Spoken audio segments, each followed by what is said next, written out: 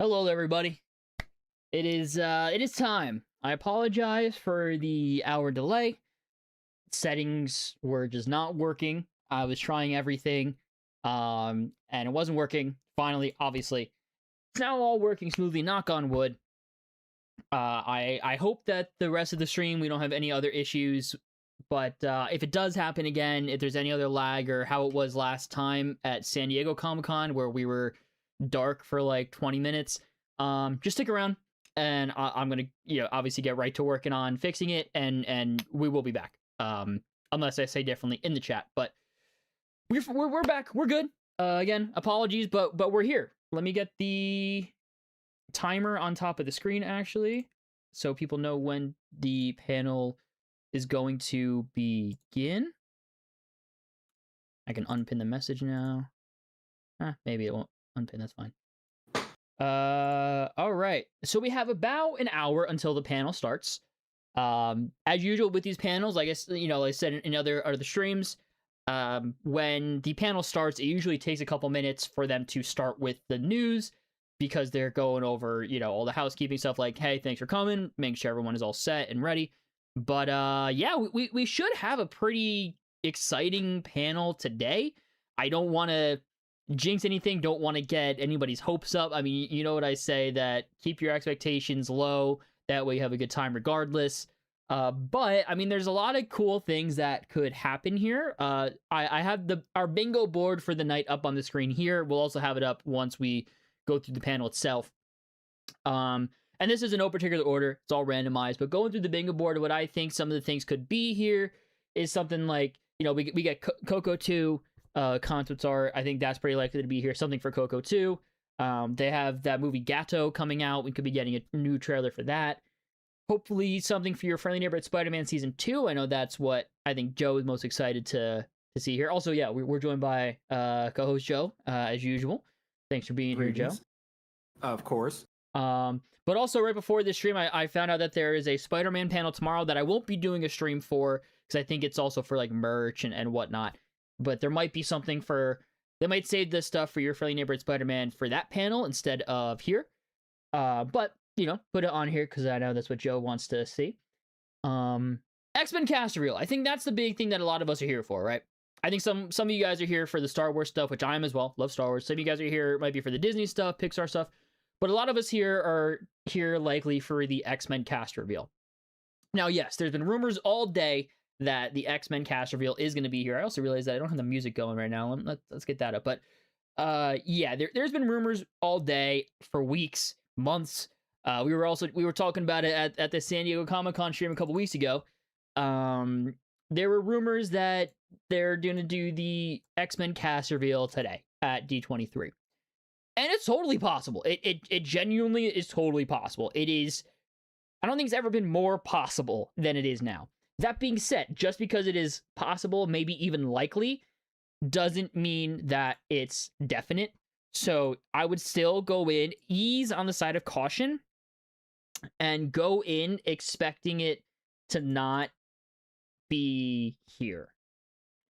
Because that way, if it is here, you're happily surprised. But, oh, you guys can't hear the music. There you go. Let me turn it down a little bit. All right. Also, let me know in the chat the audio levels. How does everything sound with my voice and the music? But yeah, it's pretty likely, I think, that it's going to be here. I would be surprised if it's not here. But let's not go in expecting it, just in case everybody's wrong and it's not here. There's also a chance that we get the first teaser for Star Wars Starfighter, which I think is really exciting. VisionQuest trailer I think is really likely. Honestly, I think the VisionQuest trailer is the most likely thing on this list, because it's the next live action show. Do we have a release date for it, actually? Isn't it coming out in October, I'm pretty sure? October 14th, yeah. So it's also premiering before New York Comic-Con, because I think Comic-Con's late this year. Let me see, when is NYCC? New York Comic-Con... No, actually... Okay, it premieres like 5 days after New York Comic-Con.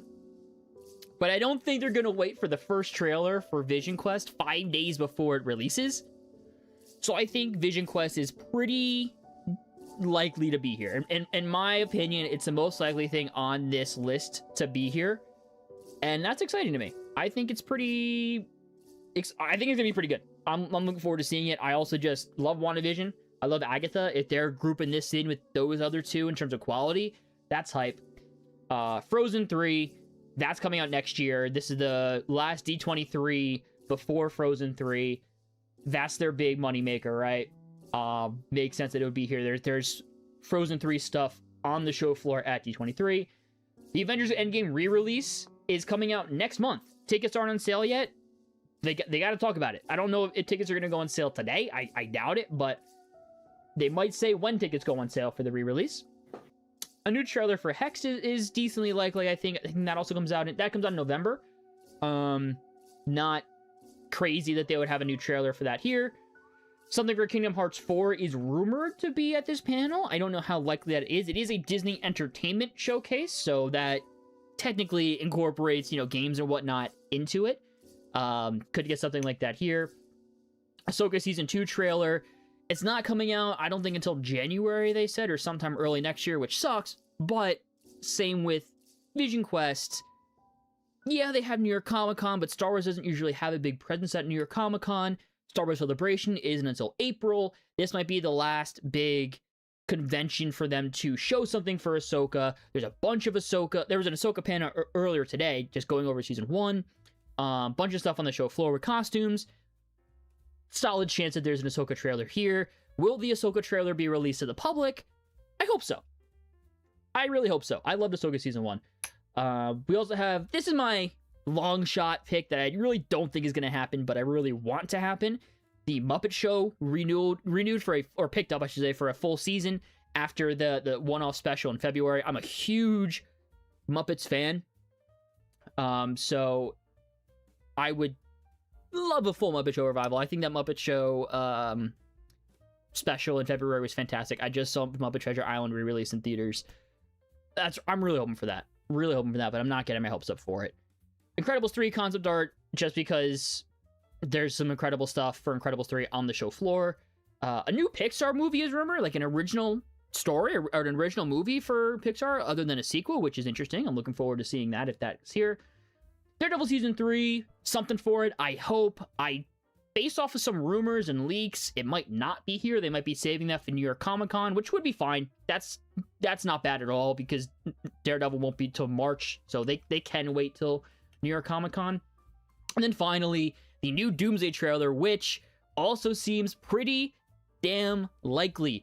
In the Avengers Doomsday Countdown stream that Marvel's been doing nonstop, there was a moment where dialogue from the Comic-Con trailer played. And I don't know if you guys saw, like, the low-quality screen capture or whatever, screen recording, or not screen recording, but a bootleg recording of the Comic-Con Doomsday trailer. I did.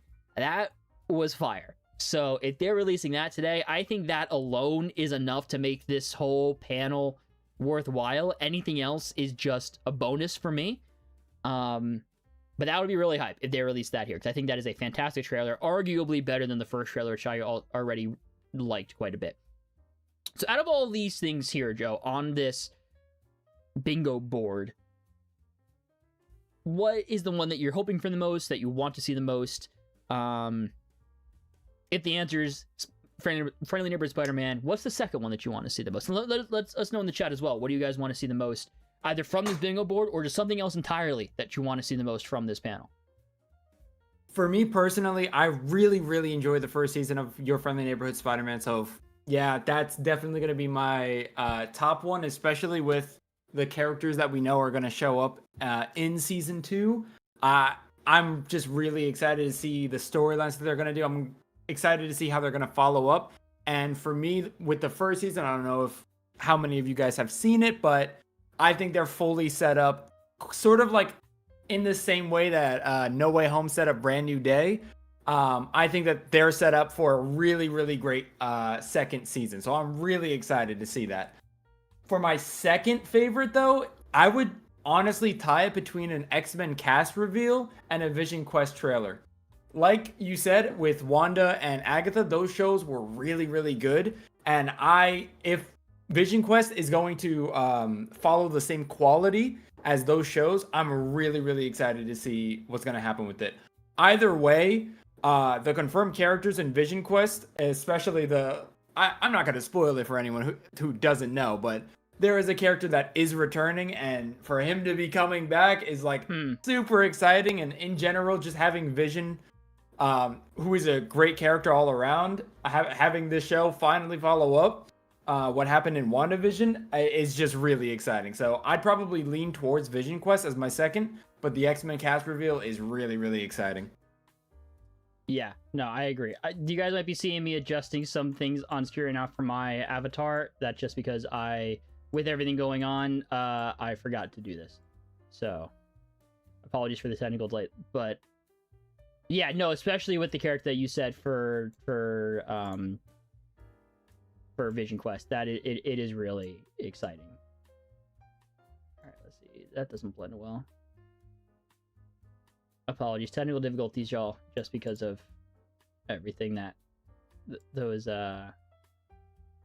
stupid thingies. That's okay. It's good enough. It's good enough. All right. Let's get to the chat here a little bit. So people were saying Isaiah wants to see the X-Men cast. Tech Spider wants to see Fantastic Four 2. Shang-Chi 2 and Thunderbolts 2 will be awesome to get news on. If not, I am just happy. Whatever they share is fantastic. Yeah, I don't think any of those will be here just because this isn't just purely a Marvel panel. This is a Disney Entertainment Showcase. So what that means is they're going through kind of their entire, just everything they own, pretty much. Which is why the panel itself is also 2 hours long. So that means stuff from Marvel, stuff from Lucasfilm, stuff from Disney, stuff from Pixar, and maybe even some game stuff with the rumors of Kingdom Hearts 4. So because of all that, they don't have a lot of time to focus on Marvel specifically. I don't know if we'll get a lot of that stuff here, but it would be cool if they do nonetheless. I want to make Finding Marlin. I think I'm honestly kind of okay if they don't revisit the Nemo franchise. I think Finding Nemo is a fantastic movie. Finding Dory was good. I don't know if they need to revisit it, but I wouldn't be opposed to them doing it. Also want to shout out people who are here. Box Office Nerd, Sober Jaguar, KDIENIXC, Noel Gonzalez, Jacob Castle, Hijack, Zedrian Disney, Box Office Nerd, I said you already, Caleb Williams, Comic Book Fan, Thomas Bennett, Nacella Cat, Trevor Brigman, Jason Gaming, Sophie Max, RN Lay, Lang3. Thank you all tuning in. Appreciate you all being here and sticking through with, even though we're a little bit later than usual. She Comics, Punk Webs, Fun Speculation, Ziggy. Thank you all tuning in, guys. I really, really appreciate it. Yeah, let's get to the chat. People are asking if I'm going to show the event. So what I'm going to do is not going to be at the event. They're not live streaming the event, not live streaming the panel. So if you haven't been here before, what I do is I pull up a couple different Twitter accounts that are going to be at the panel, live tweeting the panel and all the news. That way it automatically updates, automatically refreshes, and we get the news as soon as we could, since it's not being live streamed. Also, that being said, if you guys know of any accounts on Twitter that are live streaming the panel, let me know. I can pull one or two of them up. I'm only going to probably have 1 or 2 up at a time, just because Twitter has the stupid, thing of free accounts can only see so many new tweets in one day. I do have a backup account if needed, but since this panel is a 2-hour-long panel, not a double the length of a regular Comic-Con panel, it doubles the amount of tweets that we're going to see. So to minimize the chance of us being locked out of seeing all the tweets and announcements, I'm going to keep it to as minimal amount of accounts on screen as possible. Okay. What are your thoughts on Samara Weaving and Kit Connor's potential casting for Emma Frost and Cyclops? Honestly, those could end up being Mount Rushmore castings. They genuinely could. Samara Weaving as Emma Frost especially, you ripped her right from the page. That, I don't think you could get better. I genuinely don't think you could get better than a Samara Weaving as Emma Frost. And Kit Connor as Cyclops is great. He's young, so he can be around for a while. He has the look for it. I haven't actually seen him act in anything where I have Samara Weaving, so I have stronger feelings for her, but I'd never heard a bad thing about him and acting wise, so I'm here for it. I am genuinely here for both those castings, and I think we'll hear at least the Kit Connor casting tonight, probably, as long as it's a true rumor. I really hope the rumor about VisionQuest having a connection to Agents of S.H.I.E.L.D. is true. I do too. I saw that a little while back too, and I freaked out immediately. I am going under the assumption that it's not true, just because, one, if it is true, I want to go in, like, really wanted to be surprised by it. But also, I really don't want to get my hopes up for it, especially with what the connection is. I don't want to say in case people don't know, but man, if that rumor is true, you'll hear it. You'll hear it. If you hear a random scream when VisionQuest comes out, probably you're just hearing me going crazy over the Agents of S.H.I.E.L.D. connection. What are your thoughts on the rumored X-Men cast so far? Yeah, I mean, everything about it's been great. Genuinely. Of the actors that I know, like, even the ones that I don't know, I've heard great things about it. People's opinions seem to be really good. Yeah, I think Samara Weaving, fantastic. Sadie Sink proved herself. Great Jean Grey. Kit Connor seems great. Then we have Adam Driver rumored for Mr. Sinister. That's also peak casting. Callie Spaney as Rogue. The rumors are between her and Odessa Azion. I haven't seen Odessa Azion in anything, so I can't comment on her acting ability looks-wise. I mean, she looks the part of Rogue. But I have seen Callie Spaney in a couple things. She is phenomenal. I would not be upset at her playing Rogue at all. Charles Melton, haven't seen him in, but people were saying he'd make a good Beast. I was really pulling for Peter Claffey, the actor who plays Dunk in A Knight of the Seven Kingdoms, to play Beast, but that's all right. And then I'm trying to think, what are the other rumored castings? There's the rumor earlier today of Chris Abbott as Professor X. I haven't seen him in anything. Funnily enough, he's in not Morbius, he's in Kraven the Hunter. But I haven't seen that, and I refuse to. So I haven't seen him in anything. Don't have an opinion on him. But so far, they seem like they're nailing it. And, I mean, if we know anything about the past of the MCU, they really don't miss with the casting. I still can't think of a bad casting choice in the MCU. Like, genuinely. Even some of the performances themselves, I might not be enthused about. I want to say that's more because of the writing and direction than the actual actor itself. So, I'm here for it. I'm really here for all this. Hoping for news about the live-action Oswald Lucky Rabbit series that was being developed by Jon Favreau since he did film the series late last year. Did they really? I heard nothing about that. That would be cool. I heard nothing about that even being filmed, let alone it being Jon Favreau. Both of that's hype for me. I love Jon Favreau as well. Big fan of Jon Favreau. He does not miss in my eyes. So that, I'm all here for it if he's making it too. I can't wait for this. I remember watching the stream for Comic-Con a few weeks ago, and in 2024, do you know when Marvel's within the panel, how long it will be? So the panel is 2 hours long, and we don't know when Marvel is going to be. There's a rumored when, of like the structure of the panel itself. They might be right in the middle. But we don't know. We don't know. But welcome back, Ziggy. Appreciate you being here. Nova, what's going on? Welcome back. Says, oh yes, the bingo board is back. It is. How are you? I'm doing all right. Doing all right. How are you? Hope you're doing well. I'm violently praying we get new cast members reeled for X-Men at least. I don't know if we'll get new in the sense of people who haven't been rumored already. But I think we'll get new in the sense of these are actors that haven't played these characters before. And these are new versions of the characters. But I don't think we'll get... I would love to be wrong. But I don't think we'll get any actors that aren't rumored for the roles already. True, hoping we get new animated series for Star Wars, seeing they are the best part of Star Wars. They are great. I don't know if we'll get that here. Maybe some Maul Season 2 stuff. That's kind of my long shot cope for Star Wars right now, because if it's releasing around the same time that Season 1 did, I think that's before Star Wars Celebration. Did you watch Maul, Joe? I have not seen Maul. Oh, I'm honestly just dude. waiting until I'm like really caught up, but I've just been slacking. You got to get on that, man. Maul season 1 was so freaking good. Especially the last 2 episodes, no spoilers. Last 2 episodes were heat, man. They were heat. I would love something for Maul season 2 here. There is like a display, like photo op for Maul season 2, for Maul at D23, but that doesn't mean that they're definitely gonna have him here. I think news about any new animated series could wait until Star Wars Celebration, because remember, Star Wars Celebration's next year in April. It's the 50th anniversary of Star Wars, so I think they're gonna want to wait for. I think they want to make it a huge Star Wars Celebration in terms of everything, right? So I think if they're gonna have any new animated announcements, it might be there. Would love for it to be here, but it might be there.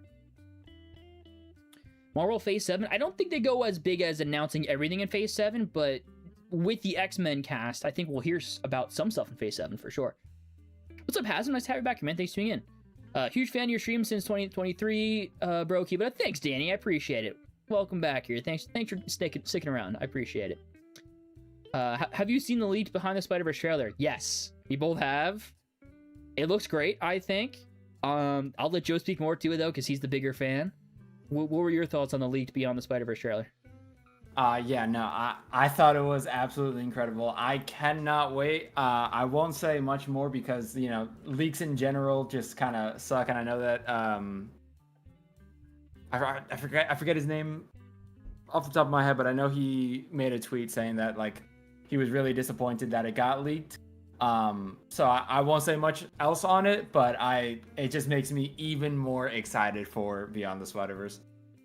Visually, it looks crazy, like even crazier than Across the Spider-Verse 2. Story-wise, obviously, it's really hard to tell, but visually looks wild, and that's great.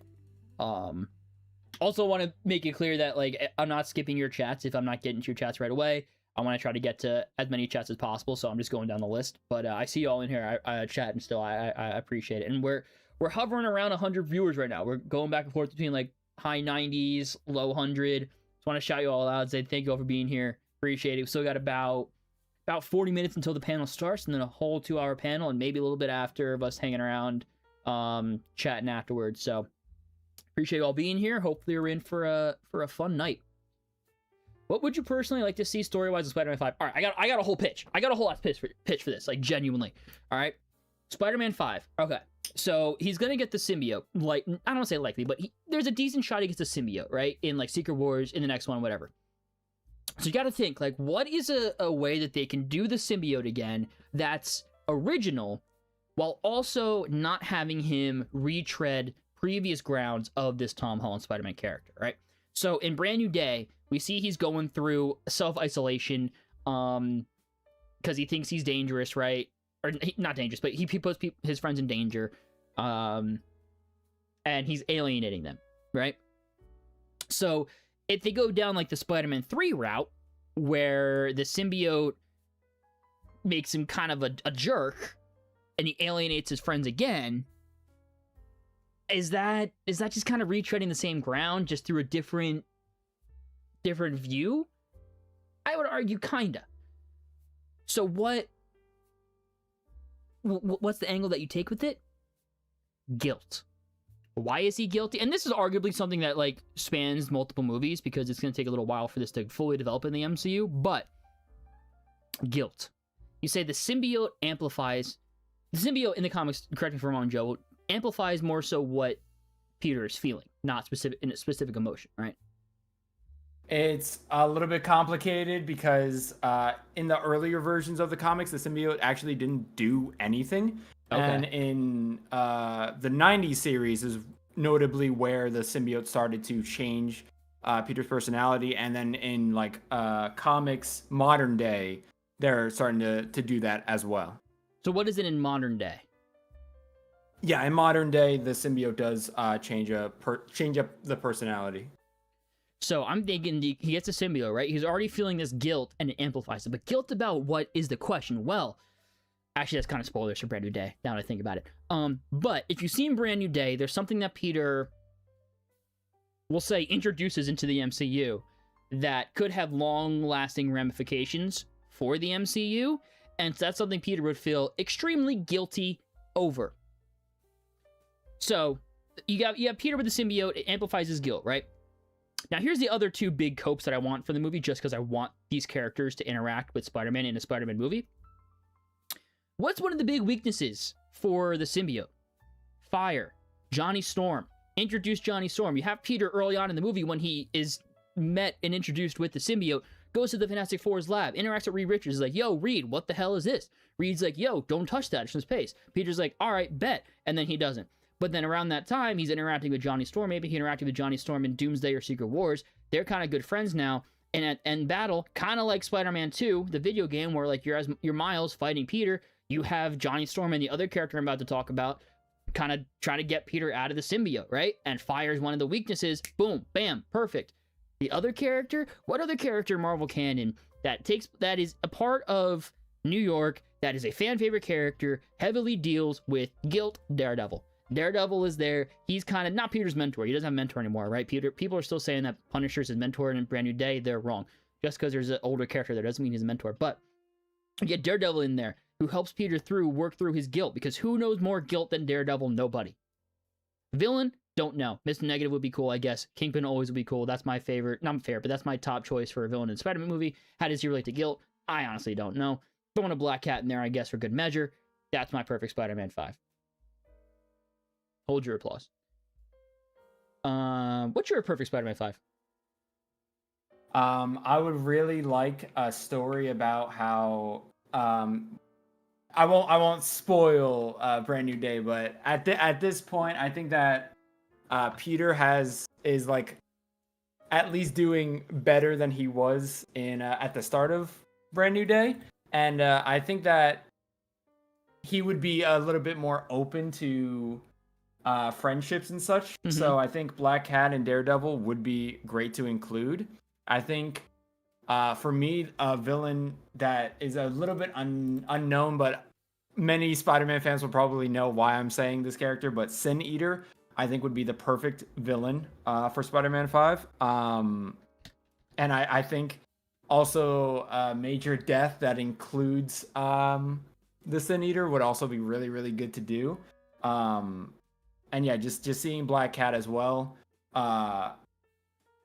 Seeing her introduced sort of in the same way that the Spectacular Spider-Man show did it, I think would be absolutely perfect. Not necessarily with the same heist, like the same item that she was trying to rob, but just the fact that they met in that way, I think would be really awesome to see. But all around, I'm just gonna hold off on Spider-Man 5 just because I need to focus on Beyond the Spider-Verse right now, just to cater my own excitement. Otherwise, I might just go insane. Fair. What's your thoughts on X-97 season 2? I've only watched the first 6 episodes. I think Joe's watched the first 7 or 8. Yes. I think it's good. I think it's very rushed.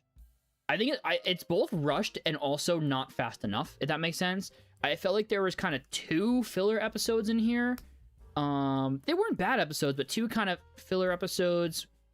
And then when they're really going through big storylines, they're rushing through them. And I feel like this kind of pacing didn't happen with season 1. I love season 1 to death, and I still really like season 2 so far, but I feel like it is a step down for me, especially when, and if you've been in the chat before, you know that I'm kind of a glazer of this show I'm about to mention, so like, you know, some of you might roll your eyes. But especially coming off of Invincible, which I think each season just gets better and better, and I think has incredible pacing and incredible writing, incredible overall. I love Invincible. But going from Invincible to this was a bit of whiplash storytelling wise, because Invincible, they take their time with their stories. The pacing of the episodes just feels great because they're longer episodes, whereas these X-97 episodes, they're shorter. They're around 30 minutes, so they're really trying to cram in a lot into one episode, whereas I think if these episodes were longer or they had more episodes, it would feel a little better. So I think it's good. Like I said, I haven't finished the season yet, but it's not as good as I wanted it to be, which is okay. It didn't have to beat season 1. Like, I want to make that clear as well. I think that's a epidemic that people have in fandoms these days, where all the new stuff has to be better than what came before, or else it's automatically bad, and that's not true. Just because I don't like season 2 as much as season 1 doesn't mean I dislike it. I think it's still quite good, but not as good in my opinion. What are your thoughts on X-97 season 2, Joe? Of what you've seen so far? Yeah, I would agree that it does feel rushed. I don't know how I would compare it to season 1. I think season 1 had a really strong had a lot of really strong storylines. Though season 1 did have one storyline one aspect of it that I personally did not like. But season 2, I don't know. At the same time, season 2 is not giving me like the emotional sort of hype that season 1 gave me. Even in the first episode, seeing Cyclops move around in the way that he was in season 1, I don't know. It got me excited for the rest of the season, and there were just so many cool moments that I remember with season 1. With season 2, there was one, maybe two moments that I could notably say I really like certain arcs that they're doing. It's just like not enough time within those arcs, I feel. So I don't know. I would agree that the season feels rushed. Then again, I haven't seen the finale. Maybe the finale will change how I feel about the season overall. But yeah, all around, I think season 2 is still good objectively, but I don't know. It's not like the greatest thing of all time. I'll say that. Yeah, and one of my nitpicks, not that I think there should ever be a main character of X-Men stories, like, don't twist what I'm about to say, but so far from what I've seen, so the first, 6 episodes, Cyclops has done very little.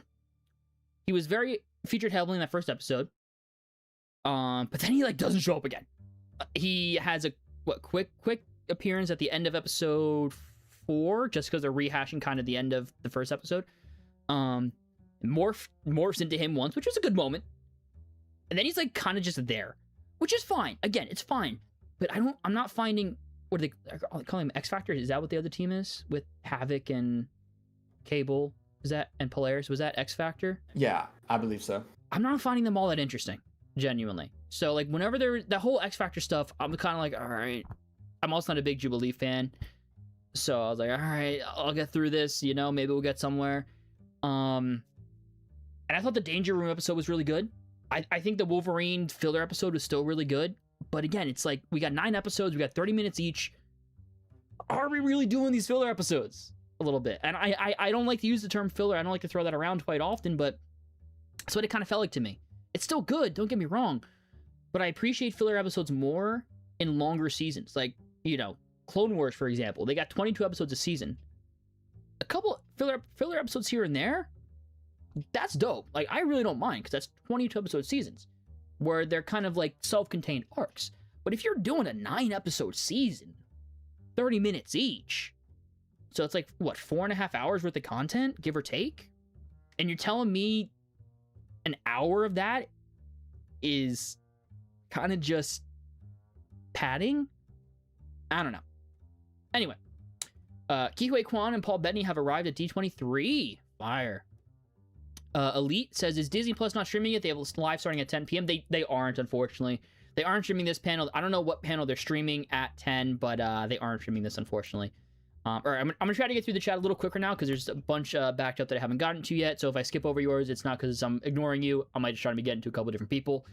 What are your thoughts on AI being used on Supergirl? Honestly, I think it was kind of blown out of proportion. What we saw was, I don't know if you're aware of this, Joe. They released a behind-the-scenes footage for Lobo, and what they showed was they were using AI to conceptualize. I'm not a fan of AI. I'm never going to say, go AI. But are we really getting upset over them conceptualizing? If they're using AI for the VFX, for the editing, for the acting, for the music, anything that's actually in the movie itself, yeah, I mean, that's bad. But, really? That's what we're choosing to get upset over? People just don't like Supergirl. I like Supergirl quite a bit. People just don't like the movie, and people are doing this 180 flip on DC right now because that's the internet, where they're just going to find one small thing and pick it apart. So what if, honestly, they used it in prep, in pre-production, for conceptualizing. Like, again, I'm not saying that they should, but it's not a big deal. It really is not a big deal. Okay. Pat's Time, Miss Harry, thanks for tuning in, says, I'll be done with Marvel if they ruin my favorite character ever, Rogue, by casting Odessa. All right, fair enough. You're not a fan of that casting? Fair enough. Well, we might know today. We might not. Who knows? But fair enough. What are your thoughts on Brand New Day? Loved Brand New Day. Loved it so much. I think it's genuinely the best Spider-Man movie, and that's not just recency bias.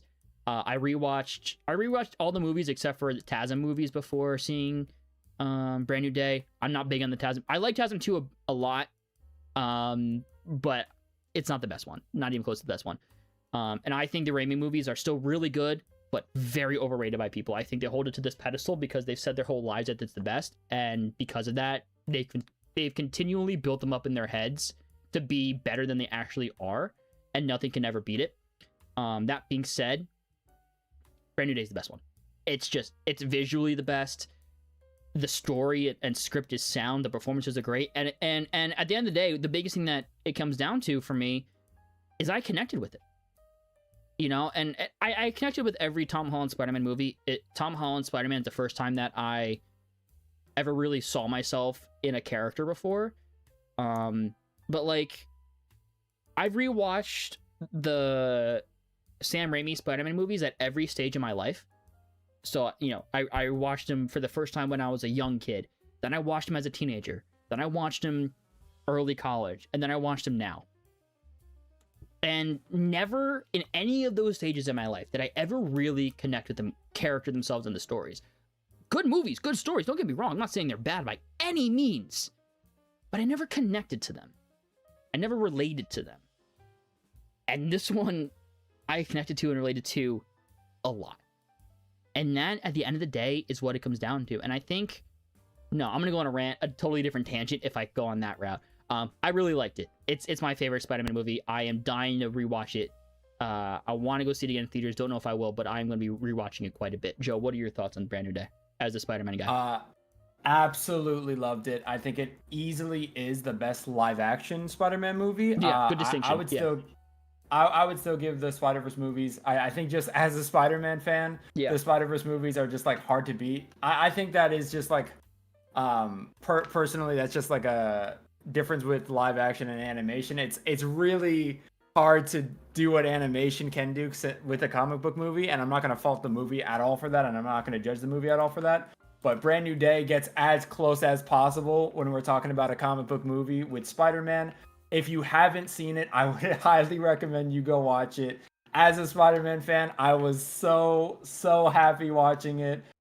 It's like, it is just about a perfect live-action Spider-Man movie. It's just about everything that I wanted from this movie and more. It was absolutely incredible. It was amazing, and I absolutely loved it. Yeah, I have other more spoilery thoughts that in a future live stream after the movie is on like streaming, we can talk about more. But man, it was so good.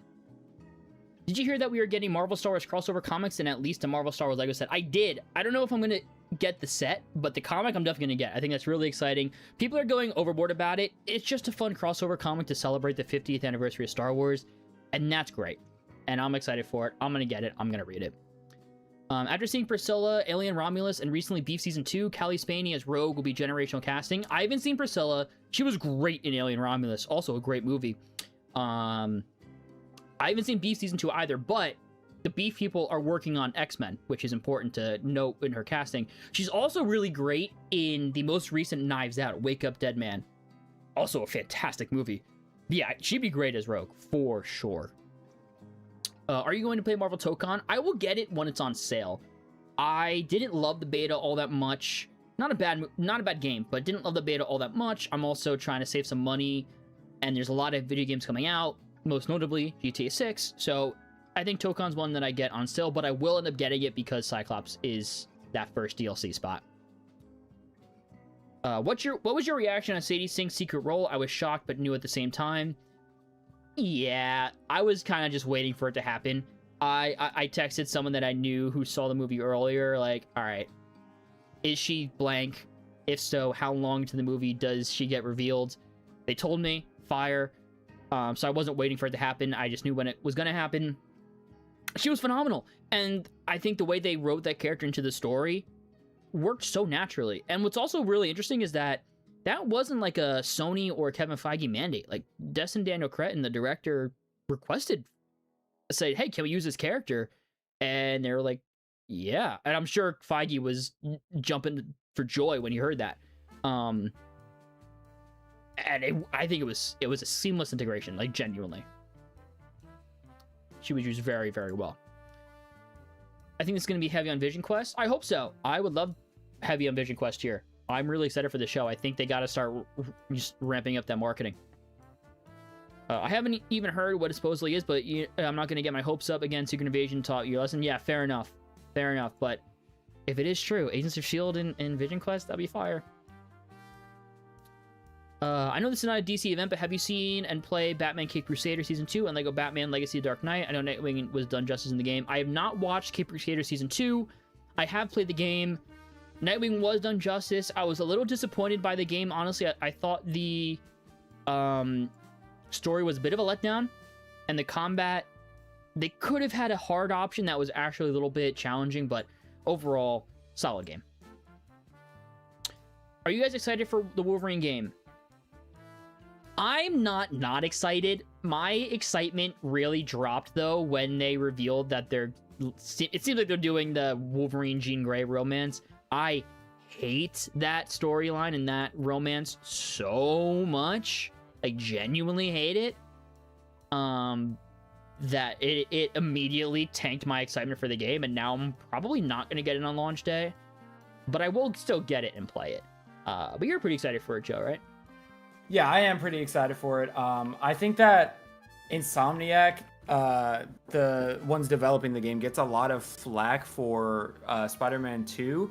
And look, regardless of however you think about the game's story, I think Spider-Man 2 is still a really fun game to play. And I think that it is hard to go back to the previous games solely for the mechanics that they introduced in this game. Now, Wolverine is a completely new, like, not universe, but it's a completely new story. They're not doing a Spider-Man 3 yet.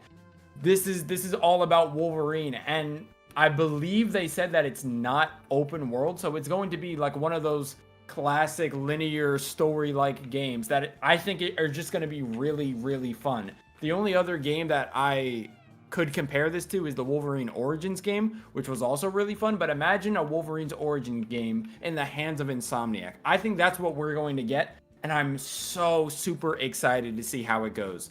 I'm probably going to play it on release, but I think it's fair to not be excited about the Jean and Wolverine storyline. That's also something that I'm personally not a fan of as well. Got your tickets today, back row. That one bearded cat for Doomsday? Nice, dude. Nice, congrats. Yeah, I got my tickets well for Doomsday. Got them back when the Dolby's tickets came out. Not the day I wanted to go, but hey, at the end of the day, so I got our Doomsday tickets. For all my other film people out there, I think there's a pretty credible rumor right now. IMAX tickets for Dune go on sale on Tuesday. All right, Tuesday, the current rumor, I think, is 12 p.m. Eastern, noon Eastern. So be on the lookout for that. Be ready. If you guys want to see Dune 3 in IMAX, be ready. Make sure that you are set. I know I'm going to be. Daddy Ditto, welcome, nice everything tuning in, says, can't wait for VisionQuest. He's going to get his feelings back and lead it to Doomsday. I don't know if he'll be in Doomsday. I don't know how much it'll lead into Doomsday, but I'm very excited for it. I think he's a very interesting character. I mean, great actor. And yeah, if they're keeping up the quality from WandaVision and Agatha, it's going to be great. Official Jacob Pacewells, welcome to Nice Everything tuning in, says, could you see Cars 4 being announced tonight? I don't think it's impossible, but I don't know if there's going to be another Cars movie in this franchise. I just don't feel like there's going to be another Cars movie, honestly. So it's not impossible, but I don't know if it's likely here. You want Disney Plus live action Gargoyles? I know there's a Gargoyles fan base. I don't know if they're gonna do it, but there's definitely a Gargoyles fan base, so you're not alone there. Your thoughts on Spider Noir? I haven't watched it yet, actually. I forgot it was a thing. Have you watched Spider Noir? I have. What are your thoughts on it? I absolutely loved Spider Noir. If they end up making another season, I think it would be a fun thing to watch. The first season, I think, on its own is really, really good. I don't know if they need a second season. Honestly, I think it's good on its first season. But yeah, I had a lot of fun. I watched it in black and white. I might rewatch it in color. I just had a lot of fun, way more than I thought I would. I can't lie. When I saw the trailer, I was like, okay, I'll check it out. I think it's gonna be okay. But I had a lot of fun watching. I just thought that it looked like Nick Cage had a lot of fun playing Spider Noir as well, and I think he really fits in this role. I think there's one scene where it's like so Nick Cage, but other than that, he really does give himself to the character, and yeah, it was really, really just all around just like a really fun show. If you haven't seen it, I would also recommend that. Spider Noir was great. I'm good to hear. If you said you liked it, then I'll probably like it as well. Now, did you watch it in color or black and white? Yeah, I watched it in black and white. I did not see it in color yet. I have seen certain shots in color, but I haven't seen the full show in color. I watched it all in black and white as soon as it released. Also, just a side note, the theme song is really good. Okay, cool. Yeah, I was feeling like if I was gonna watch it, it'd be black and white. Cameron, what's going on? It's everything tuning in says, who is an X-Men you'd like to see that hasn't been rumored these past few weeks? Yours is Kitty. Mine's Gambit. No, let me switch it actually. Mine's Nightcrawler. Trying to think if there's any other. Yeah, because Iceman has been rumored. I want to see Iceman. Yeah, I'm gonna switch mine to Nightcrawler. Kitty's a good one. I know she's a fan favorite. I love me some Nightcrawler. I also love me some Gambit, but they might wait on Gambit a little bit. I'm gonna say Nightcrawler. I don't know how much you've been paying attention to the X-Men rumors, Joe, but is there an X-Men that has been rumored that you'd want to see? I'm not really sure. I'm trying to like. I know you're a Gambit guy, right? I am a big Gambit guy, but I kind of want to see more of Channing Tatum's Gambit, though I don't think he's going to be our main Gambit. I honestly, I really don't know. Maybe I would like to see if they would cast. I doubt that they would cast him now because I don't think that they would do a story with him now. But Bishop, I think, is just a character that I think is really, really cool, and I really enjoyed seeing him both in the original X-Men show as well as X-Men 97. So if they happen to cast him, I think I would be pretty hyped. But like I said, I don't think they're gonna do him now. Yeah, I agree. He'd be really cool to see. Oswald is a pretty obscure Disney character. He never had the same popularity as Mickey Mouse, but that live action series could be good. And yeah, they did film it despite no set photos leaks. Wow, that's fascinating. I mean, if it's already filmed, that's not unlikely to be here at all. That's wild. Apparently, Mahershala Ali spotted with D23 crowd. Could be for something else. I don't know what else he's in, but he could be for something else. What's up, Silver Jagger? What's going on, man? As far as I've seen, there haven't been many rumors about Storm casting. So who would your fan cast for Storm? Yeah, we just got another one today. I didn't recognize the actress.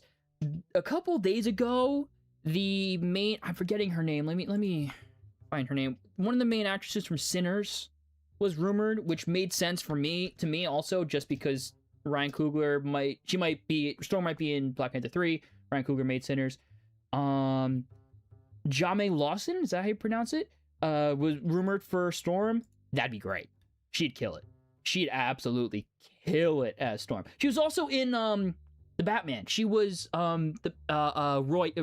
Royale, was that her name in the Batman? The new mayor. Yeah, she was rumored a couple days ago, I think, for Storm. She'd kill it. So honestly, I think right now she's my fan cast for Storm. I really hope Storm's in the movie.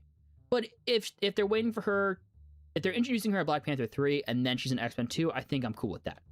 Because Storm first appearing in a Black Panther movie made by Ryan Coogler, honestly, to me, feels a little more peak than just her showing up for the first time in an X-Men movie. I don't know.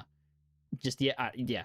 Especially if it's shooting on film. Like, picture Storm And like that grand, like if Storm appears for the first time in the MCU in a Black Panther 3, it's Storm. She's a fan favorite. She's well known.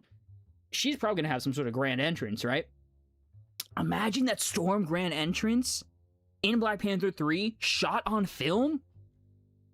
You can't see it, but I'm holding my hands up for absolute cinema. Like, that would be so peak. Have you seen Sinners? I have not. You gotta watch Sinners, bro. I've been meaning to watch it. Gotta watch Sinners. But I just haven't seen it. Sinners My family wants me to watch it really badly. Should have freaking won all the Oscars, man. I will forever be pissed that it didn't win all those. I'm glad he won. I think he won for what, a screenplay. But damn, it should have won for more.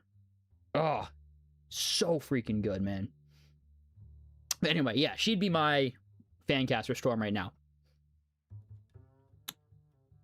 All right, so now I'm trying to get to, since we've got 10 minutes till the panel starts, I'm gonna try to get to new chats from people I haven't read a chat for. So again, I'm not purposely skipping over anybody.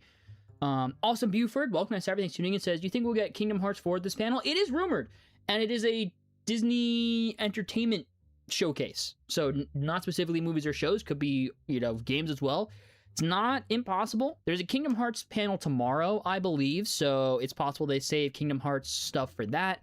It's possible they announce something here and then follow up on it tomorrow, right? I would say there's a decent shot. Ducko, what do we think about a Cars 4 or Cars spin-off announcement? I don't think so. I want to say the Cars franchise is kind of dead. I know they're doing that new Cars show for, like, I think Disney Junior. It is the 20th anniversary of Cars this year, so if anything, maybe they talk about the re-release. I think they're re-releasing Cars next month for the 20th anniversary. Maybe they talk about that. I don't know if they do a whole new show or movie at this point in time. Colby, nice to have you. Thanks for tuning in. In my opinion, Fortnite will be mentioned. That is true. There is the Fortnite Disney mode that we know is in development that I think we're happening is here. That I think we know is happening this year. So it is very possible that it's here as well. Very, very possible that they mentioned the new Fortnite mode here. The Invincible hype is so valid. It really is, man. It really is. I will be... You know how, like, there's that meme where it's the Flynn Rider image with all the swords, and people are like, what opinion had you like this?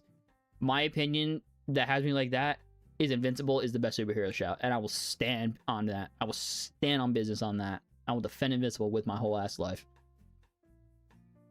Also, we crossed 200 viewers and 40 likes. Thank you guys so much. I appreciate every single one of you in here. Genuinely means a lot. I hope you guys are having a great night. I hope we're about to have a great night with this 2-hour panel. But yeah, thank you all for tuning in right now. I really appreciate it. James McAvoy and Michael Fassbender also spotted in D23 crowd. Let's not get crazy here, all right? Let's not get crazy. Maybe they were, maybe they weren't. I don't think they're going to announce them being in anything unless... There's no way, right? No, there's no way. I'm not even going to say it because there's no way. Maybe they're there. Maybe they're there. I don't think it's for what I want it to be. But maybe they're there. Canuck Lover 97. Oh, hey, made it. Didn't think I'd be here. Well, glad you made it. Nice to have you. Thanks for tuning in. Welcome. Brad, nice to have you as well. Thanks for tuning in. Says, what actors and actresses do you want to play the new X-Men film? I think all the rumors that they have right now are great. My fan cast for Gambit is Dacre Montgomery, who played Billy in Stranger Things. I think he would kill it as Gambit. I also love and you know, she said this herself, I love the fan cast of Indy Navarrete as Mystique. I've been a fan of hers. You know, she blew up from Obsession. Great for her, rightfully so. She's fantastic in Obsession. But I've known her. I've been a fan since Superman and Lois. All right. I ain't one of you LARPers here that are now suddenly an Indy Navarrete fan because she blew up and went mainstream. I've been a fan of hers since Superman and Lois, and I want to make that known. Also, just because that show's great and needs to have more attention. It needs to be talked about more.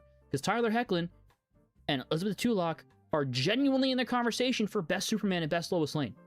Genuinely in the conversation. But yeah, I like her as Mystique. I don't have a fan cast for Nightcrawler. I mentioned the fan cast for Storm. And look, here's the thing with Magneto, right? For the longest time, my fan cast for Magneto was Jason Isaacs, a Jewish actor, phenomenal actor. Probably too old for what they're going for. There's been a fan cast going around of Lee Pace as Magneto. And look, he's not a Jewish actor. So I understand that that's an important thing for a lot of people. So I don't know if I say that he is my fan cast for sure. But I just finished rewatching the Hobbit trilogy. Lee Pace is in that trilogy. If Lee Pace is announced as Magneto at any time, I pop off. There's big shoes to fill with Michael Fassbender. I love Ian McKellen as Magneto, don't get me wrong. Fassbender is the pinnacle of Magneto right now. Big shoes to fill, right?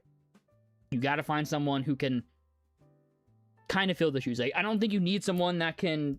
You don't need someone that will be better, right? It just has to be good. But man, Lee Pace, Magneto. Lee Pace also voices Thrag in Invincible. He played Ronan the Accuser in Guardians. Lee Pace as Magneto. Genuinely, I think it would be better than Michael Fassbender, if it's even possible. So I think those are my... I don't... Like I said, just... He's not a Jewish actor. That's important. So I don't want to say he's my fan cast for Magneto, but he'd be damn good. Donovan Martin, what's going on, man? Welcome back. Nice to have you. Says, I'm more excited for VisionQuest trailer. I cannot wait for Ahsoka Season 2. Me too, man. Me too. Really hope we get that here.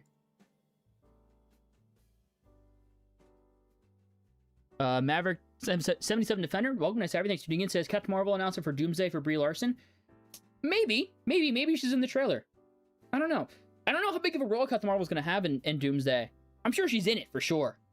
But I don't know if she's in it. So I don't know if they're going to announce her beforehand or just kind of save her for the movie experience, you know? Liam, welcome. Nice to have you. Thanks for tuning in. Says, is the actual event live stream? No. The event itself is not live streamed, but what we do instead is we pull up a bunch of Twitter feeds of people who are in attendance of the panel that live tweet it and that live tweet the news. And we had that pulled up. It's as good as we can get for something not being live streamed, and it works pretty well most of the time. Turtle Tar, what's going on? Nice to have you. Thanks for tuning in. Says, folks are mad about AI but still use IG religiously. Yeah, I mean, the internet is just hypocritical in many ways. People want to be upset. You know what I'm saying? People want to be upset. Again, not defending the use of AI, but in what they're getting upset over specifically with Supergirl, they just want to be upset about something.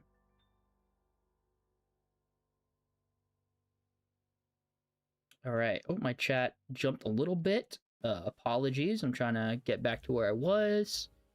Okay. What's up? Welcome back. Nice to have you. Thanks for tuning in. Says, how's it going? Going all right. Watching from a campsite because I somehow have service out here in the middle of nowhere. Nice, dude. Nice. Hope you're having a good time. Grant Manners, first comment. Well, thank you for tuning in. Thank you for the first comment.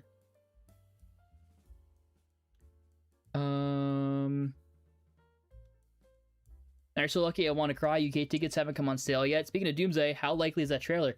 I think it's pretty likely. I don't want to say definitely. You know, as we're getting to 1 minute now until the panel starts, I want to say this again, reiterate, as I'll reiterate probably still a couple more times. Let's go into this panel not expecting anything, right? There's obviously some things we all want to see. There's some things that we can probably expect to see, but let's go in with zero expectations. Let's go in with as little amount of expectations as possible. That way, no matter what happens, we have a good time. That being said, earlier today, on the Doomsday clock countdown live stream on YouTube, a Sue Storm line from the Comic-Con trailer for Doomsday was heard. So all I'm going to say is it seems pretty decently likely that the Doomsday trailer is going to be here. And if so, that's a hype trailer.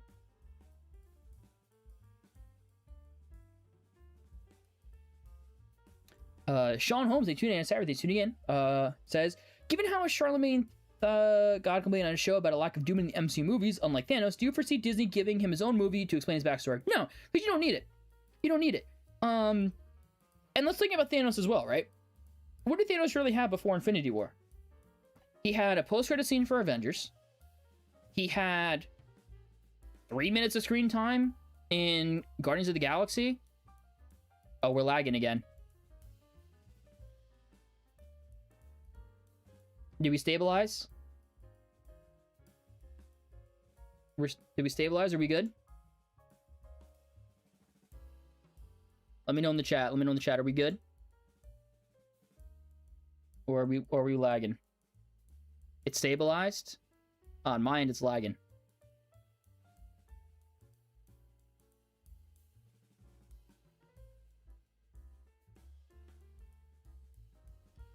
Why is this happening? We were doing so good. We were doing so good. All right. Let's do that.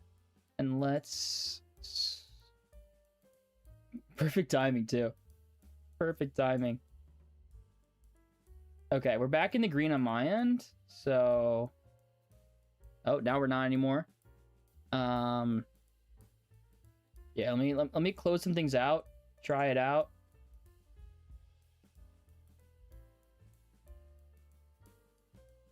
Okay, we're back in the green. Back in the green. We're going back and forth between green and yellow. I apologize. Don't know why this is happening. It was perfectly fine. I didn't change anything. I don't know what is going on. I am just gonna keep talking until it...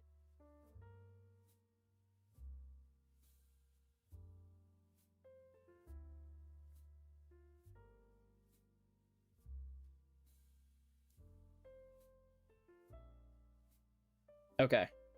I'm gonna keep talking.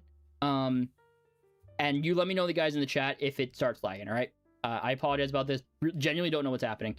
But what's going on, Asteroid? What's going on, Devin Hayward, Alex Nader? Thank you all for tuning in. Appreciate it. Hope everything's going well, Asteroid. Been a while. But yeah, let's think about Thanos, right? What did Thanos have? Thanos had a post-credit scene. He had 3 minutes of screen time. And he had a post-credit scene. And then he had Infinity War, where we got to hear some of his backstory, right? And Doom's the same thing. Just because Doom didn't have a post-credit scene or two, or 3 minutes of screen time in a movie, that's fine. You know, Infinity War was kind of Thanos' movie, and you have Doomsday probably is Doom's movie, right? And here's the thing, too. Now, the movies haven't done Doom properly. I want to make that clear. But more people are familiar with Dr. Doom than they were Thanos when Thanos was introduced into the MCU. So I think it's this whole thing of like, Thanos had this build-up, Doom hasn't, there's no build-up to Doom. Again, it's blown out of proportion. I think it's people really just wanting to be upset about over Marvel just for the sake of it. At the end of the day, it's not going to matter. It's really not going to matter.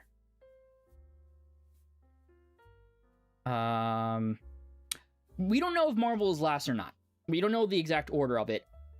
I'm guessing the thing that's last is either Marvel or Frozen, because those are their big players. So it'll be one of those two. Need to get you some collector's items for the bookshelves there. Yeah, we do. The fun idea in my head is to slowly like put things there over time, because I did 3D model everything. So like kind of slowly over time as the channel grows, he gets more and more collector's items. By the way, thank you guys for doing the slideshow. Well, thank you guys for tuning in. And I get it. If it starts to lag even more, I apologize. I think I've done everything that I possibly can to fix it and make it as smooth as possible. So we're gonna still keep going, right? If it ever lags, just let me know in the chat. I'll see what I can do to fix it. We're not gonna end the stream until I either say it on stream or you see me say it in the chat. Hey, these technical issues are too much. We're gonna end the stream, right? But if it ever lags, glitches, stay around. We'll be here. That being said, the panel itself has begun. So the main panel featuring major Marvel, Pixar, Star Wars news is about to begin. And like I said earlier, it takes a little bit once the panel starts because they got to type things out. They got to say thank you. There's usually just a generic kind of opening. So even though the panel has started, it's still going to take a little bit for everything to get situated and get going.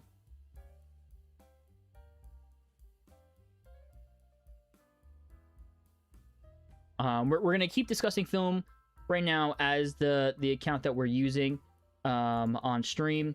If you guys know of any other accounts that are doing things faster, better, let me know, and I'll switch it out. And then once we know what's first, like I'm going to switch around this panel right here to be whatever studio is being talked about at that time. So once we know what is first, I'm going to switch this from maybe Marvel's first. If it's not Marvel, I'll switch it to whatever's first, Disney, Pixar, Star Wars, and then we'll just keep switching it up. Haley Steinfeld is at D23. Is this picture of her with Kevin? Yeah, so Haley Steinfeld is the lead voice of the upcoming Disney animated movie Hexed. She's probably there for that, I would guess. Actually, Miller, I think people also have to consider the circumstances, and I personally think that Marvel did what they could to course correct this saga regarding the whole Thanos versus Doom thing. Yeah, I agree. I think they probably should have recast Kang, but at the same time, if they think this is the better way to go, that's fine too. You know, and that's the thing too about people online is, right, they never know what they want, right? They say they want, they don't want Kang, whatever, blah, blah, this, you know, hasn't been built up, blah, blah, blah. So then they course correct, they go, okay, well, we're going to give you Doom. We're going to have it connect to Endgame. We're going to have characters that you know, so there is technically some build up for it, and it's going to be a good story. And then people just then go, well, cameo bait, blah, blah, blah, all this crap. People just never want to be satisfied. The panel, unfortunately, is not streaming online. So the best we could do is pull up feeds of people that are there in attendance. Yeah, I would also assume Marvel go last. There's some rumors that Frozen is last. So, we'll just have to see. It'd be one of those two, I think. Let's remember Lego Batman Legacy Dark Knight is rated 7-. They can make the combat 2 hard. Sure, but that's why I said the hardest difficulty. Like, make the hardest difficulty at least a little challenging. Not super challenging, but a little challenging. Lily Munns, how are they tuning in? Says, will we get to see the panel live on here, or are we reading updates? Reading updates. Reading updates, but any trailers that are released here, we'll watch. That being said, I will have to talk over the trailers just for copyright reasons. We don't want the stream to get taken down. But, yeah, reading updates, but we will watch any footage that is officially released. There's supposed to be some pretty big parks and experiences announcements today or tomorrow. I think there's a parks panel tomorrow, but some today would be cool too. I doubt we'll get a trailer for the live-action Oswald series, considering that Disney did confirm that it will release in 2027. Well, maybe arguably that's why it would be here. It depends on when in 2027. If it's early 2027, there's no big event between now and then. If it's late 2027, maybe they want to, wait a little bit to start marketing. It depends when it's releasing. Back here at 3 a.m. UK time. Damn, dude. Definitely expecting more Doomsday stuff now. Brand new day. I set up a lot of stuff. Yeah, well, I hope it's good, man. But also, make sure you get some good rest, man. Make sure you sleep in tomorrow. You too, Men's Plays. I appreciate you both being here. Make sure to get some good sleep. Make sure to get some good rest tomorrow. Sleep in. Have a lazy day. Get rest. Get some rest. For the Simpson movie would be first. Yeah, there were some rumors that Simpsons would be first. We'll see if that is true or not. There's some other rumors that contradict that whole rumor, so we'll see. I would have liked a Kang recast, but seeing the leaked script for Dynasty made me glad it got canceled. Fair. Once Quantumania did poorly, they just moved on. Yeah, which is a shame. I like Quantumania, but, you know, is what it is. Again, something that, like, people never know what they want. They didn't like Quantumania. They didn't like how Kang was portrayed in that. So they pivoted, and they're like, why? You know, then people just go back on what they wanted. What's up, McKenna Grace fan? That's Harry, man. Thanks for tuning in. Yo, what's up? I've been a Disney fan for a while now. I recently did get a 1930s style Mickey plush at Disneyland. That's awesome, dude. That's awesome. There's gotta be someone filming this. Yeah, people do film the panels and they just cut out the trailers and stuff. They usually post them either the day after or that following week. So you'll probably see throughout the week videos up on YouTube of people, you know, recordings of each panel, but it won't be here. X-Men 97 season 3 trailer, I beg. Oh, I highly doubt it. It's still gonna be a little bit till that season releases. They're not gonna show that trailer here for us in public. Maybe people in attendance, but not for the public. I don't remember D23 being this late. I think it varies. It varies. I think, remember, it's in the West Coast. It's on the West Coast, so it's like, for them, it's 7 p.m. for them. So I do think it varies. Sometimes I think it is this late. Parks panels tomorrow. Keeping expectations low, but I'm hoping for some stuff about Marvel and maybe that Oswald series. If it does get a logo reveal or something, maybe Jon Favreau will arrive, but I don't know. Yeah, that'd be cool. People are saying Marvel is racist or hates people of color because of Wonder Man and Blade. Yeah, I think they're overdoing it. Wonder Man, it sounds like, wasn't canceled for that reason. It sounds like they're just scaling back on television productions, which is a whole other issue, I think. But I don't think it has anything to do with the fact that it was a black lead. I think it was the fact that they're just cutting back on their Disney Plus side of things. And Blade, it just sounds like they never could figure out a story that Mahershala Ali liked. So again, nothing to do with that. Just had to do with the fact that Mahershala Ali, I don't think it was ever satisfied.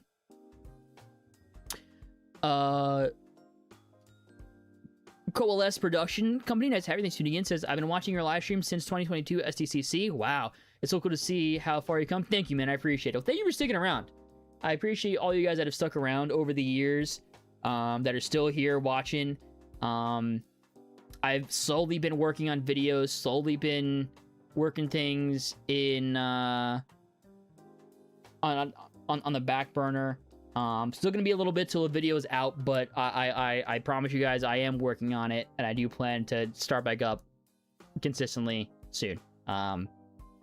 And I hope you're gonna have to bear with me in the beginning. The first few videos might not be perfect, as I'm learning 3D animation, learning 3D modeling, all that, right? As time goes on, they will get better. Lewis, I tagged in, says, I just want a Ahsoka trailer and VisionQuest. Anything else would be okay and welcome. I'm with you, man. I would love an Ahsoka trailer. All right, I'm gonna refresh on my end, even though it automatically refreshes. Again, I think it's just the typical start of the panel is a little slow. But yeah, I would love to also get a Ahsoka trailer.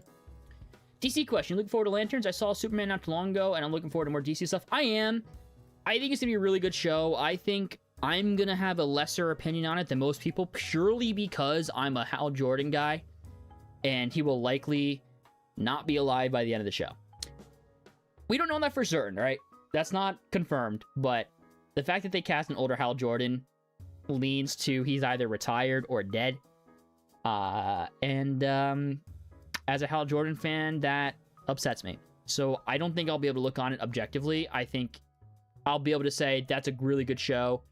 I'm not a huge fan of it for this reason, but I think it'd be pretty good. All I hope is the X-Men cast is the only reason I'm awake this late. Hey, fair enough, man. I hope for you that they get it. All right, my chat did just jump, so if I skipped any, I apologize.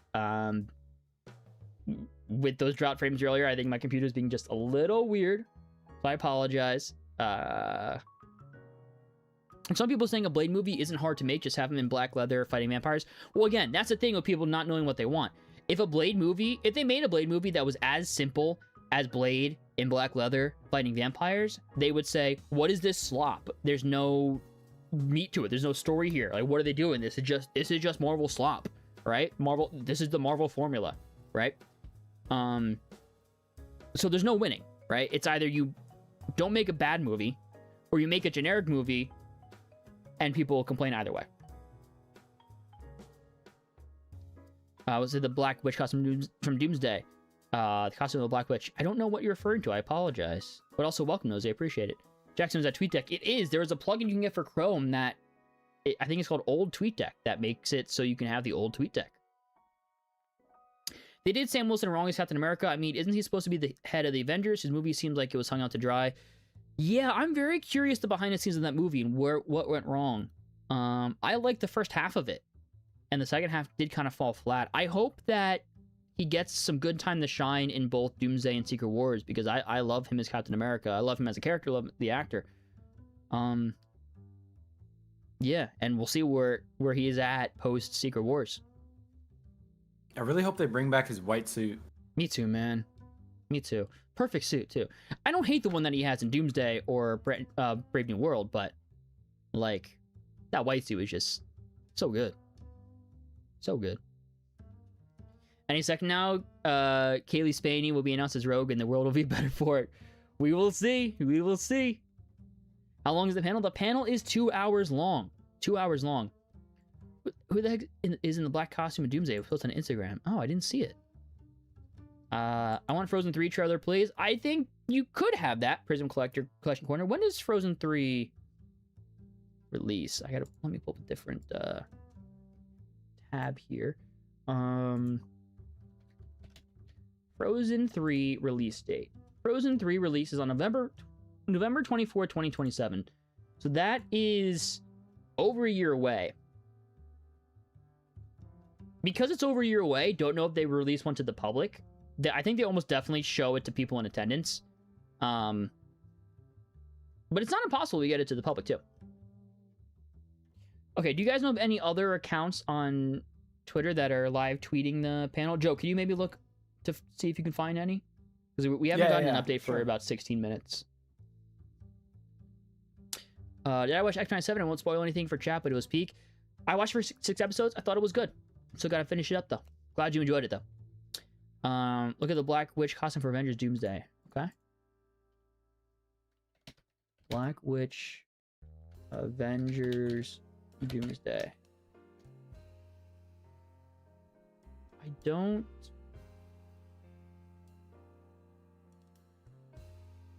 Oh, I see which one you're referring. I think that one has been leaked so far. I don't think that's one has been officially... Oh, no, never mind. It's on display. My apologies. Here, let me see if I can pull this over to... here, real quick. Yeah, so we got... These are on display. And I think you're talking about this one right here. Rumored to be... somebody. Looks pretty cool though.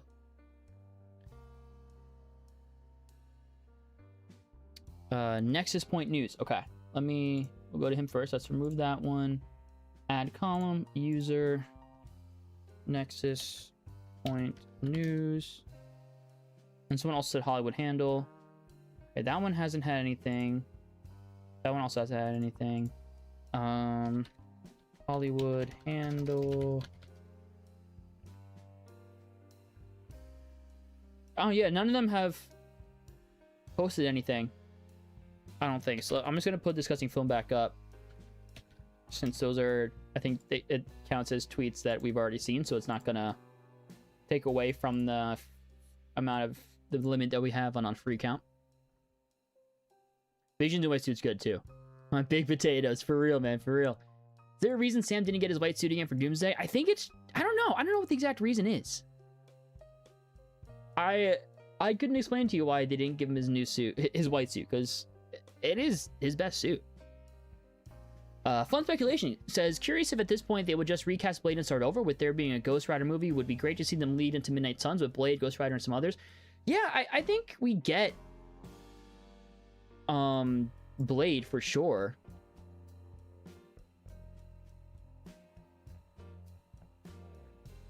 Somewhere in the MCU. It just isn't Mahershala Ali. I think there's still a chance it's Mahershala Ali if Blade shows up in Midnight Suns. Watch them announce some Frozen live action. I think they're gonna wait on announcing any more live action movies until after Tangled comes out, because you have Moana came out, it flops. People aren't fond of these live action movies right now, right? So they need people to get back on board with these live action remakes, and I think they're gonna really push Tangled to be that. I also don't know if you guys have seen, for the Tangled live action, a lot of set photos have leaked for it. I'm sure some of them are actual leaks, but I wouldn't be surprised if a decent amount of them are planted leaks from Disney to try to build hype, because a lot of it looks really good. Like, genuinely, a lot of it looks pretty accurate to the animated movie. Part of me is like, they really are going to go hard on the Tangled live action being very accurate to try to build hype up again for these live action remakes, and then they'll see how Tangled does. So I don't know if they're going to announce any new ones before the Tangled release. I think they were expecting a much better reaction to Falcon Winter Soldier, but when it flopped, they cut back on both characters, but it's weird we've seen so much Bucky. I love Falcon Winter Soldier. Joe does as well. I think we're probably the two biggest fans of that show. Genuinely. It is... I want to say... No. I'm trying to think if Daredevil beats it or not. I was going to say it's still my favorite Disney Plus Marvel show, but Daredevil Born Again is Daredevil Born Again. But it's up there for sure. I love that show. But you might be right. It might have been due to the reaction to that show, unfortunately. Also, like to see them do something more with Moon Knight. I want to see the character again for sure. I didn't like the show all that much, so I'm not... I know a lot of people want a season 2. I'm not all that enthused about a season 2, but if they do one, I'll watch it. I heard the panel started a bit later. There's a delay. Oh, fair enough. That might have happened. That happened with Comic-Con as well. Where did you hear that, Men Plays? Some delay in the showcase because of Wi-Fi issues? Okay, yeah, fair enough. Hey, I guess we're all having Wi-Fi issues today. Cool. Thank you for letting me know, guys. Appreciate it. Why don't us fans of X-Men 7 cartoons see longer scenes of them and Avengers together for more than 5 seconds? Budget, probably. Budget. I do not have an Instagram. As I am waiting, I am playing the one Marvel mobile game, Contest of Champions, while watching the stream. I used to play that religiously. I usually download it again every year around the Christmas time for their Christmas event. So I'll probably re-download it again within the next couple months. I always do. And get really into it for a couple months. And then once January comes around, I kind of fall off. But I'm with you, man. I've been playing that game since Age of Ultron came out. Off and on. I also think it was a mistake to introduce so many characters at once, because now people like Moon Knight, Ironheart, Echo, and the Eternals are going to have to be forced into justify the shows, or just not at all. Like, I don't think Echo shows up again anytime soon. Same with the Eternals. Ironheart might. Moon Knight, probably Midnight Suns. Kid Comic, what's up, man? Nice to have you tuning in. When does it start? It sounds like there was a delay, so maybe a little bit later start. Blade did get canceled, I saw that, but that doesn't mean that Mahershala Ali won't be playing him again. It might mean that for sure, but just means that movie isn't moving forward. Tangled live action is definitely getting a mention, at least definitely getting a mention. I didn't put it on the bingo board just because I don't think we'll get any big news here to the public. Like, probably no footage for us. But yeah, I'm sure it'll get a mention. Rotten Tomatoes showed Nightcrawler suit in Doomsday. Yeah, there was a statue merch show today that we saw Nightcrawler suit. It looks pretty good. I don't think they're going to do Eternals ever, and the whole thing with Echo is developing the street-level characters, yeah. Like Falcon Soldier 2? I'm glad. I'm glad there's at least 3 of us out there. You frequently rewatch Eternals, and I'm not joking. No, I mean, that's great. That's great. And here's the thing, right? This is the thing that I think most people need to keep in mind when it comes to movies, shows, art in general. Is for the majority of art that is put out there, there's no such thing as it being objectively bad or objectively good. Now, when you have your Madame Webs, or your Cravens, or your Morbiuses, I'll even go as far as to say your Black Adams. There are pieces of art that are objectively bad, right? But for the vast majority of things that people say this is bad, this is good, whatever, it's all subjective.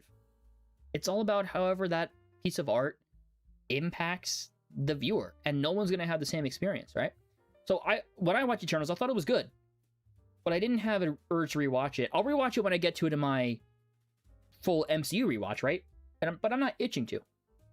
But then someone like you said you frequently rewatch it, and that's great. That is awesome.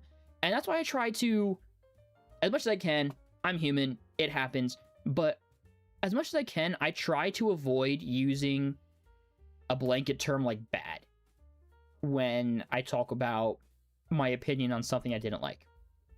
Because no one likes to hear about someone talking badly about a show, a movie, a book, whatever, that they really like. You know, no one likes to hear someone talk about how bad it is, because then you start thinking, is it really bad? Like, should I feel bad about liking it? Instead, I try to use the terms, I don't like it. It wasn't for me. Wasn't a fan of it, right? And just that simple wording, it sounds like it doesn't make a difference, but, you know, there is a nuanced difference there that I think is important when discussing art that people just don't use when they're discussing things online. A lot of days now, it's just, this is bad, this is good, this is peak, this is bad, this is slop, blah, blah, blah. When in reality, it's somewhere in between. And what's not good to you could be great to others.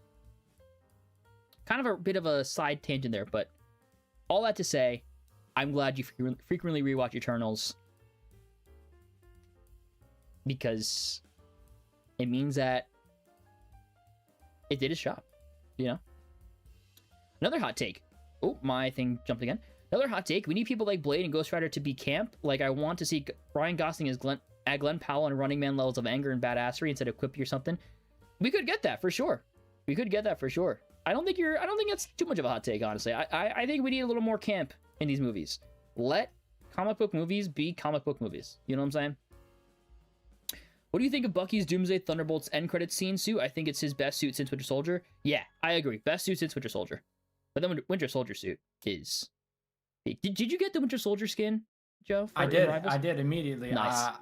I'm not going to wear anything else. I think that's Bucky's best look. Like, that's going to be hard for them to beat, honestly. I honestly don't know how they're going to possibly one-up it. Though the end credit scene in Thunderbolts did get pretty close. That's also a very good look for. I need to see more of it. I'm hoping that Winter Soldier suit is one of the Black Friday sales or Cyber Monday sales, whatever it was, for Rivals this year. I'm trying to save money right now on Rivals. There is some stuff I'm still gonna get. We have, unfortunately, the peak skins coming out next week.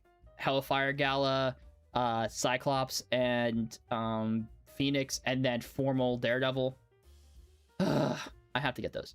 I'll likely end up getting the rest of the summer skins that just came out, because I have all the other summer skins.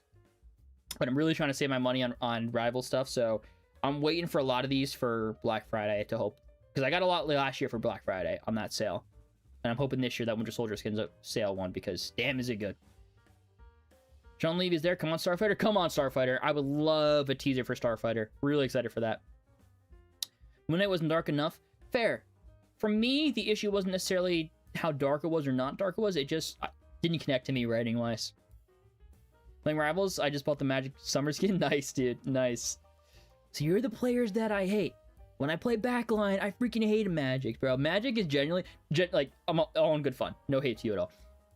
Magic is like the bane of my existence in Marvel Rivals. Like, there's a running joke that I just ban Magic every game, because I just bane of my existence, that character. Bane of my existence. IGN has been posting some stuff. All right, let's see what they're doing. IGN.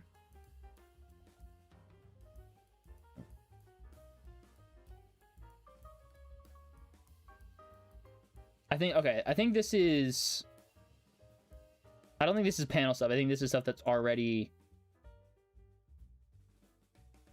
Yeah, this isn't at the actual panel yet. I believe the Hollywood Handle did just post. Oh, yes. Ki Hoi Kwan?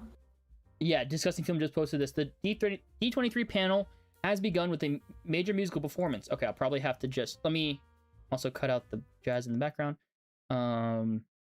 Might lag for a second, guys, as I open up some things. Is it still going good for everybody?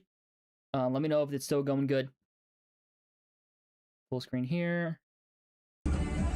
All right, looks good. I will definitely have to talk over because we got Shakira playing. I'm gonna bring it down a little bit. That's a big arena. Also, apologies, Joe. I gotta share screen for you. I forgot.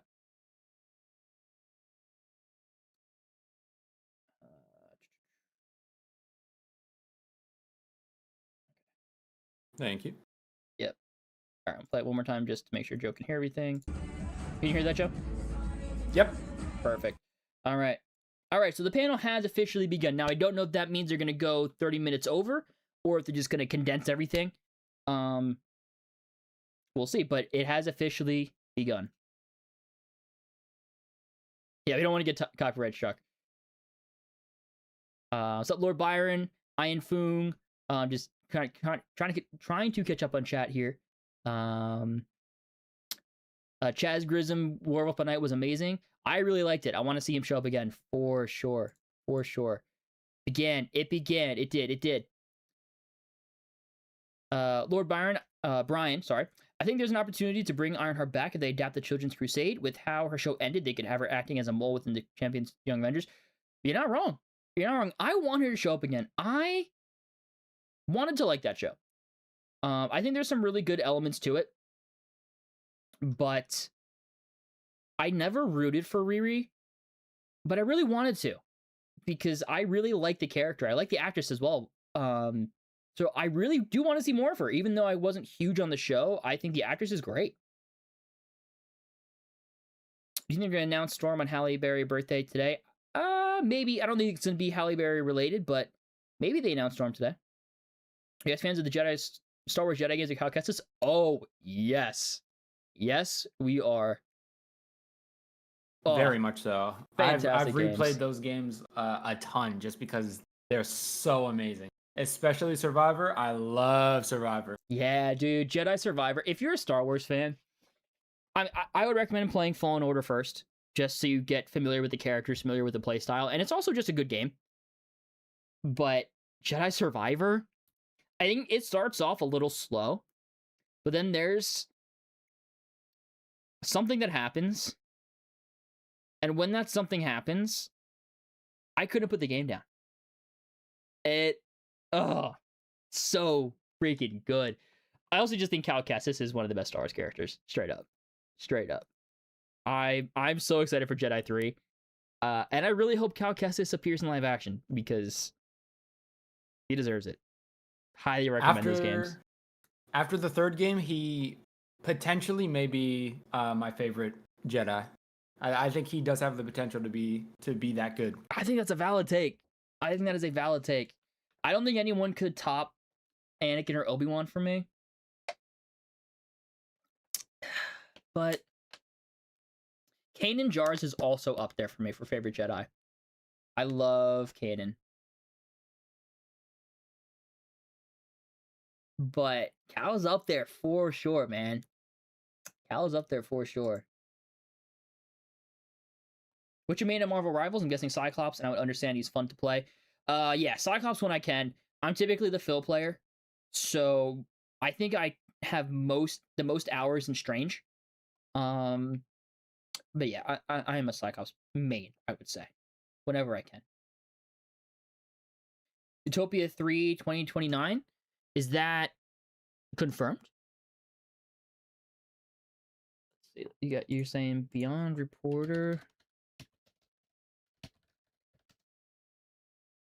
Is it this one?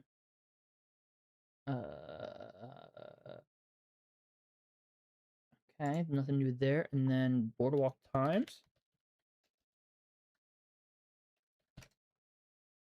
There you go. They say at D23. Okay, let's put this up as well. Also, shout out to the accounts that we're using for this. Shout out to them. Go follow them. Yeah, so Dancing with the Stars kicked it off. Doomsday Clock was featured in the opening Disney Sizzle Reel. Yeah, the trailer's got to be coming today. That trailer has got to be coming today. Kihui Kwan and Jennifer Goodwin are here from Zootopia. Disney CEO Josh D'Amaro just came out to thunderous applause.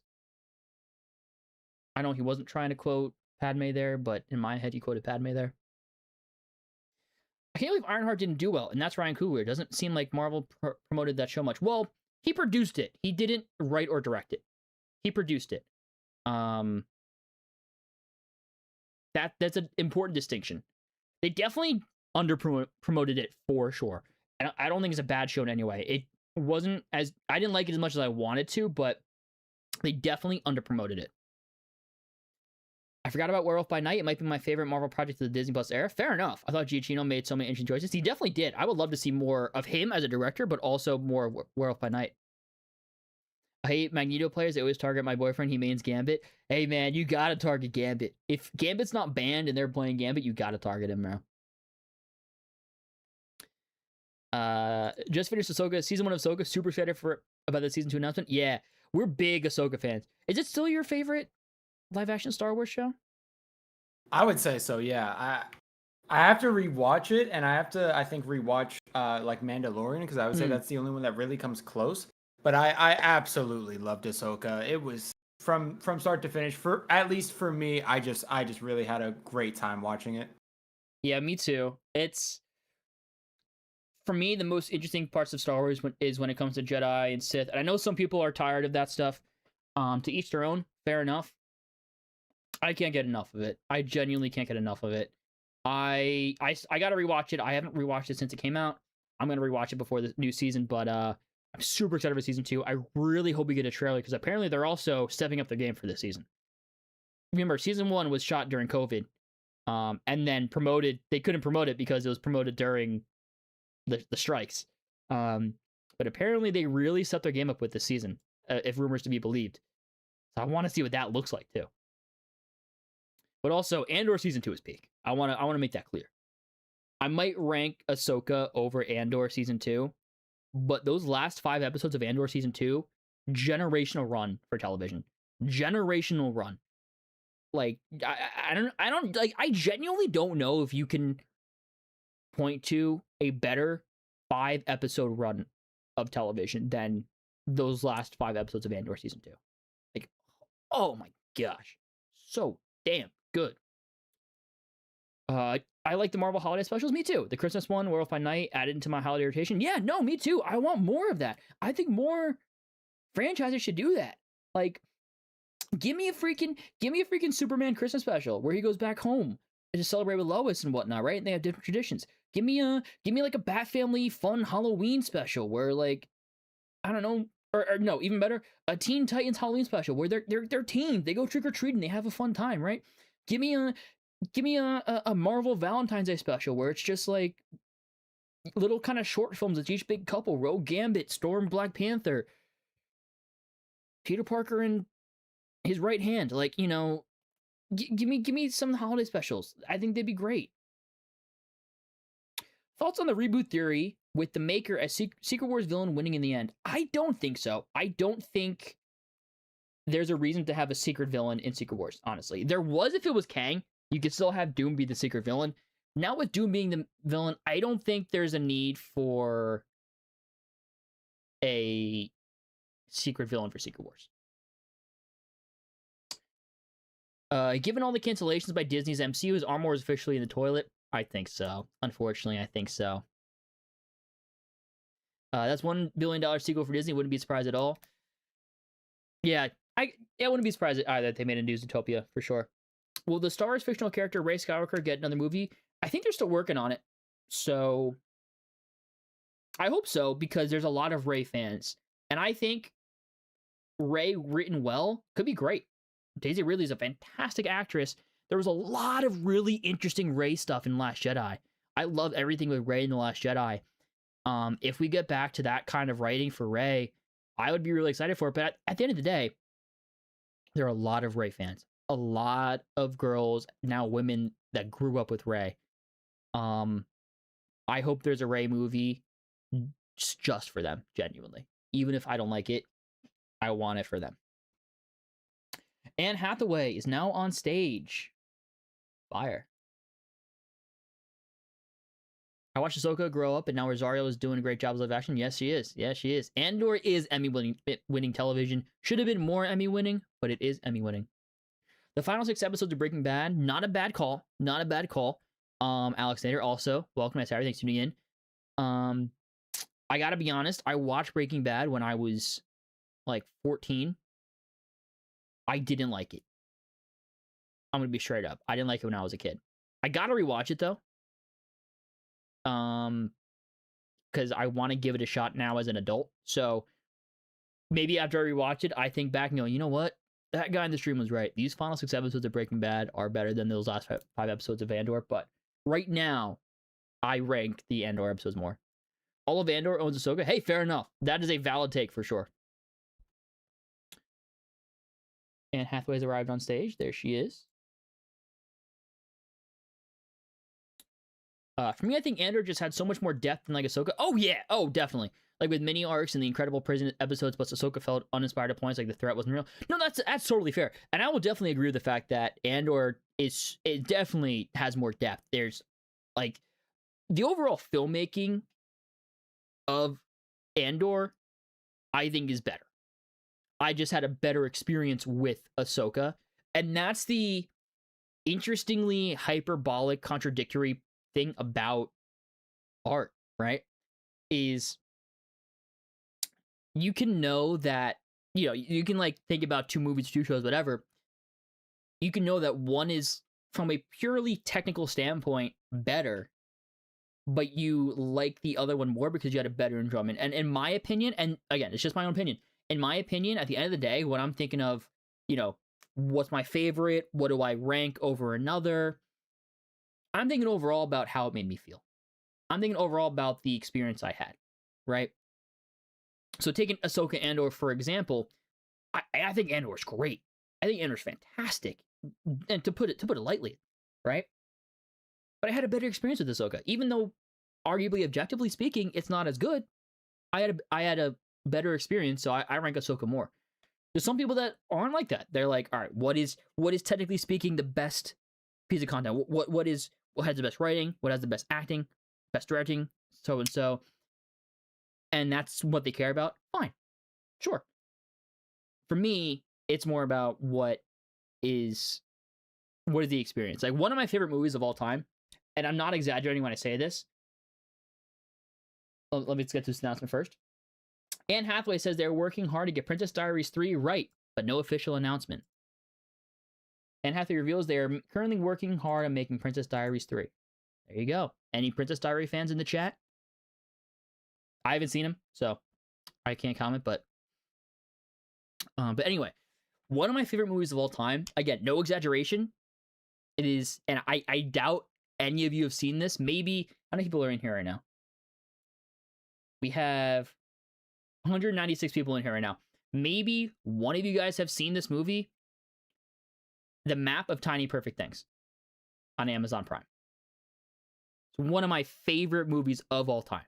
Like, I'm looking at my letterbox right now. Like, it's such an arbitrary BS list of like ranking everything that I've seen once I started making the list, right? But like, I have that movie ranked above, like, I had the movie ranked above like Dune Part 2, Prisoners, The Batman, Fellowship of the Ring, Fablemans. Like all these movies that are some of my favorite movies of all time that are objectively better movies, right? But I had a better, I just had this connection with that movie, right? And that's just the interesting contradiction of art that I think a lot of people these days don't take into account. I don't think they allow themselves to have that. And I'm just talking with my own experience with my own friends. I don't think people allow themselves to have fun anymore. I think as soon as you say that movie was fun, they roll their eyes and they go, all right, that's a dumb, like, again, okay, we'll get into in a second because I'm very passionate about this, as you can tell. But Dana Walden introduces Bart Simpson, and Walden goes on to hype the new Simpsons movie. There you go. Comes out next year, I think, in September. But take The Mandalorian and Grogu, for example, right? I think that movie's a fun movie. It's nothing more. It's not super deep, right? It's not the most complex movie. It's a fun movie. And that's okay. That's okay. It doesn't have to be the most deep Oscar-winning thing for it to still be good. Because there's different kinds of movies, right? There should be room for fun movies. There should be room for high art movies. There should be room for low art movies, right? Just because one's not the other doesn't mean it's not good. And I don't think people allow themselves to have fun these days. It feels like when you say, I had fun at this movie, this show is fun, this movie's fun, it feels like people just say, okay, so it's bad. So what you're really saying is it's bad, but like you're trying to defend it, but it's really bad. No, it means what it means. It's fun. Have fun. Have some whimsy in your life, man. Anyway, I'm gonna get on a rant if I continue down that path. They're now seeing an early animatic from the new Simpsons movie. Okay, let me switch this to because Marvel's not up yet. Once we know there's a trailer here, then I'll put it up here. Just again to avoid the whole thing of like maxing out the tweets. Anyway, I went on a little bit of a too long of a rant there. Main game is not that OP in my opinion. It's just his ult that kind of is a problem. I guess I'm just tired of my boy Gambit being banned in ranked. No, that's fair. But the thing is, like, Rivals players, Overwatch players, I hate to say it, they're not smart. They're not smart.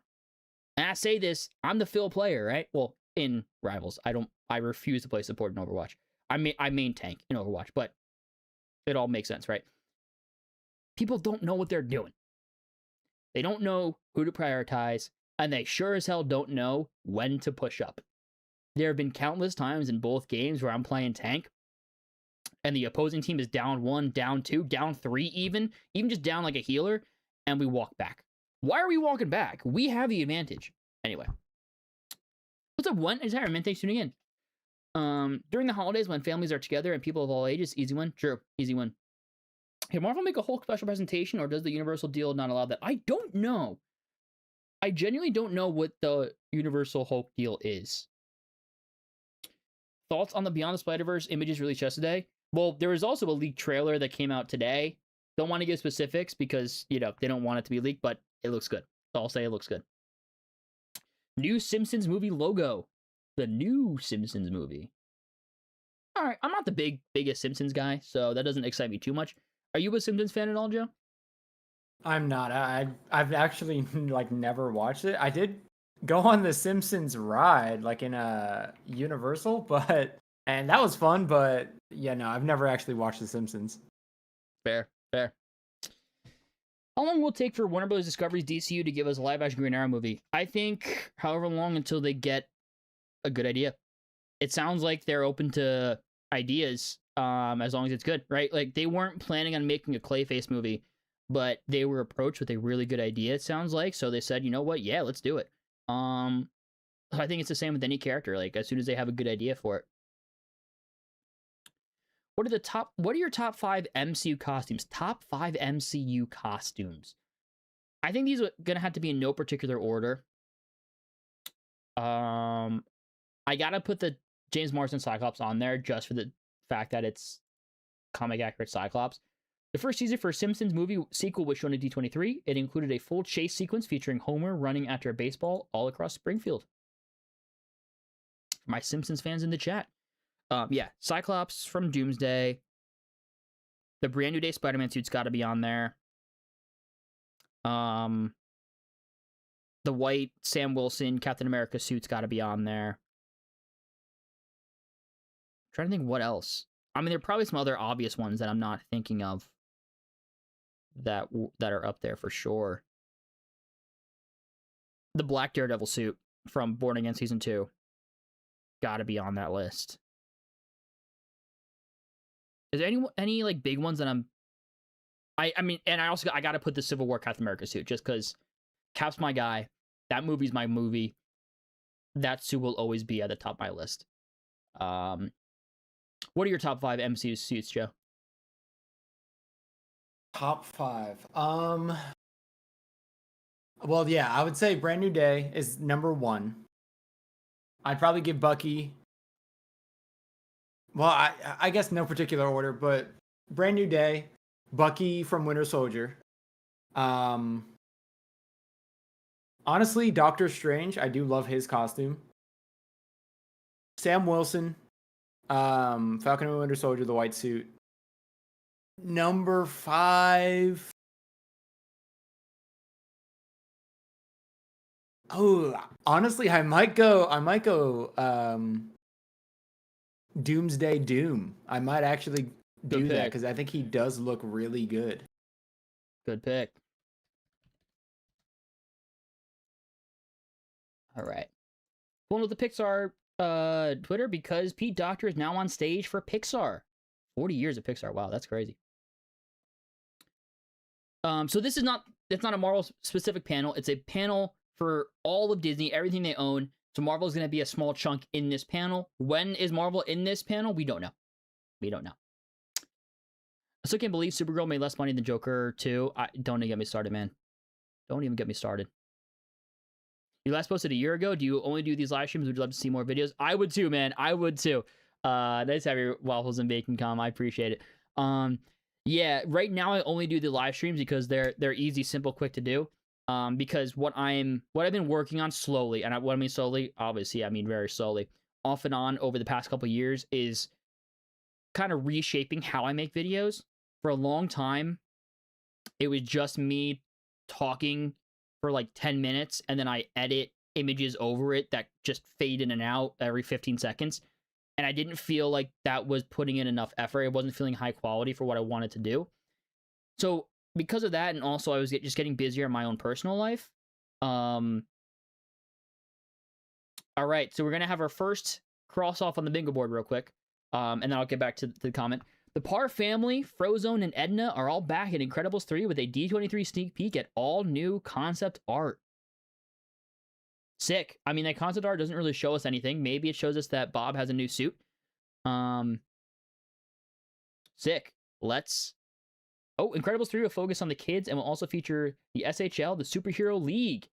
And Bob Odenkirk's back, it looks like. Yeah, so I think they also said there's no time jump, which I know to some it's disappointing. At the end of the day, for me, I just want it to be good. I'm a huge Incredibles fan. The first movie, genuinely, like, top 3 favorite movie of all time for me. Second one also, really freaking good. I don't mind there's no time skip, as long as it's good. Sounds interesting. Superhero League. Interesting, but let me... Yeah, you go, as across the Is he in the blue suit in that concept art? It looks like it, right? I really hope so. That blue suit is really nice. Like, you can't really beat the, like, Incredibles all family together in the red suits. Like, yeah, that's awesome. But singularly, I really like Bob's blue suit. I think it's so valid. Suit. Their individual suits, I think, are better suits than their overall family suit. They just look great together as a family. Like Elastigirl's suit in the first one, also that opening, great suit. But yeah, to go back to the videos. Slowly over time, like, I got busier in my personal life, and I wasn't happy with the quality I was putting out, so I said, all right, let me take a break, let me figure out what I want to do for videos long term to actually feel like I'm putting out high quality content. So I came up with the idea that I want to start making 3D animated videos. But what that means is I need to not only learn 3D animation, I need to learn 3D modeling. And that is not quick. And along with being just busier in my own personal life, I didn't have a lot of time to actually do that. So I'm slowly getting there. I have started to animate my first video. It takes a lot of time. So it still might be a little bit until it comes out, but I am working on videos. It just might be a little bit. So eventually they will happen. Don't know how soon it will be though, but I am working on it. I am aware of it. Thank you for bringing it up. I appreciate it. The Incredibles 3 will follow the children in a quest to prove they can be real superheroes. The villain will focus on the idea of how not all superheroes are good. Okay, Incredibles 3. From the sound of it, I really like that. Yeah, I think that's fire. I think Pixar is doing a great job with their messages in movies. I didn't watch Toy Story 5, but the message of, technology bad, iPad bad, is topical. It's good. So if the message for Incredibles 3 is, hey, not everybody that seems like they're good are good. And we know that the Incredibles, like, they're not afraid to touch upon more adult themes, more adult subjects, topics. That sounds great to me. Anyway, Incredibles 3 is summer 2028, June 2028. That's like soon. That's like sooner than I thought. That's pretty awesome. Anyway, Pete Docter hypes up Coco 2 coming 2029. We are officially returning to the land of the dead in 2029 with Coco 2. Check out Miguel and new concept art revealed at D23. Now, I've not seen Coco, so I can't give an opinion on this movie also as I cross off Coco 2 concept art. Joe, have you seen Coco? I have, yeah. What are your thoughts? It's really, really good. I would recommend it if you haven't seen it. I'm surprised they're doing a second one. I'm surprised they're doing a sequel. I'm not really sure how it's gonna happen. But I'm excited to see what they're gonna do. And I think the songs will be stuck in our heads all over again. Benjamin Bratt will return to voice Ernesto de la Cruz in Coco 2. Cool. I have heard of that character. I'll say that much. Oh, geez, we're still going here. 40 Years of Pixar. Coco 2 will feature teenage age Miguel. Pete Doctor D23 to talk new supers, new villains, and all things Incredibles. Sweet. Saw that. All right. 14 is too young for this show. Breaking Bad, yeah. So I do got to give it a rewatch. So I also want to watch Better Call Saul because I heard that's peak as well. I saw the end of Oak Street with Anne Hathaway and Hugh McGregor. Pretty good. Simple action, humor, summer movie. Anne Hathaway is having a great year. Yeah, I want to see that too. That is on my list to watch for sure. I love both of them. Andor is the drama. Ahsoka is the fun. Yeah, I can kind of agree with that. I don't want to what was it? Diminish Ahsoka to just being fun. I think there's a little more to it, but in terms of that comparison, that's a simple way to put it for sure. First look at the reunion of Miguel and Grandma Coco in Coco 2. Oh. Hearing your experience with Ahsoka reminds me of my experience with Agents of S.H.I.E.L.D. Love Agents of S.H.I.E.L.D., bro. I cannot recommend that show enough. Bro, like, Fitzsimmons, best television characters of all time. I don't even care. Best television characters of all time. The Framework arc in season 4, maybe that's like that's for me. I don't think objectively it's better than the 5-episode run in Andor, but that Framework arc in season 4 of Agents of S.H.I.E.L.D., starting with oh my gosh, what was that episode? It's one of the greatest episodes of television I've ever seen. I will always remember watching that episode for the first time. Agents of S.H.I.E.L.D. I know exactly the episode when I see the title of it. It's in season 4. It is season 4, episode 15. I thought so. Season 4, episode 15, Self-Control. Genuinely one of the greatest episodes of television I have ever seen. I will never forget my first time watching that episode and just being floored, like, just realizing how good the show actually is. Coco is being added as a location in Kingdom Hearts 4. Coco will be featured in Kingdom Hearts 4, and that may have been the loudest pop of the night. There you go. Just revealed that World of Coco will be coming to the Kingdom Hearts 4, launching in late 2027. So is that a Kingdom Hearts release date as well? Huh? Did we know that? Wait, what happened? He's been forgotten. When there's no one left Is in this the living gameplay? world who remembers you, you Is this like disappear a from cutscene this from the world. game? We call it the final death. Dude, that's so sad. Why am I gonna watch this movie? Like, no.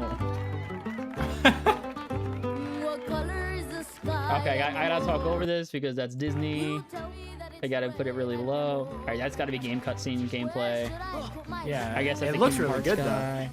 You say No, it looks great for a cutscene. Yeah, Genuinely. that is the guy from Kingdom Hearts. There you go. Kingdom Hearts 4. Development footage. Looks pretty. Looks very visually appealing. Oh, that's so cool. Yeah, I know nothing about Kingdom Hearts really, so like A lot of new information. this isn't. They don't find a clue to saving Sora now. When folks Can I put captions now? Oh, sorry. Is this where they always end up? But Sora Hades. isn't here. Whoa, Hades. Hades. what? Love Hercules. Something wrong? For real, man. What can you see? For real. Sora, hey! Whoa. So I just gotta talk over a little bit. Don't know if that Kingdom Hearts music is whatever. There you go. For all my yeah.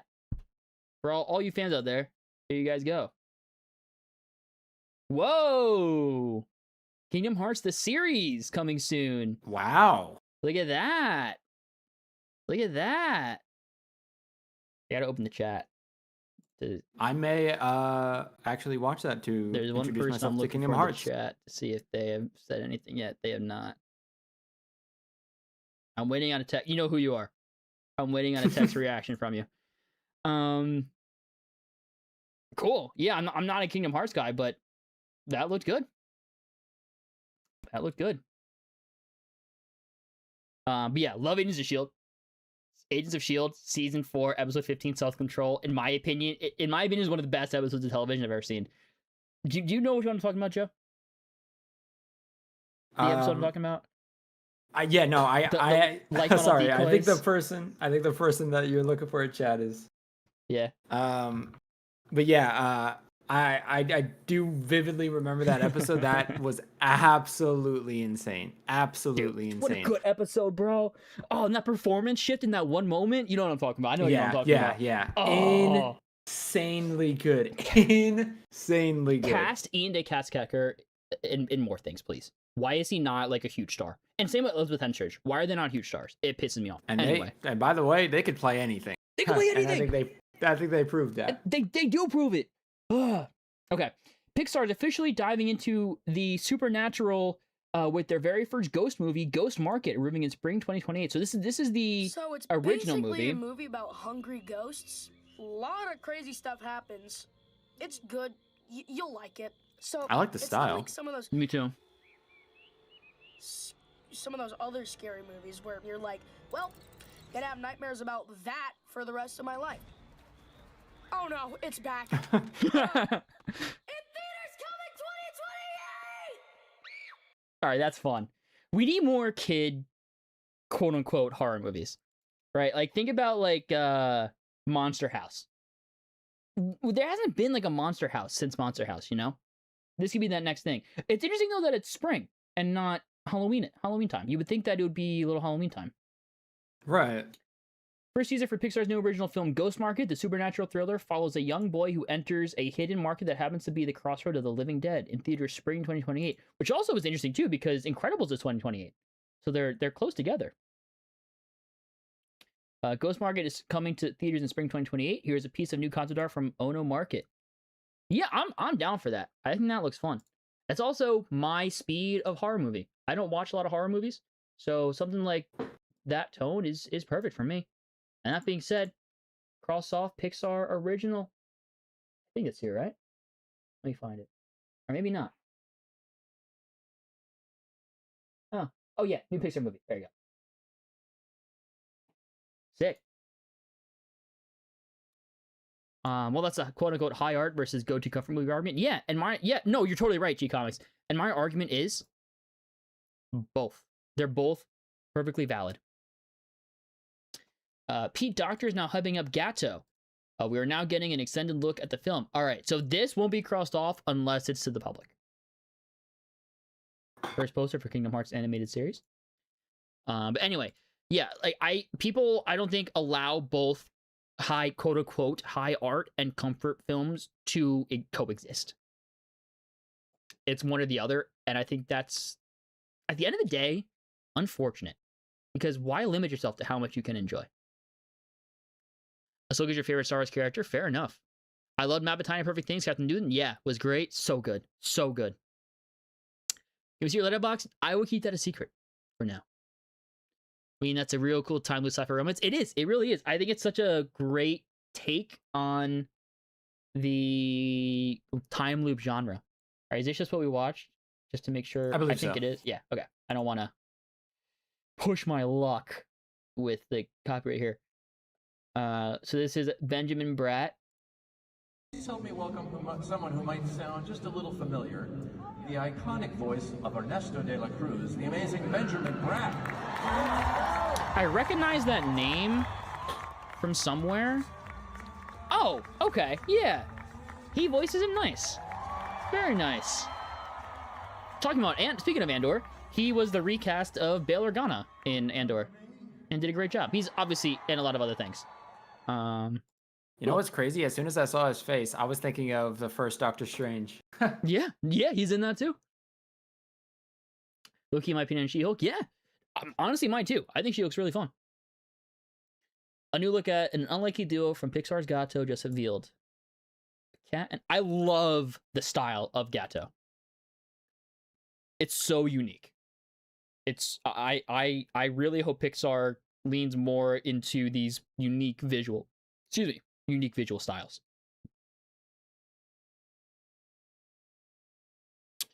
You see, I think The Marvels is a fun movie. Yes, agreed.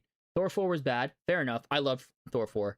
because the material was too adult for its tone. Interesting. The Marvel's whole scope and premise are born of fun and joy. Yeah, I agree. I think we both came out of the Marvels going like, that was a fun movie. Yeah. I agree with that that second sentence about Thor 4 though. Its material is too adult for its tone. I think with Gore the God Butcher, like that is a bit of a adult plot line to adapt, and then they didn't really adapt it in a serious adult like tone. And I think that is like one of the faults that I would have personally for the movie. Interesting. See, and again, talking about the subjectivity of art, I think they blended the two tones perfectly.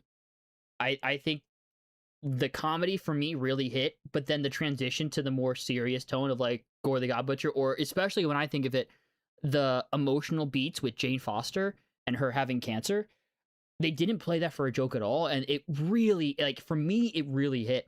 Now I haven't rewatched it since theaters, but I remember coming out of that going, wow, I really love that. And I know a lot of people don't. I know it's a hot take, but Thor 4 for me is one of my more favorited Marvel films since Endgame. Aladdin live action part 2, unfortunately, I think that's been scrapped. I love the Aladdin live action, but unfortunately, I think it's no longer happening. Pete Docter just let the cat out of the bag with a special look at Gato. Nice. Dude is like the Masters Universe movie. The movie doesn't take itself serious, and you just enjoy it. At least I did. I haven't seen it. I didn't grow up with He-Man, so the movie didn't appeal to me. But I heard it was fun, and exactly what you said. And I think, again, that's okay. I'm glad you enjoyed it. A new look at Pixar's next film, Gato. The film follows a black cat in Venice with a love of music who is shunned by locals due to superstitions. Sick. Now, it's also interesting, and I don't want to get any of our hopes up yet. Again, continue to go into this with as little expectation as possible. But everything they've shown has had something released to the public so far. Even if it's just like a picture, you know? Even if it's just a piece of concept art, right? Everything has had something, which is interesting. We need Letterboxd. I personally am about to hit 1,000 logged. Wow. Going to aim for 1,150 before I turn 18 in March. That's awesome, dude. That's awesome. I don't have as many logged. I don't watch as many movies as I should. And I also rewatch movies. Yeah, I only have like 600 logged. Love She-Hulk. Totally matched the character's vibe in the finale. So perfect. There you go. Like, I thought it was overall pretty good. It's about the middle of the road for me, but I'm also, obviously, not the target audience. I'm glad you loved it. I'm glad you loved it. There should be stuff for everybody. The logo is on the bush from the Homer Bush meme. Good catch. I did not catch that. Yes, we are going to show the trailers on stream. I'll just have to talk over them for copyright reasons. Ooh, Scarlet Witch and WandaVision's up there for sure. Talking about best suits in the MCU. Yeah. And if that, I was thinking the Fantastic Four suits. They're pretty good.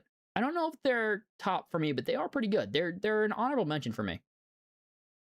Life You, nice having her here. Thanks for tuning in. Says, I just want to see Wanda in VisionQuest. It's been too long since I've seen Mother. Fair. It would be surprised if we do get something for Jon Favreau's live-action Oswald the Lucky Rabbit series. He's a pretty underrated cartoon character, despite not having huge popularity as Mickey. I mean, he has 2 games, right?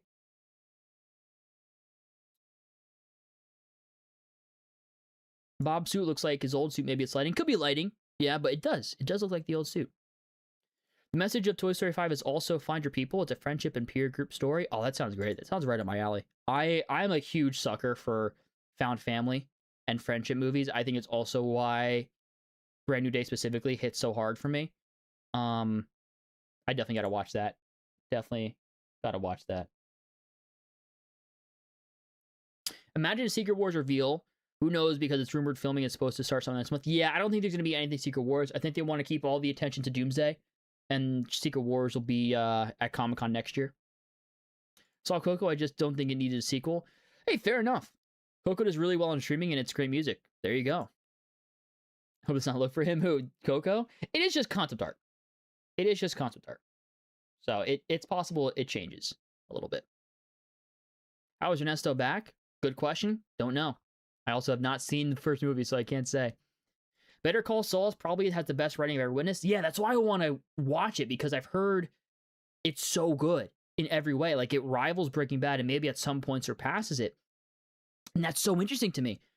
But also, as someone who only watched Breaking Bad when I was like 14 and didn't like it, I want to rewatch it. One, to jog my memory of the show, but also to have a better understanding of it before I watch Better Call Saul. Also, huge AOS Glazer. Yeah, you are. Yeah, you were. I remember you're like the one other person that I know is as big of a fan as I am. You Ghost Rider Robbie Reyes. I know, man. Remember when that show was announced and we were all excited and then they canceled it? Sucks. Still can't believe it's been a year since Spider-Man Brand New Day was revealed at CinemaCon. Felt like yesterday just seeing the first look at the logo. I was thinking about that when I went to see the movie. I was like, damn. It feels just like yesterday we were speculating on what the title meant and gushing over the logo art. Oh yeah, Self-Control, such a good episode. Such a good episode. Such a good episode. Okay, so we have switched now to Disney from Pixar. So let's switch over to one of the Disney. I think it's Walt Disney Studios. Yep. Yeah, so the Anne Hathaway from before.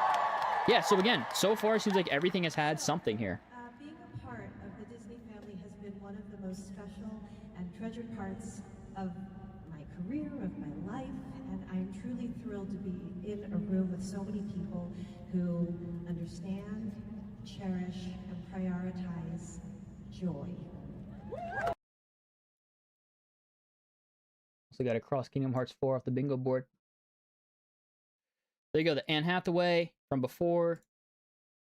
And now Lilo & Stitch 2 will officially introduce Angel. I think that's how you pronounce it, right? Summer 2028. Interesting. Incredibles is June 2028. This is also summer 2028. Hitting the stage at D23, Maya Giloa and Stitch.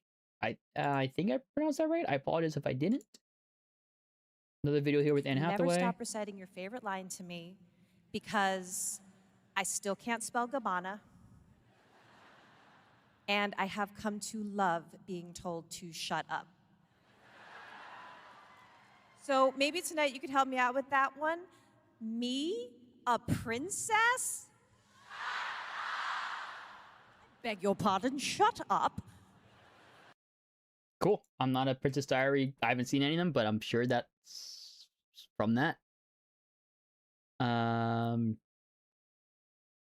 Okay, my chat just jumped a little bit. I apologize if I miss anything.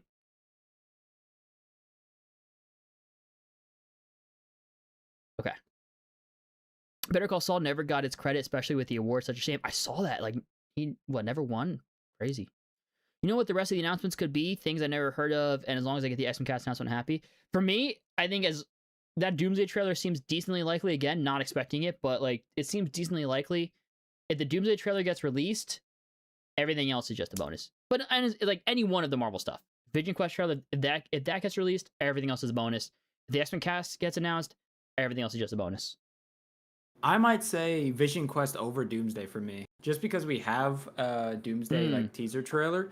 If we get a VisionQuest trailer, then everything else for me would be a bonus, like a bonus Doomsday trailer. I would be happy. I wouldn't be upset if we didn't get another Doomsday trailer though. Fair. Guys, the Doomsday trailer might not be released to public if you just got a trailer 3 weeks ago. True. But they also might want a new trailer today because tickets just went on sale for non-Infinity Vision theaters. With the re-release of Endgame, what are your theories on what they're adding to the film? I'm going to guess they're adding either a scene with Doom or an additional scene with Peggy and Steve.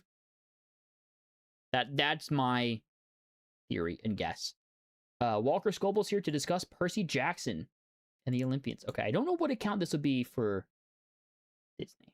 Disney Plus, maybe? Now's the time for VisionQuest. I mean, when are they going to wait? Yeah, I think there's got to be a VisionQuest trailer here. I'd be shocked. I'd be shocked if there wasn't. Honestly, I'm shocked.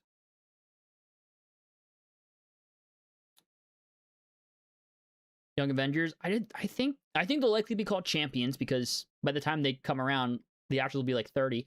I think they'll be post Secret Wars, if not in Secret Wars.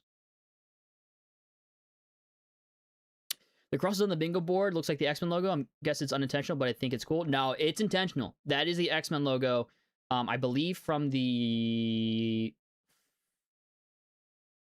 Krakoa arc, if I'm not mistaken. No, I purposefully look for an X-Men logo. I feel like we might not get an X-Men logo reveal. I feel like Doomsday might be the biggest focus here if the trailer does drop online, maybe tomorrow or on Monday. Maybe not a logo, but I think we might get some cast. Well, I mean, they usually do a logo with the cast. What position does Sony's SCU Venom have in Disney's MCU Secret Wars movie? What will happen with Null? Hopefully nothing. Hopefully that movie burns in hell. Genuinely. I'm not even trying to sugarcoat that. After Venom 3, it wouldn't really make sense for them. I mean, I guess Secret Wars, anything could happen, you know what I mean? But especially with the way that Venom 3 ended and just the way that the audience received it in both ways, canonically and outside of the movies, I don't think there's any room for his Venom to show up. I never want to see any of those characters ever again.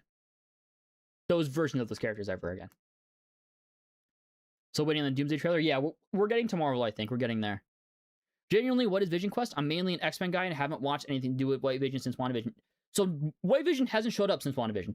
So your guess is as good as ours for what VisionQuest is. We'll have a better idea probably within the next hour.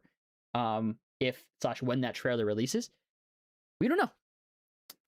VisionQuest is the trilogy of WandaVision to Agatha. Yeah. So Andra Day, Athena, and Ming-Na Wen, Hera, have joined Walker Scobell on stage to discuss Season 3 of Percy Jackson. You think VisionQuest gonna be practical and CGI? Yeah, it's gotta be a mix of both. I know Ultron a heavy CGI character, and will probably be Ultron for one episode, but I wouldn't be surprised if they use practical effects for Ultron. Well, Ultron is gonna be in human form for a little bit of it. So that's, I think, their way of circumventing the CGI cost. But yeah, probably be both. He was not in Agatha. But you should watch more than the first episode, because Agatha was great. Such a surprise show. I'm so shocked how good that is, but it's gearing time to watch it again. It is gearing spooky season, and Agatha should be a spooky season yearly rewatch. Put the X on the Gato trailer. Did I? Not on my end. Gato trailer is still good on my end. How bad was Venom 3? I haven't seen it. Joe, how bad was Venom 3? And this is the one a few times we can use the word bad. It was the first Venom, props to them for, doing a solid enough Venom storyline without Spider-Man. Wrong. That I think that movie was going to fail no matter what, because you're doing a Spider-Man villain without Spider-Man, especially a character like Venom who needs Spider-Man in order for him to be that villain. Mm-hmm. Props to them for at least doing a movie that was like that. Okay, I think there are moments in those movies that are good enough. Carnage, honestly, I had fun watching that movie. That Carnage second movie, I had a fun time. Yes. Yeah, I had a fun time.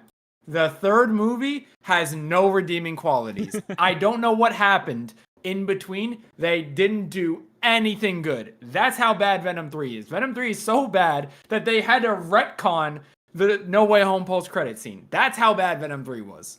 True. Okay, so we got some Percy Jackson stuff here. I will have to talk over it because there's probably going to be... Indy Navarrete is there. Okay. But yeah, there's going to be copyrighted stuff here, so I will have to talk over it. This is Walker Scobell's introduction. Dude, if Indy Navarrete is Mystique, what if she's Rogue? Guys, thoughts in the chat, Indy Navarrete, Rogue. Thoughts in the chat for that. If she's Rogue, sign me up for Gambit, bro. Bob feels like he is washed in Incredibles 3. That's interesting, too. Wait, if... Oh, okay. The movie's gonna be peak, because we have the kids trying to prove themselves. They don't feel like they're good enough. And Bob feels like he's too old. He feels like he's not good enough. All right. This movie's going to be peak. That's generally going to be great. All right. So this is the Percy Jackson Season 3 trailer. I have not seen Season 2. I don't like this show, so I'm just going to talk over it and not going to give huge thoughts. Got to lower the volume a little bit. Let me know if you guys can still hear it well enough. That was about the great prophecy. That was cool. I saw the Olympians. Olympus. That may not one right there? And the Titans. Something bad is coming. I know the Grover actor wants to play Nightcrawler. He might be too young though. Do you ever get used to all this? Nope. November 20th. Love has the power to start wars. That's two seasons in 1 year, It right? has the power to end them. If we're gonna survive a war with the Titans. Who is that? That looked like Michael Shannon. I know it wasn't. Because of love. I think you may be getting ahead of yourself. Really? Cool.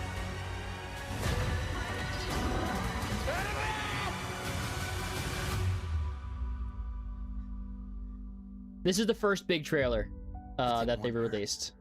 You wanted me. We don't know where she is. All right, so we got Everybody Wants to Rule the World. I got to talk over it a little bit. I remember Aries from season 1. I'm gonna need He you was to help okay. me. I heard Daphne Keane's Would you supposed to recommend be the in this show? season 2. No, I hated the first season. Okay. I also couldn't get through the first episode of season 2. I think it's really bad. How about people in the chat? Do you think this show is worth the watch? If it came down to a choice between me and Olympus, That's crazy. Robot dude. you'd burn it to the ground. Is this how quests normally go?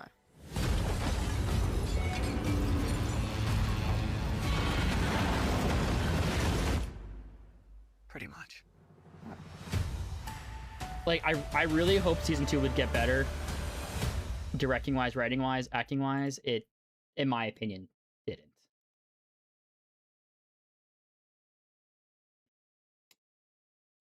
Soon to be Disney Legends, Jonas Brothers are at the Honda Center to promote Camp Rock 3, which I didn't watch. I haven't seen the first 2. Kind of skipped over it. Anyway, you guys are saying no to Indy already as Rogue. Interesting. I also seen the rumors of Noah Schnapp joining the MCU. I hope they are wrong. Indy doesn't give Rogue vibes. Like, she could definitely be a good fit because there's definitely better. I think she'd be better fit for Mystique anyways. Yeah, I'd be so down for her as Mystique. I think she's more versatile though than you guys might be giving her credit for. She showed a lot of range in Obsession, but also her character in Obsession is very different than her character in Superman and Lois.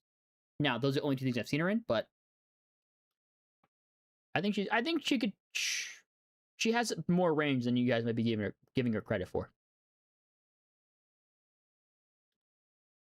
I will say third book is when it started to get good, sure, but that has nothing to do with the writing, acting, or directing.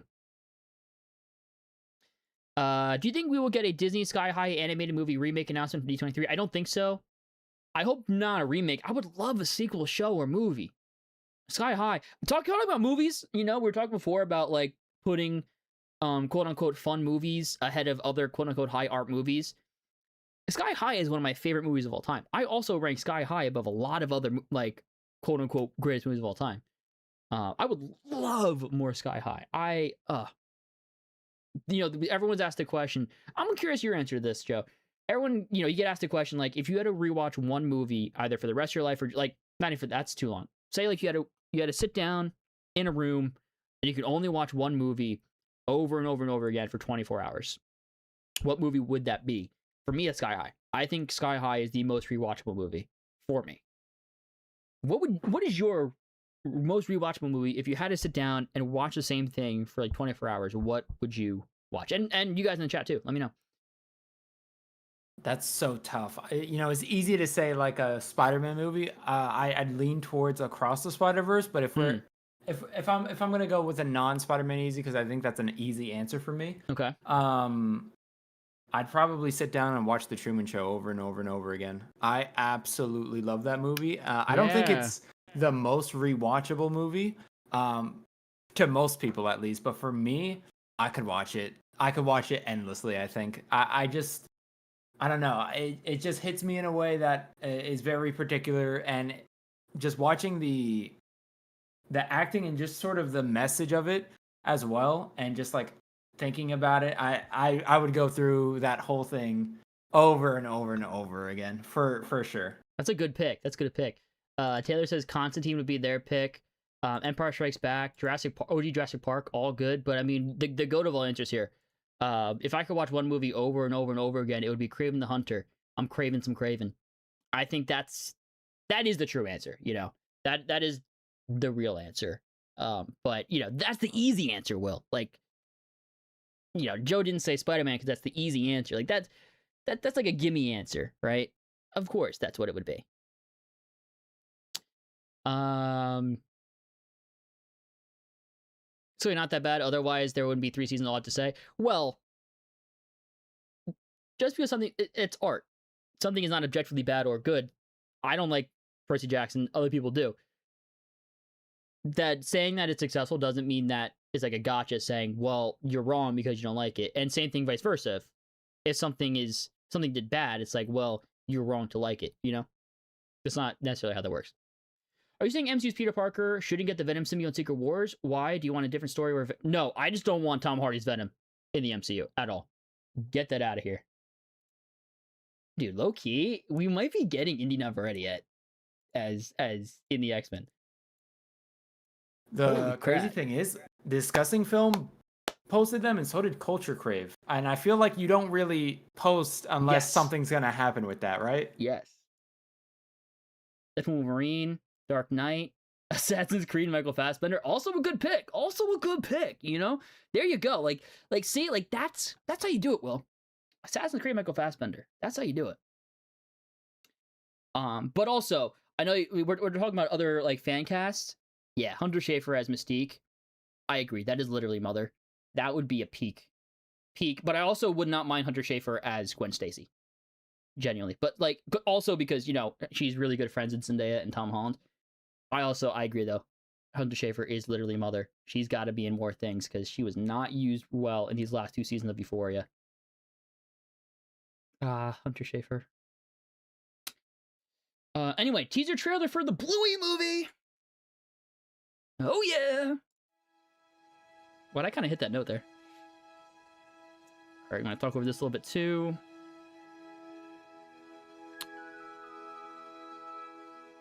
Red balloon. Pennywise. That was like a jump scare. What the hell? I've never seen an episode of Bluey in my life. I just want to say that, too. And I don't say that as a flex. I just haven't. I have a friend that talks about Bluey a lot, though. Look, I'm sure it's great. I've heard people say that Ted Lasso is Bluey for adults. I love Ted Lasso. So, like, I'm sure Bluey is great if you're comparing Bluey and Ted Lasso together. August 2027. There you go. Add it to the list of movies coming up in 2027.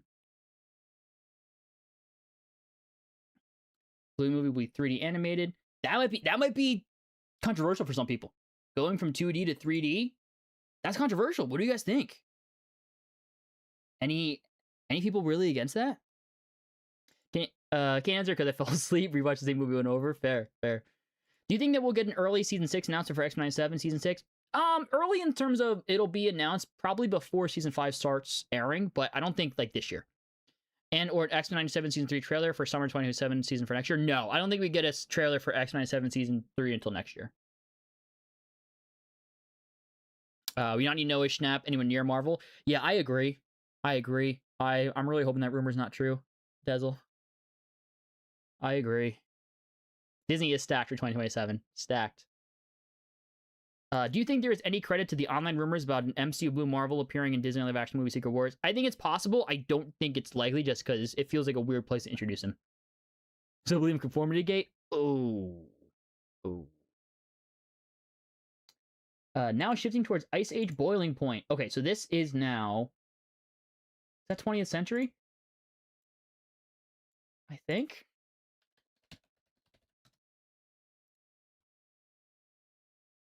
Yes. Oh, yes. Oh, I guess people didn't talk about it too. Rami and Michelle, they just totally forgot to talk about. What's wrong with Noah, whatever, and also who is that? Noah Schnapp played Will Byers in Stranger Things. I just think he's a bad actor. I don't say bad. I think he's fine for his role in Stranger Things. I don't think he's a good enough actor for the MCU, especially if the rumored role is Iceman. I would want someone better to play Iceman. Well, fashion is still our life, and we still own our... You guys have a pick for Black Cat in the MCU? Low-key, Hunter Schafer. Like, low-key, I would be so okay with the Hunter Schafer Black Cat. Do you have a Black Cat fan cast? I do not. I remember talking about Black Cat and rumors of Black Cat in when Spider-Man Brand New Day was like first announced. I know who I just don't want Black Cat to be, but I don't think that that's a possibility anymore. Are you talking about Anya Taylor-Joy? Or are you talking about Sydney Sweeney? I am. Anya Taylor-Joy. That's crazy to me, bro. I mean, Sydney Sweeney as well. I think we can all agree Sydney under. Sweeney. Hell no. Yeah, I would put her on the bottom of the list, but yeah, Anya Taylor-Joy, I would say no. I think Anya Taylor-Joy has aged out of the role, but damn, I think that would have been really good. Is it a throwback movie? Those outfits? Maybe. I know nothing about the first one. Never heard of it before. Joseph Zada as Angel, I beg. I haven't seen him in anything yet. He seems good as Haymitch in the new Hunger Games, so if I like him in that, I'm sure I'll want him as something else. Dove Cameron for Black Cat. I don't know. I like Dove Cameron. I don't think she's an amazing actress. However, the most recent thing I've seen her in was Agents of S.H.I.E.L.D. I didn't think she was great in that, but that was also... She was probably in that almost 10 years ago. So maybe she's gotten better. Honestly, I'm a fan of that one. That's crazy. That is crazy. That's crazy you put that. Okay. Oh my gosh. That's wild. Anyway. That one I'm actually a big fan of. Anyway. I would love for them to introduce Oscorp in soft reboot for MCU. Me too. I hope so. I thought Noah's rumored to be playing as gay Spider-Man. No. That's probably just people who are online trying to garner, rage bait stuff. Noah Schnapp as Iceman feels like typecasting him as a closeted character is fair. Fair. Webweaver. Who's Webweaver? I don't know if you remember, but Webweaver, I'm pretty sure is like the is Webweaver the guy in the Rivals map where the spider bite, I forgot her name. She's like fighting against him about the web of life and destiny and like one of the spider islands map. I can't picture that. I don't know. When do you think we'll see more of the Enchantress joining the Marvel Cinematic Universe, or they're never going to bring her into the Marvel Cinematic Universe? I don't want to say never, but I don't know if that'll be anytime soon. Yeah, we're talking about 30-year-old actress being aged out of X-Men. No, we're talking about Anya Taylor-Joy aging out of Black Cat. Actually, is she only 30? I thought Anya Taylor-Joy was older. Maybe she hasn't aged out of Black Cat. Oh yeah, she's 30. She's the same age as Tom Holland. She could totally be Black Cat. I think she's still my number one pick then. Not even trying to be whatever. I do think she'd be great. I think that would prove you wrong. I think that Dove Cameron would prove you wrong. No. You see the new show she's in. Is that the one with Beck from Victorious? I didn't watch that show yet, but I saw that they were in a show together. The Greatest Showman, the musical, are now performing at the Honda Center. Cool.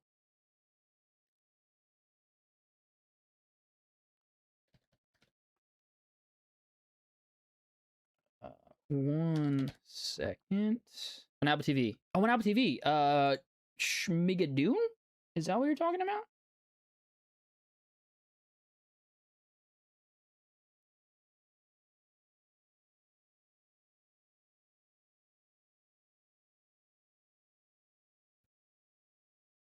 Whoever plays Mystique better wear natural costumes. I think they will. I think we can kind of all agree that naked Mystique was kind of weird looking back on it. Who can we all agree on for a live action Raven from Teen Titans? I don't think there's a actress we can all agree on for Raven. Yeah. I don't know if I even have a fan cast of Raven right now. I think we need to see the ages. The thing with Oscorp is, won't Spider-Man already know that Norman will probably be Green Goblin because No Way Home? Yes, and that's interesting, I think. That's like new ground. There's new, fresh stories to be told there. You know? I agree completely. Because what if they do... again, you haven't seen Friendly Neighborhood Spider-Man, but if they do a Norman Osborn sort of similar to that one, what if Norman's kind of not like the worst guy, you know? What if Peter Parker's like skeptical of him, but he's like, he hides it better than, the Norman he previously saw? I think that would be so interesting. I would really love to see it. Peter Parker that knows about the history of Oscorp and especially Norman and is expecting it yet and is like wary of it yet like you have to break down that trust just to have that betrayal all over again. Oh my goodness. Yeah. That would make for an incredible story. I agree. I don't think Anya Taylor-Joy is in the MCU already. Do you think that we'll get Kitty Pryde or Jubilee first in the Marvel Cinematic Universe and MCU? I'm going to say Jubilee because of her large role in X-Men 97. She might be more of a fan favorite, so they might want to do her first. I wouldn't be surprised, though, if they're about the same time. Are they talking about Magic with Anya Taylor-Joy? She was Magic and New Mutants, your favorite. Yeah. I actually haven't seen New Mutants. I own it, but I haven't seen it. I haven't seen it, but I haven't heard good things. Me neither, unfortunately. I was really excited for that movie, too. Your thoughts on the rumors that Armor Wars could now turn into a new Iron Man film and new saga? I love that if true. I think that they should really go as hard on this soft reboot as possible. Recast Tony Stark, recast Steve Rogers, recast whoever you need to recast so you can have as many of these characters in the MCU now together as possible. By the time this reboot happens, it'll have been 20 years since Iron Man. It'll have been 17 years since the first Avenger. Like, the time has come. Recast these characters, please. Don't limit yourself. Allow us to finally have an MCU with literally every character at your disposal. Have it be a lived-in MCU. Don't have it be this half-assed, not that it would be half-assed, but this like half-filled MCU with these, fan-favorite characters not around just because in the past, saga, they weren't around. Well, because they died, and now you're ushering this new phase, this new saga, this new era, and you're just keeping them dead. No, like, have it be a new era with these characters again, I really hope that's true because I really want them to not that I don't like RDJ's Iron Man, iconic, and not that I don't like Steve Rogers Captain America. Steve Rogers Captain America, Chris Evans Captain America is one of my favorite live-action characters ever, but you can recast them. The characters are bigger than the actors. Anyway, Jazer Gaming with a $5 super chat. Thank you so much, man. Supporting the stream. Thank you so much. Let's get some love in the chat for Jazer and Gaming. Really do appreciate it. Long-time viewer of the channel. It means a lot, man. Thank you. Thank you. Can I add on to what you were saying real quick? Please. With Iron Man, as iconic as RDJ is in the role of Iron Man, I think it would be really healthy for not only the MCU, but just like Marvel in general to see someone else play Iron Man. And I really hope they don't do an RDJ impression because as good as that, as good as RDJ is in the role of Iron Man, I don't think that it's healthy for every iteration of Iron Man to be RDJ. I think that the character should be bigger than that. It's actually one of my issues with a lot of modern day adaptations of Iron Man. You'll get like someone like in Marvel Rivals, Josh Keaton, phenomenal voice actor, is voicing Iron Man in that game, and he's doing more of a RDJ impression. Not that it's bad. Not that it's bad at all. He's doing a great job, and Iron Man in Marvel Rivals is still great.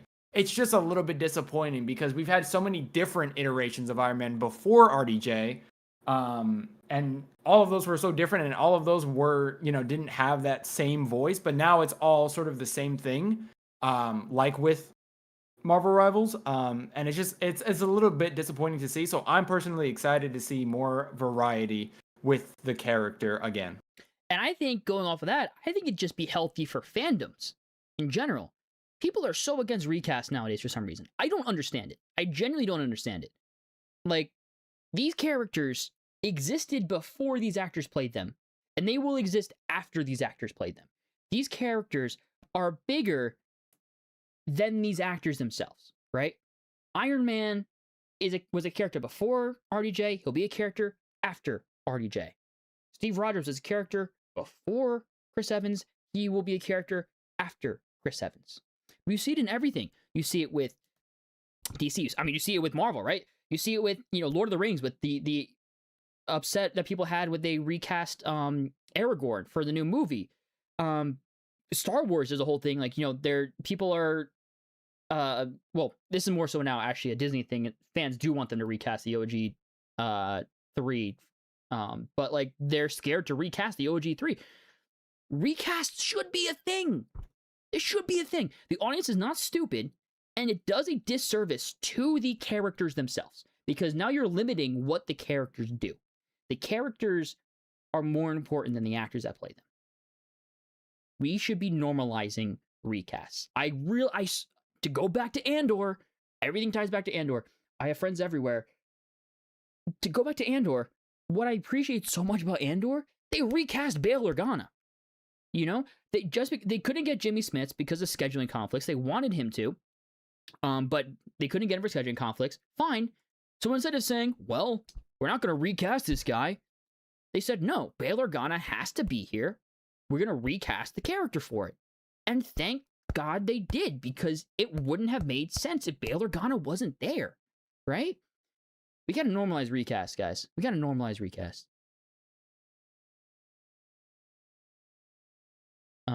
They should have given us Iceman and Kitty Pryde both in X-Men 7 Season 2. Hopefully, maybe in X-Men 7 Season 3. Hopefully, maybe.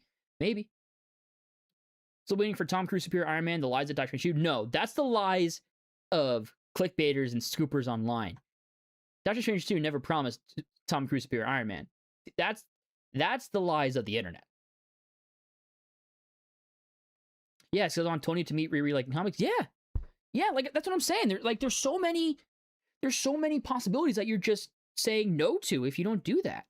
And like, this is a new generation. This is genuinely the Phase 7 of Marvel, Phase 7 of the MCU. That's a new generation, literally, because that'll have been 20 years since the MCU started. 20 years. That's crazy, right? Don't limit yourself for what you did in the previous 20 years. That's stupid. Have a new, like, you can carry over some, right? But like, why limit yourself? You have the perfect opportunity to recast. Even though I don't think you ever really need to explain recast. Like, that's also a thing too. No, you don't need to acknowledge that these actors look different. But the perfect time to recast is the Secret Wars. Like, take advantage of it. Anyway, Greatest Showman the Musical is coming to London in spring 2027. You like the movie a lot, Joe, right? I've never seen it. Yeah, honestly, it's really exciting that there is going to be a musical. It does make me, this is a bit unrelated to this, but it kind of makes me want to have a Rogers the Musical on I would Broadway. love that, man. That would be awesome. I would But yeah, love no, that. The Greatest Showman, I wouldn't say it's like the greatest show, but the songs in them are actually insanely good, and I really, really, really enjoyed them. And phenomenal movie. If you haven't seen, that's something else I would recommend. I don't know if you're a musical type of person. Even if you're not, I think the movie does a good job of, making that bridge between those that are musical fans and those that aren't. First look at performance in The Greatest Showman. I'm gonna have to talk over this. So you're saying this isn't Hugh Jackman? Loki would have been cool if it was Jeremy Jordan, because I think he was originally supposed to play the part in the movie before Hugh Jackman took over. I'm sure it's gonna also be cool, just like the acrobatics of it all and the visuals of it. The music's great. I've heard some music here, some of the songs here and there, and it is great. Very cool. Okay, let me switch back to Walt Disney, because we're talking live action Tangled. Now, Tangled is one of my favorite animated movies of all time.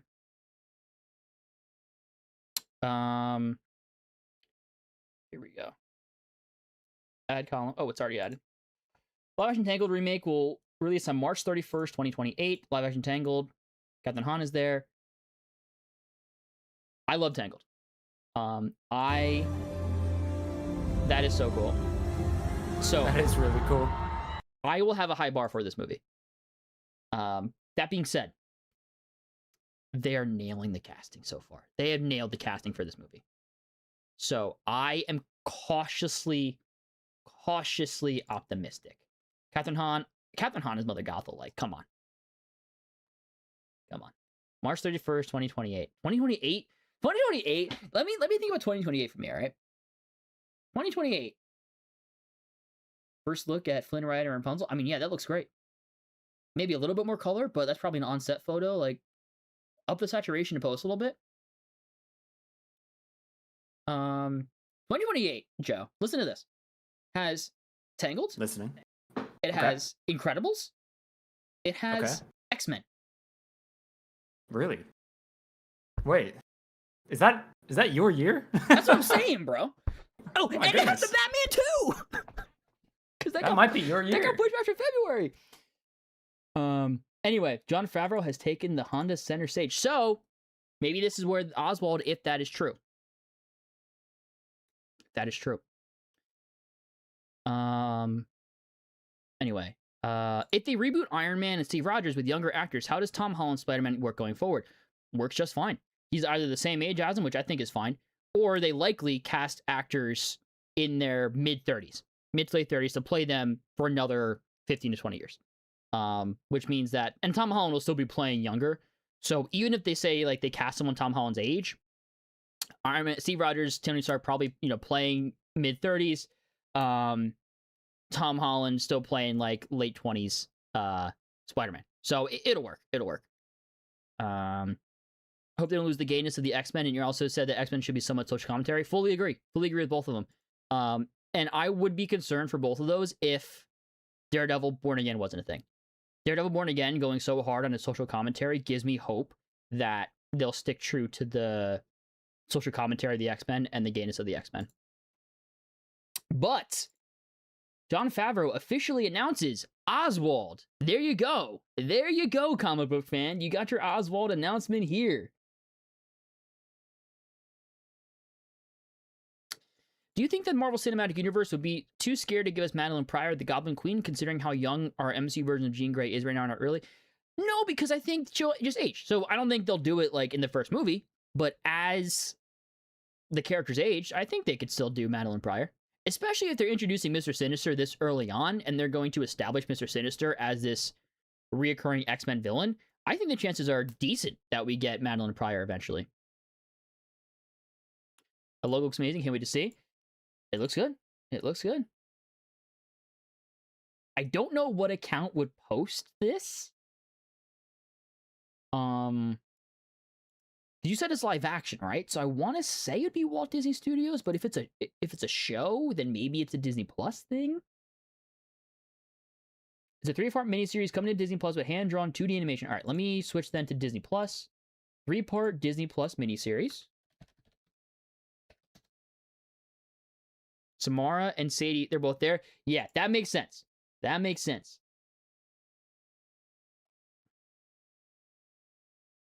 Marvel Sub has not happened yet. Correct. It's not happened yet. Maybe Mr. Sinister will be like Loki, except without a redemption arc appearance-wise. Yeah, I get you. I think so. I hope so, at least. Brave is one of your favorite Disney Pixar movies here. Yeah, it's great. That's a great pick. Brave is fantastic. I like Mickey Mouse, but Oswald is really underrated for a character predating the mouse. Yeah, this might, bump up his popularity a little bit.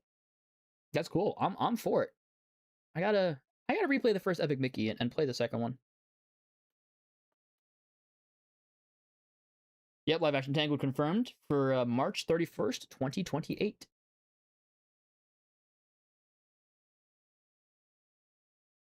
Do you think it's too early to announce an Inside Out 3 or Monsters Incorporated 3 for Disney D23? Okay. Christopher Abbott, Sadie Sink, Somewhere Weaving, Indian Navarrete have all been spotted backstage. So Christopher Abbott this morning was rumored to be playing Professor X. Sadie Sink, we know who she is. Somewhere Weaving, we know who she is. And Indian Navarrete. I think we're getting her X-Men cast, guys. Now, interesting, Kit Connor was not mentioned here. Interesting he was not mentioned here, but might be getting her X-Men cast. There's your first look at Oswald. A 3-part miniseries coming to Disney Plus February 2027. Live action egg on your birthday, that's class. Nice, dude, nice. Inside Out 3, I think it's too late. That would have probably been announced with the Pixar stuff. And I also just don't think they're going to do a Monsters Inc. 3, at least anytime soon. So I think it would be too early to announce that. So I can't believe we're finally going to get MCU X-Men. I know. I was thinking about that this morning. I was like, wow, it's crazy that we're here. I still remember almost 10 years, 9 years ago now when Disney bought X-Men. Or bought Fox, I should say, and they got the rights to the X-Men and the Fantastic Four. It was like, wow, that's great. But it's going to be so far away.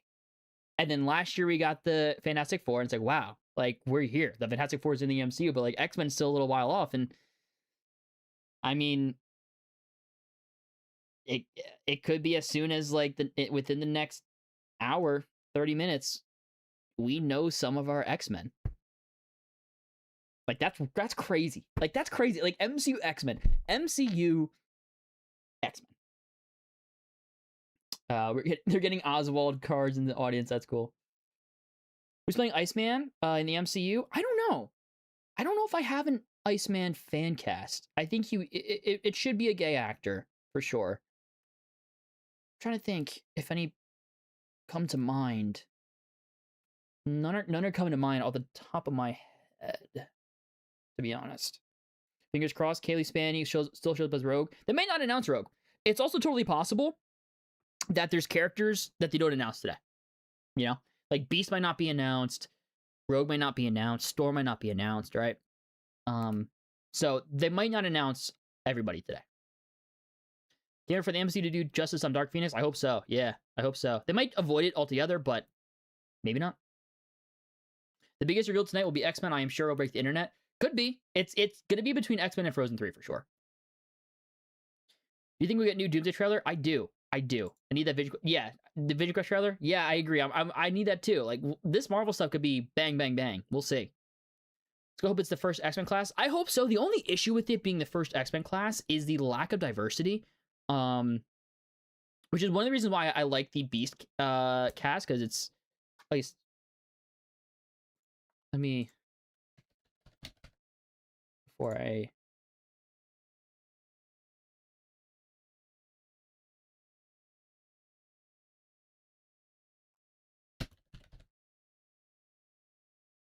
Yeah, that's why I like the Beast cast, because it's not just another white dude on the cast, right? Because you have Cyclops, Angel, Iceman, Jean, Beast, right? There's not a lot of diversity in that first cast. I think that's the only issue with it. So I hope that they add to it a little bit, and diversify a little more. Hunter Duhan, someone saying as a fan cast for Iceman. I have not heard that name before. I've not seen Wednesday. I mean, he has to look for it. He's 32 though. He's a little old, depending on how old they want Iceman to be. Beast dropped out. He might not have. We don't know. I know most people are excited, but I have anxiety over the X-Men cast. If it's wrong, I might vomit. I'm with you though. I'm with you. If they cast the X-Men poorly, I mean, that's all downhill, right? But really though, when have they ever missed on their MCU cast? Like genuinely, when has an MCU casting ever missed? I don't think I can think of one, genuinely. So, I'm not too concerned. Glenn Powell Iceman, he's too old. He's too old. Plus, I think he might play Nova. How long left till the panel finishes? Well, I think it started late, so maybe another, 30 minutes, give or take. I think the DC Cinematic Universe could compete with the MCU if they make it more like Justice League Unlimited series was for the DC Universe. No, I think they should just focus on making good stories. I don't think they should focus on competing with Marvel or being better than Marvel. Just focus on making good stories. That's all that matters. Genuinely, that's all that matters. Just rewatch Thunderbolts and Fantastic Four First Steps. I forgot how well written these movies are since Guardians of the Galaxy 3. Yeah, man. Yeah. The MCU has been back. The MCU has been back. Miles Heiser is Iceman? Don't know who that is either based off of the name. I wouldn't say the MCU has even ever left, personally. Agreed. I had not seen him in anything either, so I can't comment on him. Hey everyone, sorry for joining the stream late. Oh, you're good, man. Thanks for tuning in all, Graham. But I was watching the end of O3. How was it? What'd you think? No spoilers, but what'd you think? I get to see it, but I do want to see it. When do you think we'll get Spider-Gwen movie in the MCU? In the MCU, I don't think we'll get Spider-Gwen in the MCU, to be honest. First peek at the villain in Incredibles 3. I low-key thought that was like Avatar for a second. You know, it does look like. What does it look like? I was gonna say it looks like one of the avatars. It almost looks like Aang and Korra. That's what I was thinking too. Like Aang's silhouette and Korra, but yeah, it couldn't be. No, it couldn't be. They'll probably wait till Black Panther 3 for Storm. Yeah, they might, and I think that I'd be fine with just because it's Ryan Coogler, and that'd be so peak. That'd be so hype if Storm debuts in Black Panther 3. This has been my most anticipated thing for the past few years, other than X-97 Season 2. I might cry if it's good or bad. Fair. I think if they remade Disney Sky High, they should recast Melissa Benoist as Jetstream, Josie Stronghold in it. Do you think she would be a good pick for her? And would you pick for the Commander? It's hard for me to recast anybody from Sky High, honestly. Like, it's just so iconic for me. I don't know. I really don't know who I'd pick for the Commander. Low key, like, have the kid who played Will Stronghold play the Commander in a recast, in a remake. Hey, there you go. I don't think they should ever remake it. But if they do, why not? The other answer is Kurt Russell's son, Wyatt Russell. Oh yeah. I think he plays the younger version of him in the Godzilla show. Yeah, which is cool. I can't think of the name. I can't either, but that is cool. Hunter Duhan as Iceman, he was Muse. So yeah, probably not him as Iceman then, because I can see them casting a black or biracial actor as Iceman, which I think could be a good choice. I don't think there's... Now, look, I haven't read the comics too deeply when it comes to Iceman, so I don't know for certain, but I don't think there's anything in the comics that makes it so that Iceman needs to be white, so I think that'd be a perfectly fine choice.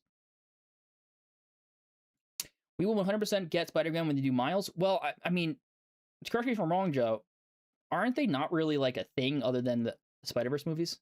Spider-Gwen and Miles? In the comics, they were a thing.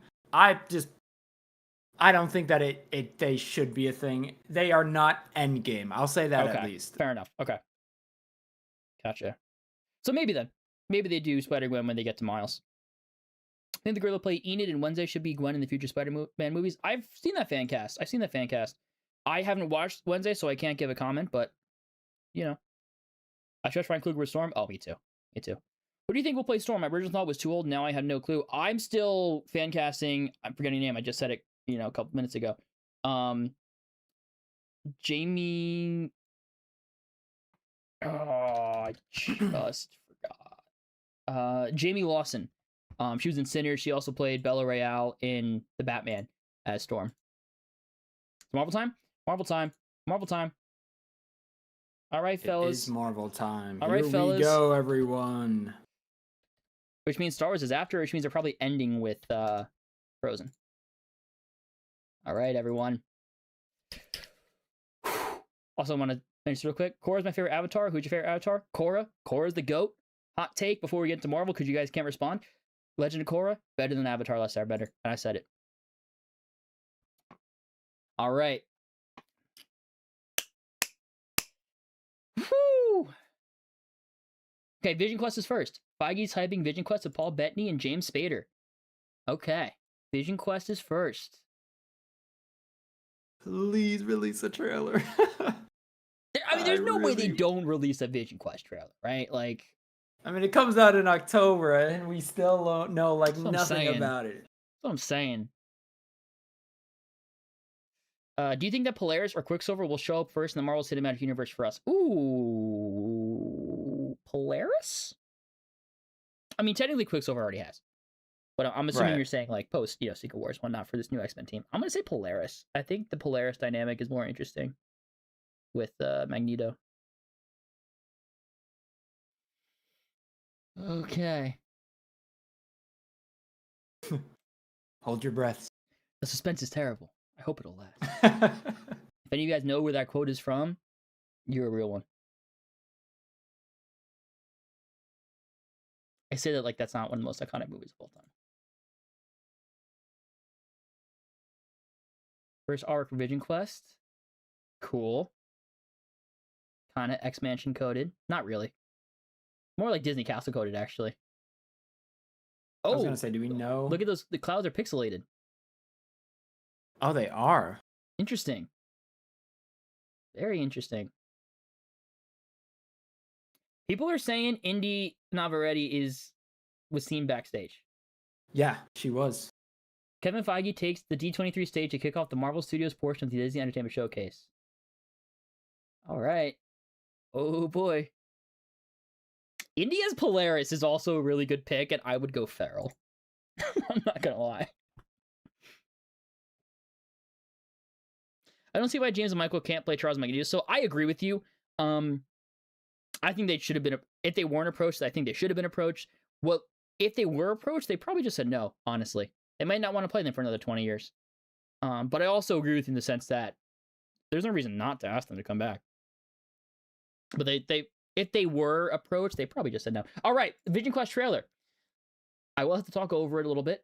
But let me know in the chat, y'all, if you can hear it well. Joe, let me know if you can hear it. Let's go. Before you started working here, I remember when you He's come human. in all the time with that redhead. He is. He's human. I was a different person back then. Oh, wow. Okay. How about now? This is so interesting. Anyone waiting for you tonight? No. Oh. Interesting. LMD? Is just LMD?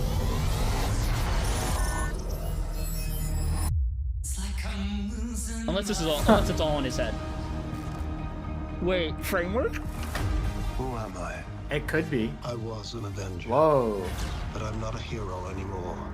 I've faced Interesting. them not as He's watching virtue. it. Interesting. All I have is his name. Welcome home. Watching Vision. Age of Ultron. This house is getting crowded, Vision. Ultron! Oh. Human avatars. Oh, wow. Sir, I cannot overstate the dangers of keeping him around. Yes, but he is Dad? Papa? Peepaw? I'm a stranger to myself. That family wasn't real. You sure about that? Interesting. I had a father Oh, Tommy. called Vision. Muzzle tough. It's a boy. Okay. They're just showing Tommy. How is Ooh. this possible? Oh, wow. Free us all. Oh, all right. And save your son. Don't know who that was. Experience the final I vision. wish to understand my purpose. With a genocidal maniac inside your head. Oh, he got an accent. Okay, Nothing I'm gonna have to go bonds a back to that family point real together quick. Is that a like new mortal look? Jeopardy. Was that a more comic booky look for Vision? I wasn't even thinking about that. Okay, we'll go back to look at that as well. Okay. There. I'm not. Oh, good call. Oh, Yeah, it great is. call. It definitely is. Wow. He Great looks pretty call. good. What do we think, guys? What do we think about the trailer? Okay. Is that? I'm trying to see if that's sword. That would be interesting. Only because that would get me and box office is excited. But look, ooh, okay, interesting. I don't hate it. I also don't hate it. I don't hate that new look. Okay, all right, guys, what do we think of that trailer? I think it looks pretty good. And we got a poster here. Cool. I dig it. I dig it.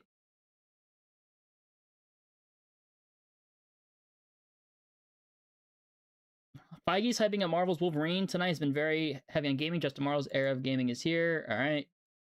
Blah, blah, blah, whatever. Replay, I was talking crap with She Comics.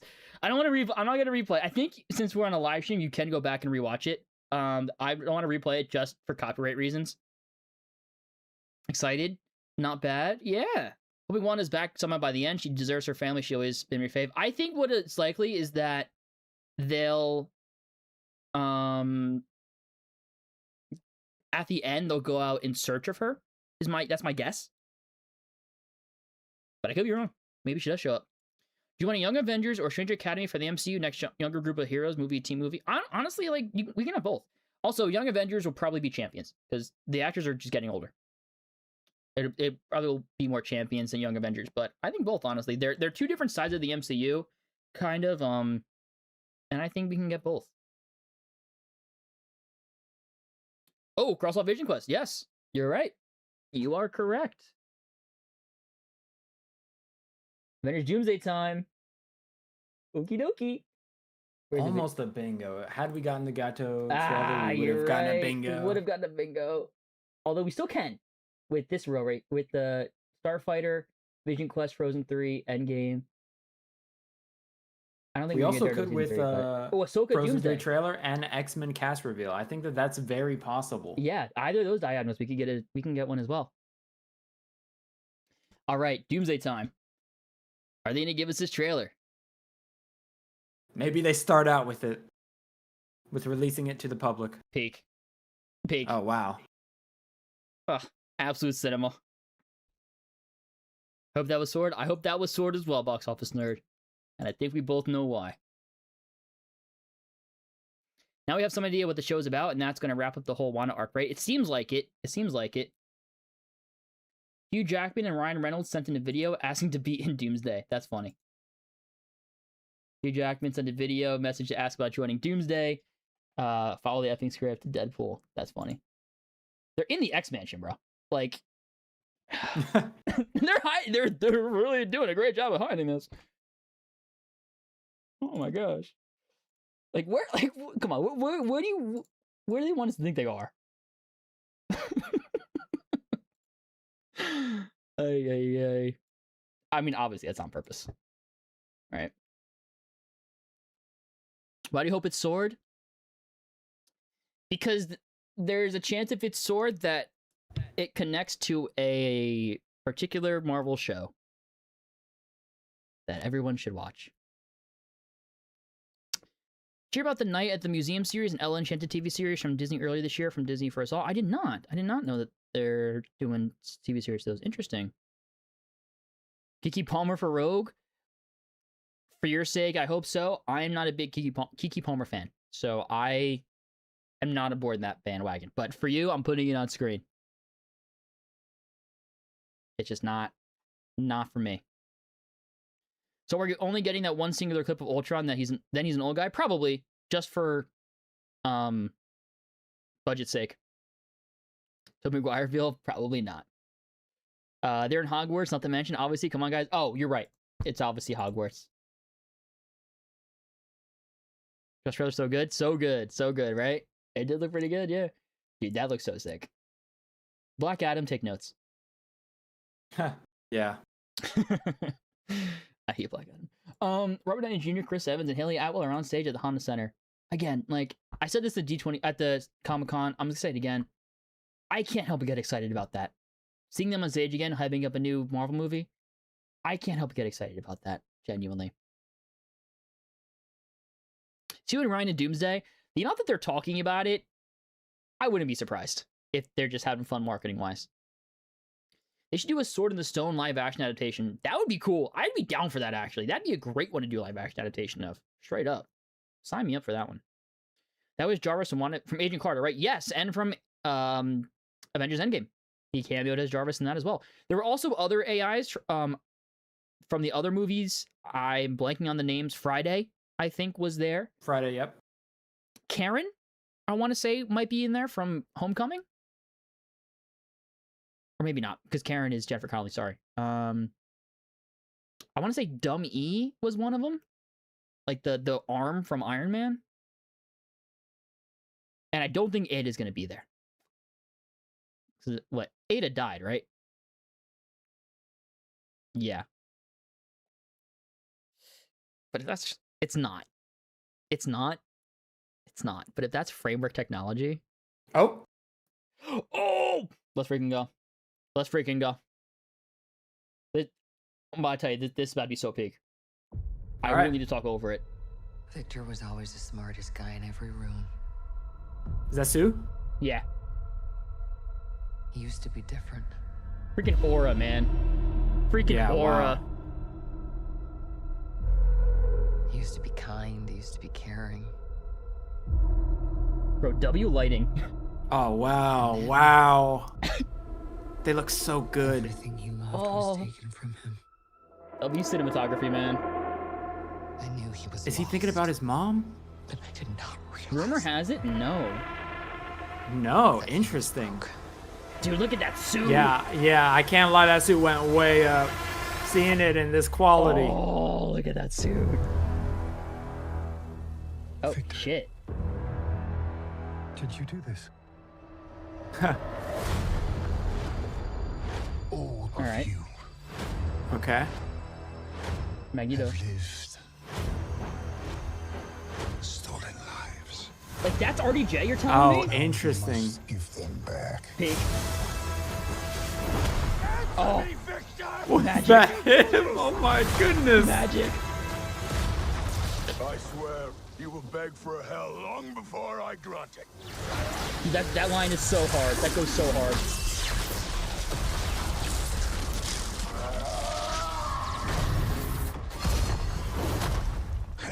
Oh wow. To me. Listen to this. I know, bro.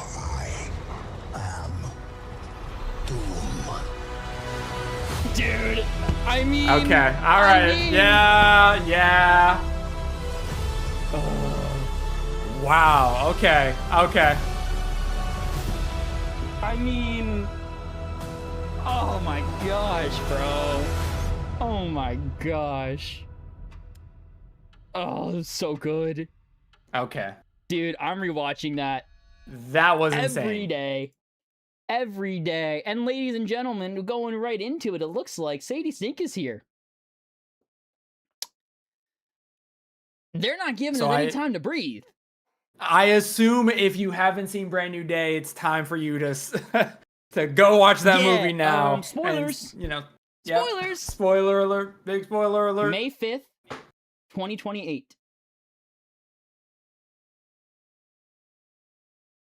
Dude, I'm genuinely about to cry. Like, going from this peak Doomsday trailer to the X-Men cast reveal to maybe Ahsoka and Starfighter.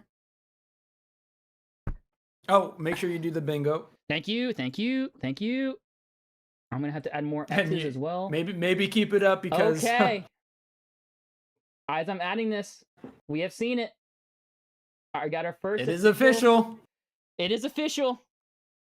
Kit Connor has been officially cast as Cyclops in the MCU.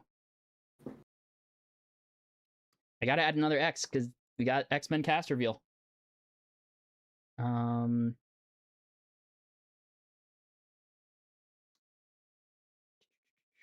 I gotta find where I saved the X. Oh wow. Indy Navarrete as Rogue. I'm hype about that. Sign me up for Gambit. Sign me up for Gambit. That's good. I think you guys are gonna be proven wrong. I'm saying that right now. I think you're all gonna be proven wrong. I think that's great. That's an insane casting. I love that. I love that. We watched Superman and Lois. That's what so I'm saying, perhaps, bro. We were there from the beginning. Yeah, perhaps we're a little bit more excited than a lot of people. That's gonna be insane. We were for there sure. from the beginning. Christopher Abbott, Professor X. Okay, I have not seen him in anything, so I can't comment on that casting. But look, like I said before, I trust him. I trust him.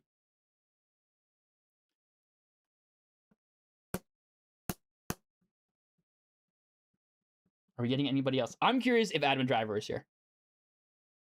That's my That big. would be insanely cool. And my cope for that, keep him on stage, announce the hunt for Ben Solo. Oh my gosh! Okay, speak of the devil. Oh. Adam Driver is in the cast as Mr. Sinister. Peak. Absolute cinema, man. All right. Kit Connor, Indy Navarrete, Christopher Abbott, Adam Driver, Sadie Sink. Ugh.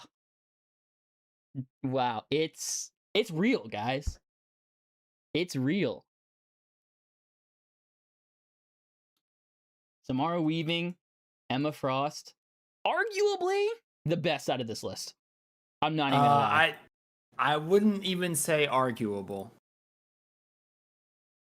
Arguably the best on this list. Is there anybody else though? The rumor was we get 1, 2, 3. Yeah. Rumor is we get 5 new casting announcements today. So that might be all the new casting announcements we get today. Maybe not. That could be everything. And on it, like, that's fine. Excuse me. We have the leader of the X-Men. We got Rogue. We got Professor X, the villain, and Emma Frost. I'm cool with all that. I don't need to know the I'm rest very right cool now. with all that. But what I do need, I need that video of them announcing every single one of them coming on stage, except for him. It seems like he didn't come on stage, which means my hunt for Ben Solo cope is dead already. Wow. Whew. It's 5 a.m. here. Just give me X-Men so I can sleep. Go to sleep. You got your X-Men. Get some good rest. From all you guys overseas that it's like early in the AMs, make sure you guys get some rest. Make sure you guys sleep in. It's real. It's real. X-Men movies are gonna be so peak. They really are. And don't forget, this cast is great, right? But the most important, the most exciting thing is the fact that it's being written and directed by the people who made Thunderbolts. Like, don't say and more, like, you know. And more. Say that that's it for now. Actually, sobbing as you should be, man. Like, this is great. Will the Defenders be invited to this Doom party, or are they probably just appearing in MCU Secret Wars movie? Maybe appearing in Secret Wars as a quick cameo, low-key. Rumor is Magneto's not in the first movie, which is a little bit disappointing, but understandable. So we're probably going to wait a little bit to find out who Magneto is in the MCU. Mr. Sinister is going to cut his long hair for us. True. So I got actors in their 40s for X and Sinister, and then actors in the early 20s, but Samara is mid-30s. Needs a few more announcements to see about chemistry. It is interesting, right? I'm curious what they're gonna do about that, what they're planning. If it gives me the most hope for it, Thunderbolts is your favorite post-Endgame movie? Me too. Yeah. I think now Brand New Day is taking that spot. But before Brand New Day, it was Thunderbolts, for sure. Storm announced. I don't think so. Now they're going to Star Wars. Looks like Storm is not announced, but we got our X-Men cast, y'all. Oh, never mind. Where did that come from? Oh. Maya Boyd has been cast as Storm. Okay, I don't know her off the top of my head. If you guys have seen her in anything, let me know. What do you guys think? There we go. We got Storm as well. Awesome. Awesome. Let me pull up the Star Wars. Now, okay, now this for me also is like really hype. I know you all might not be Star Wars people. I am Star Wars people. Dude, if they dive into Mortis, oh my gosh, if they dive into Mortis. Dude, if this trailer also releases, I'm gonna go even harder than I did for the Doomsday trailer. Do you think Mystique is in the first movie? I don't think so. Maybe as like a spy, but I don't think so. Maybe in the same way that Chameleon is in Far From Home. Yeah. Maybe I'll be proven wrong about Indy. I'm very excited to see her because, to be fair, I've only seen her in Obsession. I'm going to trust your opinion here. I think she's going to be great. Hayden Christensen returns as Anakin Skywalker in Ahsoka Season 2. We knew that already, yeah. Anakin will continue to guide Ahsoka and see if she's truly a Jedi. Woo! We got a trailer. Okay. Ahsoka, Rosario Dawson, Amon Esfandi, and Hayden Christensen joined Dave Filoni to celebrate the show's second season, and we have a trailer. Maya Boyd is Broadway. Okay. I gotta say, I like that dress. I was about to say, very Star Warsy dress. Yeah. To see what's next for Ahsoka. The season is massive.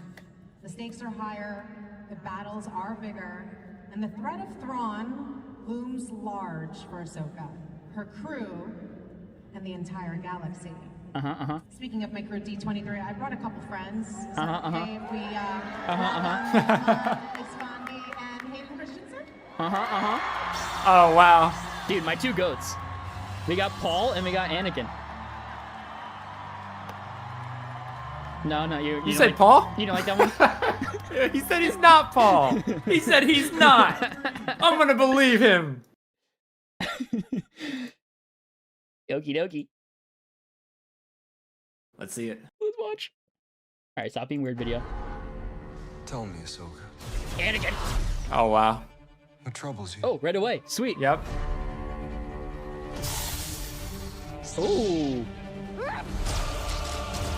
Ooh. Okay. I'm always walking by your side. Citizens of the glorious empire, I have returned. I took an oath to protect the empire.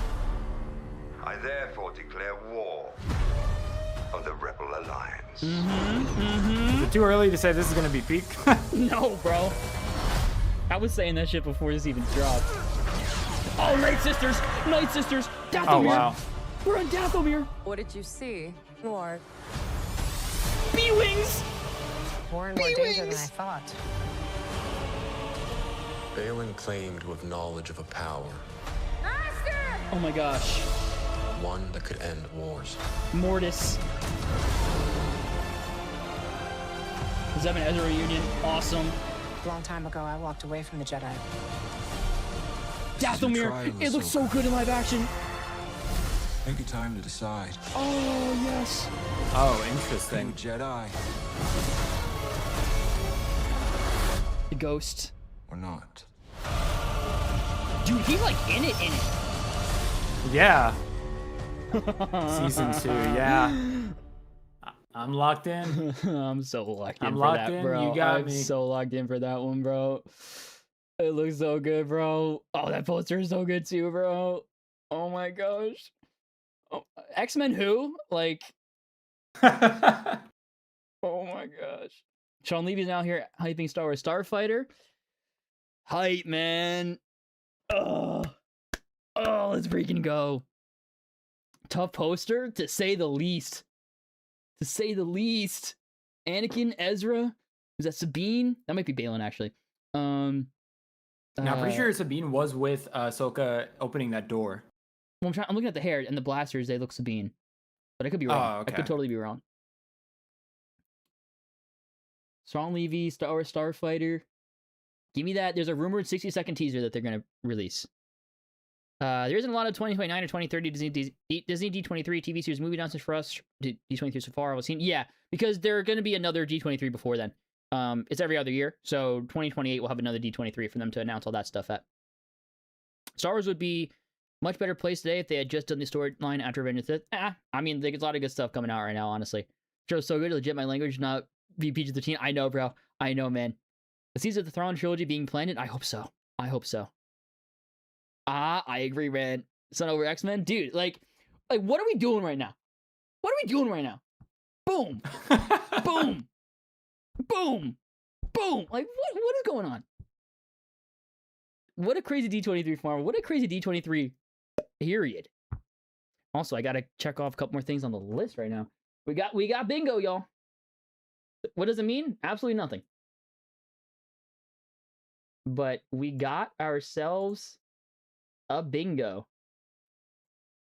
with that Ahsoka trailer. Got some bingos in the chat. Bingo! Bingo! All-time presentation? Oh, for sure.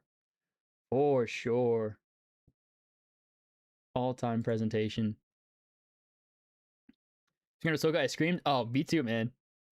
Emma Frost is your favorite character cast in X-Men so far? Oh, yeah, great cast so far for her. Great for her. Frozen 3 and Starfighter, and had to, like, throw glass. Well, we might get both. This might be the happiest I have been all freaking decade. Look at that. Look at that. Dude, he's, like, in it. Like, he's, like, in it. I think a lot of Daredevil Season 3 has been leaked online. Really? Interesting. No Incredible 3 trailer. That's still like 2 years away. So, wish I watched Clone Wars as a kid because I don't got time now. Well, make time, box office nerd. It's freaking good. Genuinely. You gotta finish it too, Joe. I do have to finish it. You're so right. Also, I totally missed. Premiere January 20th. All right, you got till January 20th to finish it. Actually, no, you gotta finish Rebels. You have until January 20th. I have to finish Clone Wars first. Oh, right, you have until January 20th to watch Clone Wars and Rebels, and I'll watch as much of that with you as you want me to. Okay, just time to sleep. Thank you so much for this. Enjoyed it as well. See you next time. See you next time, Nova. Get some sleep. Get some rest. Thank you for tuning in. I appreciate it. Get a Starfighter trailer next. I'll be so happy. Yeah, I'm not expecting it. I don't want to, like... This has already been way more than I expected. If they probably accidentally posted it before. It either leaked or they posted it early. I'm guessing. Yeah, no Friendly Neighborhood Spider-Man Season 2. There's a Spider-Man panel tomorrow. It might be there. I'm not streaming for that, but it might be there. Might not. Fingers crossed for Your Friendly Neighborhood Spider-Man Season 2 trailer tomorrow. Sean Levy just did a sizzle reel of Ryan Gosling from his days at the Mickey Mouse Club. That's right. He was like there on Disney as a kid. Isn't that crazy? Wow. Yeah, he looks like Ryan Gosling. Yeah.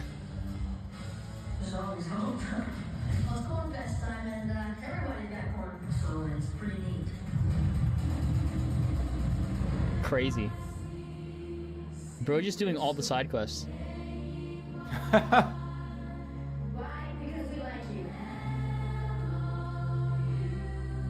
Oh, wait, so you make Max gotta talk over a little bit. Gotta talk over it a little bit.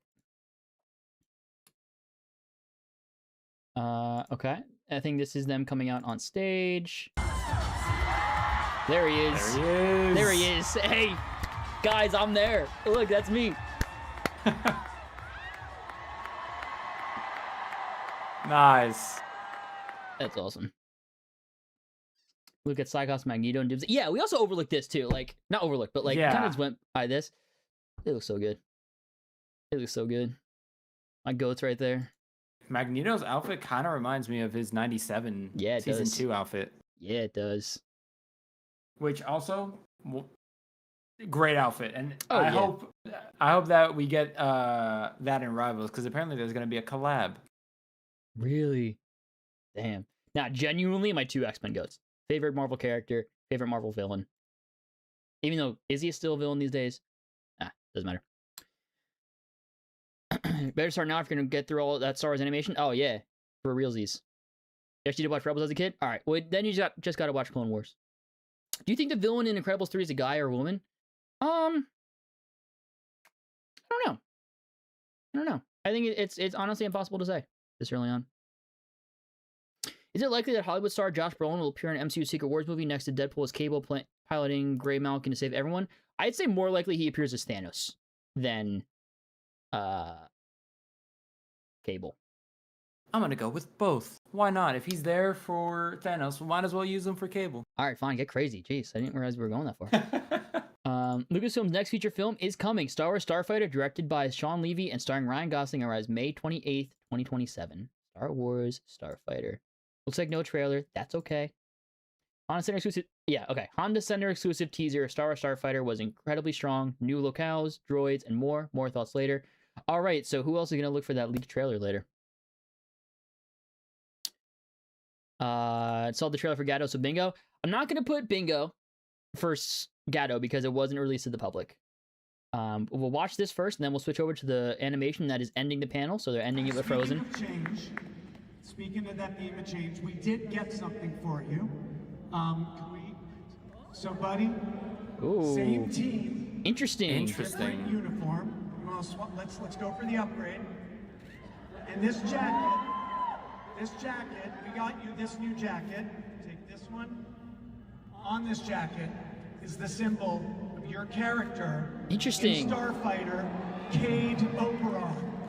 Upside down Rebel Alliance logo. That's interesting. What does that mean? We don't know yet. All right, now we're gonna switch to the Walt Disney animation to finish this up here.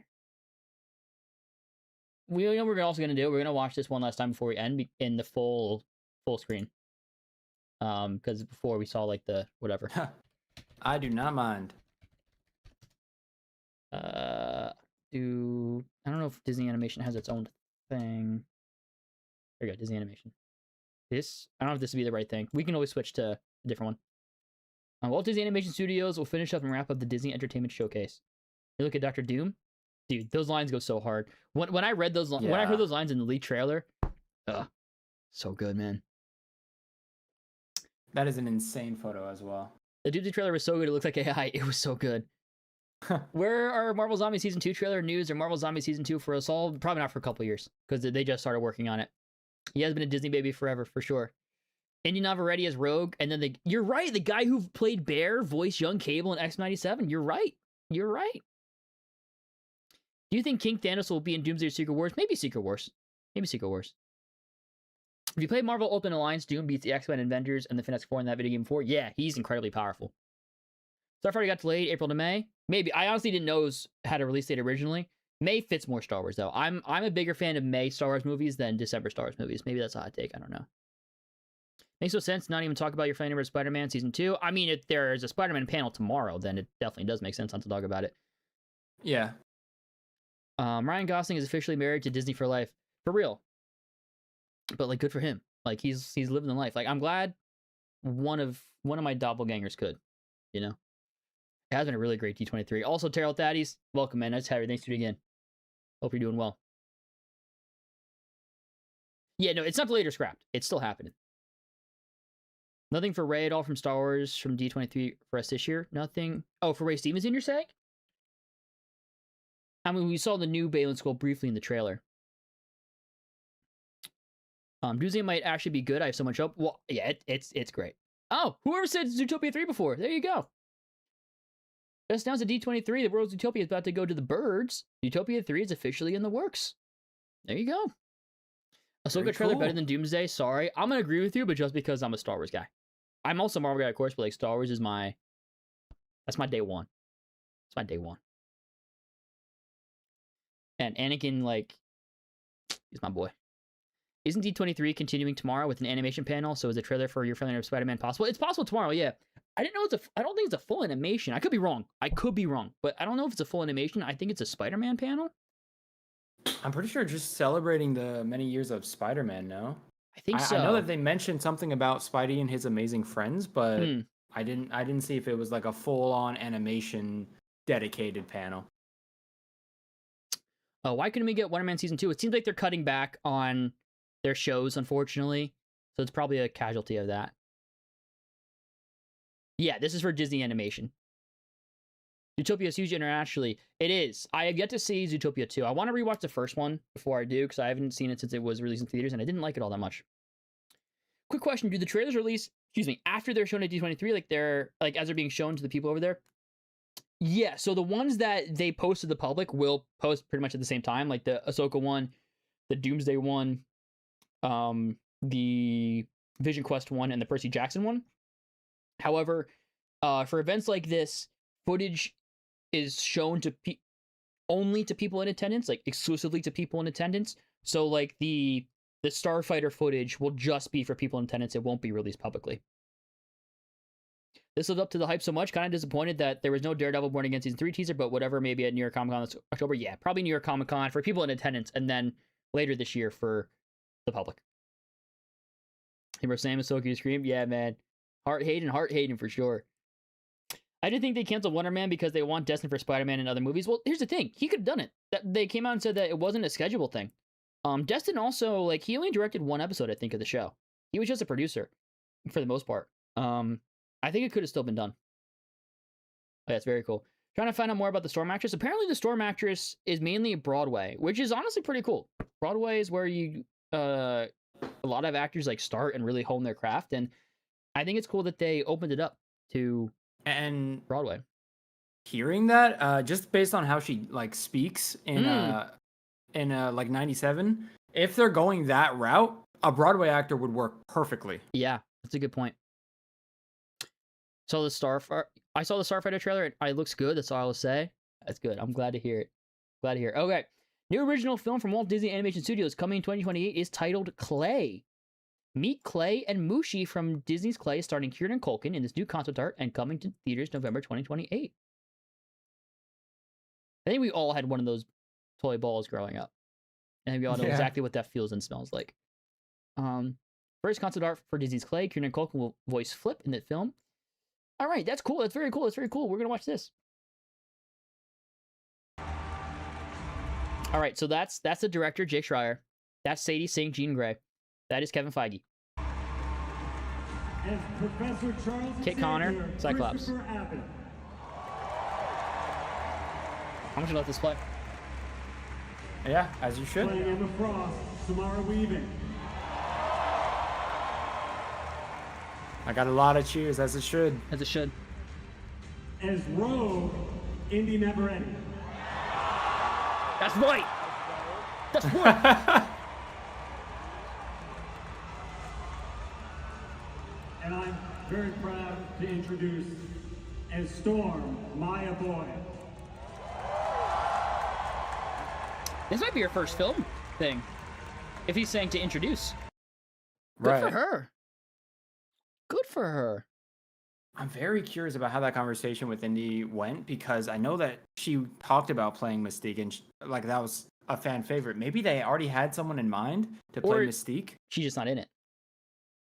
or Mystique just isn't in it. But it's just curious because if Indy if it was up to her, she could have waited on Mystique. True. But also, I'm like, Rogue's the bigger character. Right? Yeah, true. So if I go in like, hey, I want this side part as Mystique, and they're like, actually, what about like one of the main characters? I'm like, okay. Twist my arm, why don't you? I'm just thinking, like, if she loves Mystique, like, if that's one of her favorite characters, and she wants to play Mystique specifically, so much to the point where she wouldn't want Rogue. I mean, obviously she's playing Rogue, so yeah, I'm sure that if that did happen, and she just chose Rogue anyways. But I'm just curious as to like how that conversation went from Mystique to Rogue. Well, it honestly, you might bring up a good point of like, does that mean Rogue has a really interesting story in this? So much so that it convinced her to take the part. Jared Bush is bringing out Haley Steinfeld to discuss Hexed. Walton Goggins has joined the cast of Hexed. Very cool. Do you think that NYCC, that they announced another Phase 7 movie or two? No. NYCC, at least last year, was more TV-based, so I think it might just be like X-97 Season 3, Daredevil Season 3. Maybe they announced there's a rumored Heroes for Hire special presentation that rumored to start filming in in January, so maybe they announced that. I think it's relatively small, if there is anything. Is there enough time for the MCU to introduce Fantastic Four Valeria Richards, or is it more likely that we would see her after Secret Wars? I think after Secret Wars. A classically trained theater actor has to be a good thing. 1,000%. 1,000%.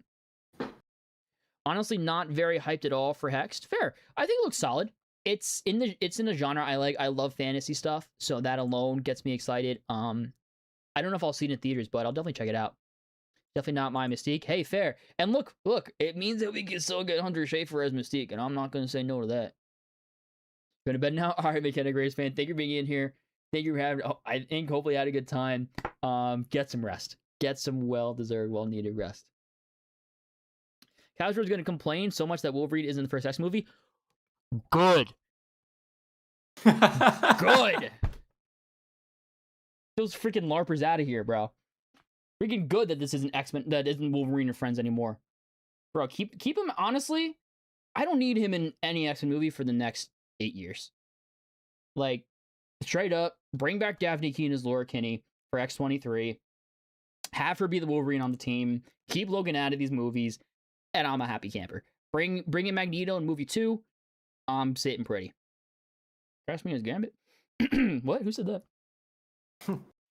Straight up though, like maybe I do start practicing my Cajun accent. All right. Just start repeating the lines in Deadpool and Wolverine. Straight up, bro. Straight up. I desperately need a Daredevil movie in the MCU. If Born Again was canceled, a film would be the perfect opportunity to end off Kingpin's story. Spider-Man 5. If he's going to appear in Spider-Man 5. Yeah. Spider-Man 5. Freaking do it. Maya Boyd played in the Juliet on Broadway. Oh, interesting. Okay. Was she the lead? Was she Juliet in Anne Juliet?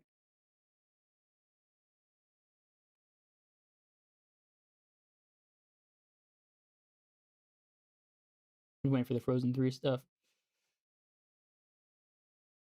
Oh, dude. Also, like, freaking Adam Driver is Mr. Sinister. Yeah, that's an insane casting. Also, yeah, he finally said yes. How good must this be? Right. For him to have said yes. He's been approached for Marvel apparently countless times. Just waiting for everybody to show up. Enjoy your weekend, D23. Like, how good must this freaking script be? It's Adam Driver. He's like one of the best actors of our time, and I don't think that's crazy to say. I fully agree with you there. And like Mr. Sinister is like a recurring character. Right. He's not just a one and done, or at least he shouldn't be. a one and done villain. He's a recurring character. Oh, fuck yeah. Sorry.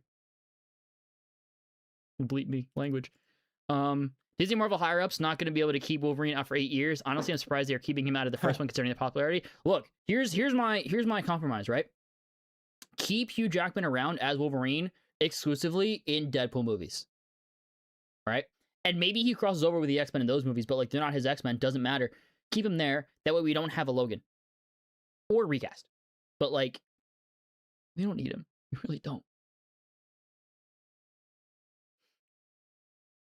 Adam Driver's Mr. Sinister is your favorite casting movie. That's a fair pick. Very valid pick. He turned on Marvel so many times finally. No, exactly. Adam Driver's the main villain for the X-Men reboot. I can't wait. For real, bro. Pure Magic, Walton Goggins is Beef, Roger Crumchuck, and Jodie Foster is Jodie's character's name. Okay. Why so secretive? And Disney's Animation's Hexed, arriving only in theaters November 25th.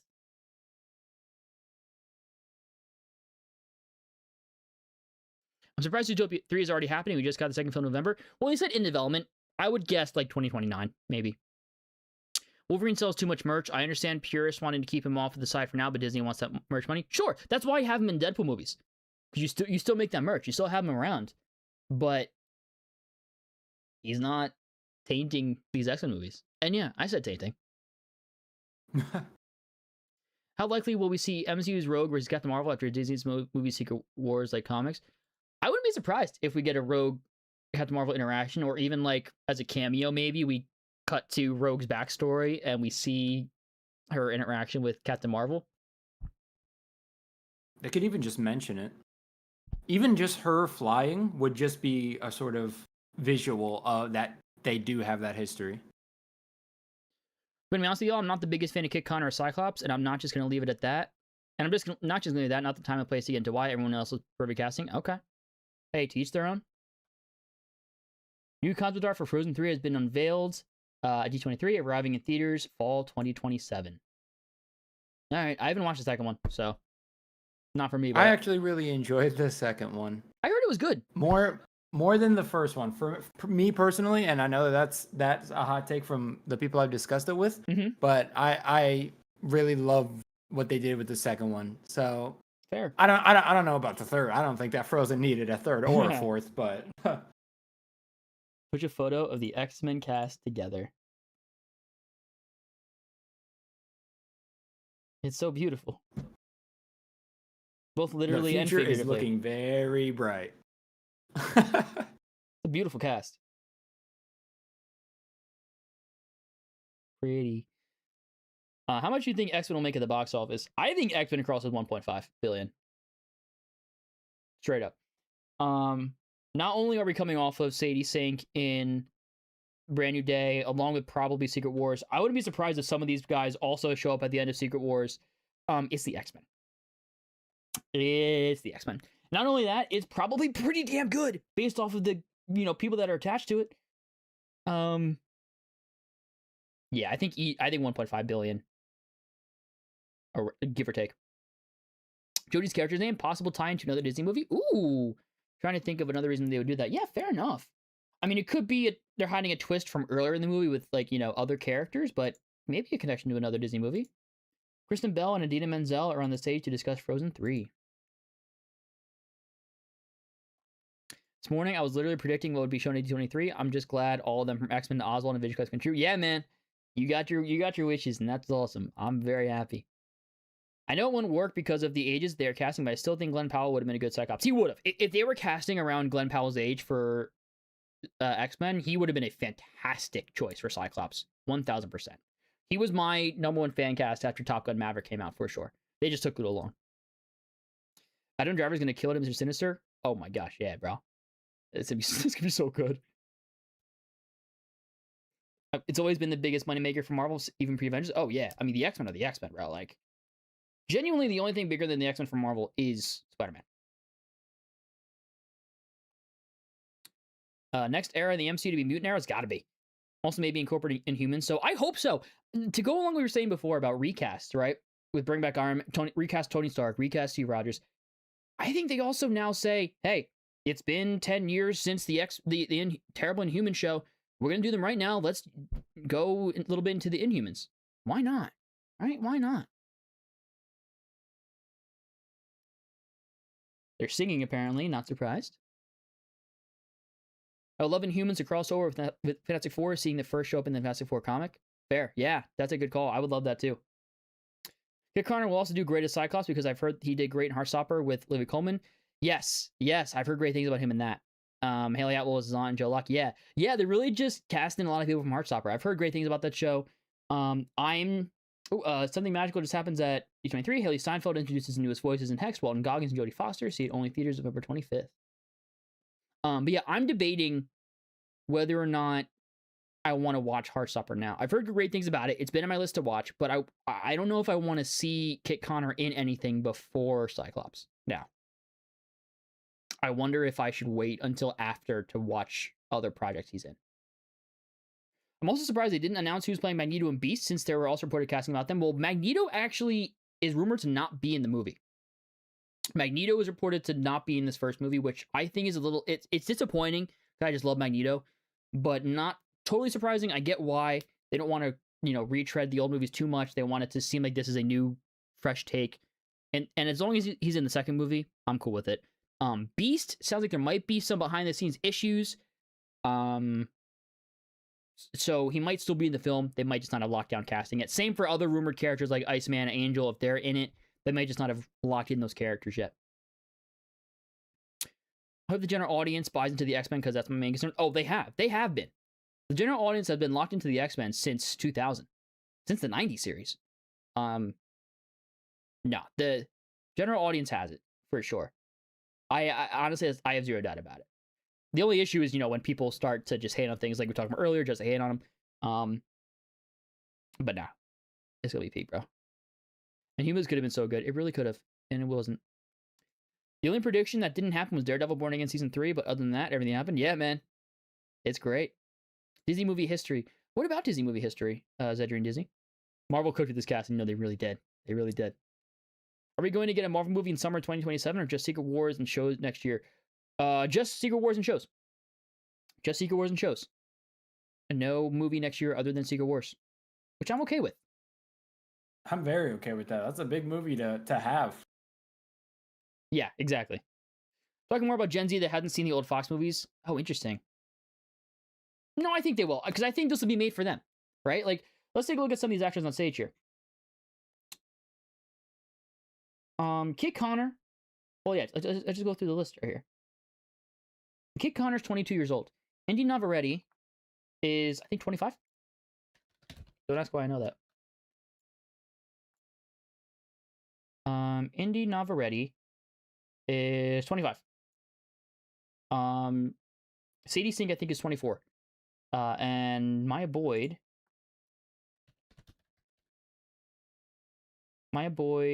is young. I don't know. We don't. I don't see a birthday here on Google, but she looks young. I mean, it's Gen Z. Maya Boyd's 23. Thank you. Yeah, like it's Gen Z. The cast is Gen Z, right? You have Professor X who's older. You have Sinister who's older, and Emma, interestingly, older. I'm so curious about that. But it's a Gen Z cast. It's made for them, just like Brand New Day was made for them. Olaf will have a love interest in Frozen 3. All right, fair enough. Interesting. They should get the Newton Brothers to do the score, dude. If they get the Newton Brothers to do the score, I will ascend in the theater. Like, no, get Giacchino. If they get Giacchino, I love Newton Brothers, don't get me wrong. If they get Michael Giacchino to do the score for X-Men, I'm never leaving that theater. And I'm so serious about that. Michael Giacchino, I'm sure y'all know who he is. Has done the score for pretty much every movie in the past 20 years. He did Sky High. He did Incredibles, the Spider-Man movies. He did the Batman, among a lot of others. Great ones. But he did Rogue One. Oh, dude, if they get Michael Giacchino. Oh my gosh. Olaf, love interest. Need the X-Men logo in HD. Some will eventually upscale to recreate it. My friend has been able to get me the first poster for Fantastic Four, the first poster for Doomsday. I doubt he'll still be able to get it for this, but if he's still able to get the poster for X-Men, I will love him forever. Yeah, the casting alone, it's Gen Z casting. Like, you got the main people that have a crush now on the main actress from Obsession. You have Kit Connor, who is the other half of Gen Z's crush. It's a Gen Z cast. Yeah, Flashback and Sinister in the 40s, but that's okay. Like, that makes sense. They're supposed to be. We do know people are enjoying X-Men. Thanks for updating the comic, game, movie series, so it's safe to say Gen Z would join them. Yeah. And that's risky? A Gen Z X-Men movie is very, very risky? I don't think so. It's going to alienate the lifelong X-Men fans that grew up with the comics. I disagree. If anything, it makes sense, because the X-Men have always started young. If anything, it's like, it shows them, oh, they're, like, taking this seriously. They're not making them all adults right away. I'm hyped for India's Rogue. I am also hyped for India's Rogue. Yeah, direct Werewolf by Night. Oh, John Pisano, bring him back from the Fox movies? Yeah. Yeah, he did the Fox movies, right? Although that might make it sound too similar to the Fox movies, but I mean, they're great. Or am I misremembering? I want to say he did. He did, right? Or am I, is it, to be fair, guys, it is almost 1 a.m. for me, so. Oh, no, he did the Spider-Man game. He did Spider-Man 2. And Spider-Man, oh, and he did Daredevil. Okay, yeah. He's also good. He'd be a good choice. He'd be a good choice.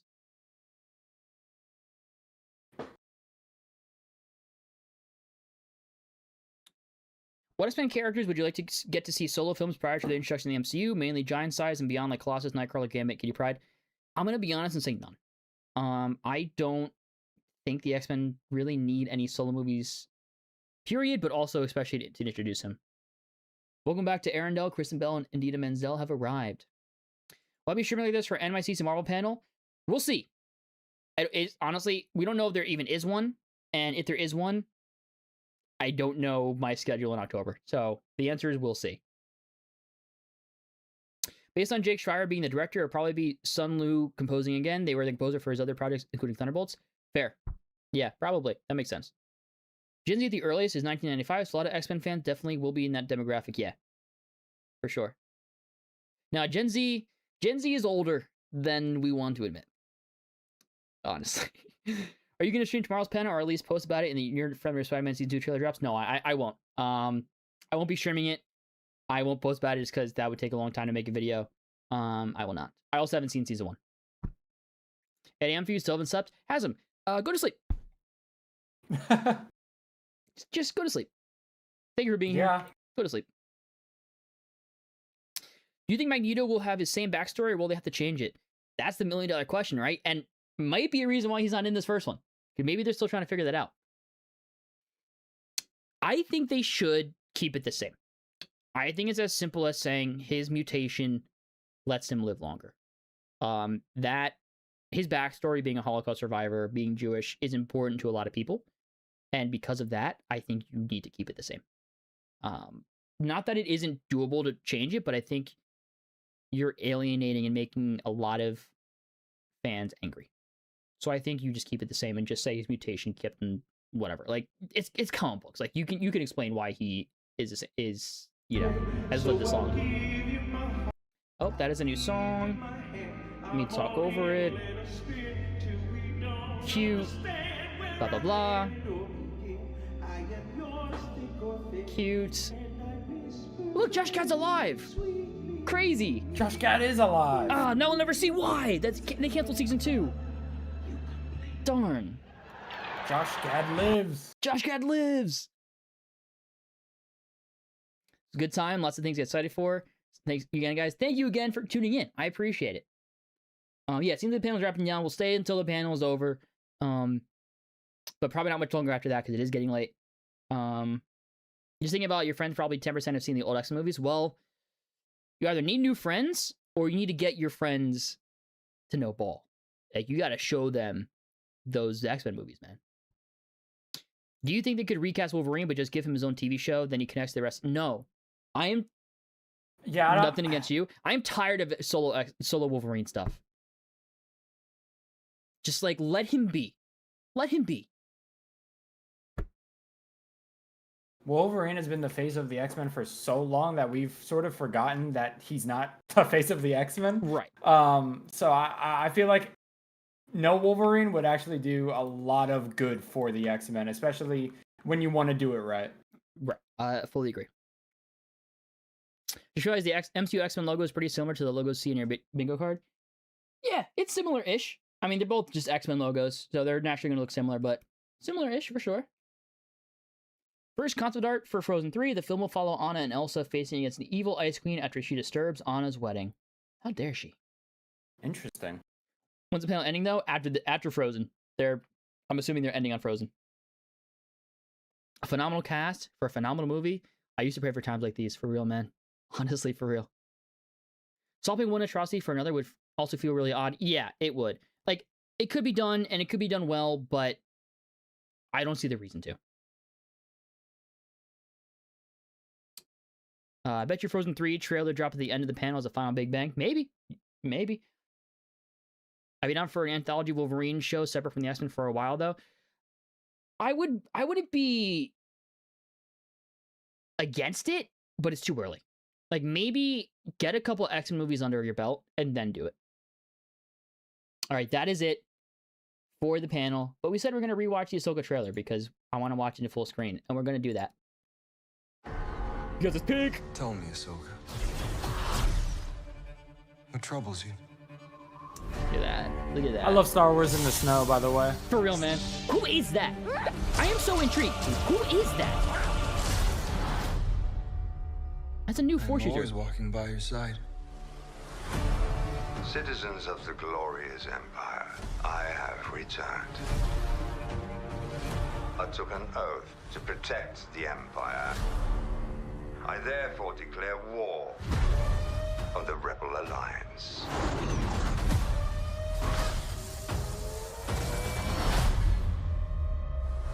Is this another hallway scene?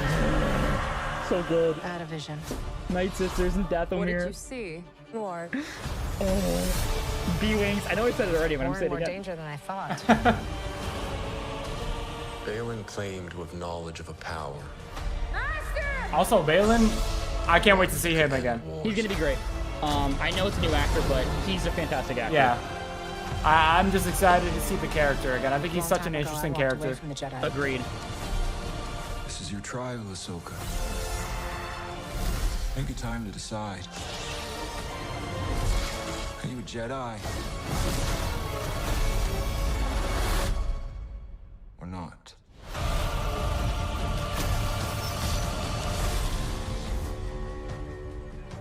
It looks so good.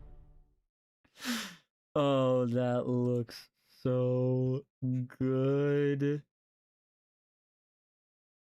Holy crap. Guys, what a panel. What a panel. What's up, Cooper Goats? Welcome back, man. It's Harry. Thanks for tuning in. Hopefully you're having a good time. Unfortunately, a good day. Unfortunately, we're going to have to end the stream here. It is getting close to 1 a.m. But I thought that was a great D23. One of the better D23s in recent history. But I also want to say this for future conventions, future D23s, Comic-Cons, whatnot. Don't expect every single one to be like that. That is the exception, right? That a convention is that peak. Don't expect every single one to be like that.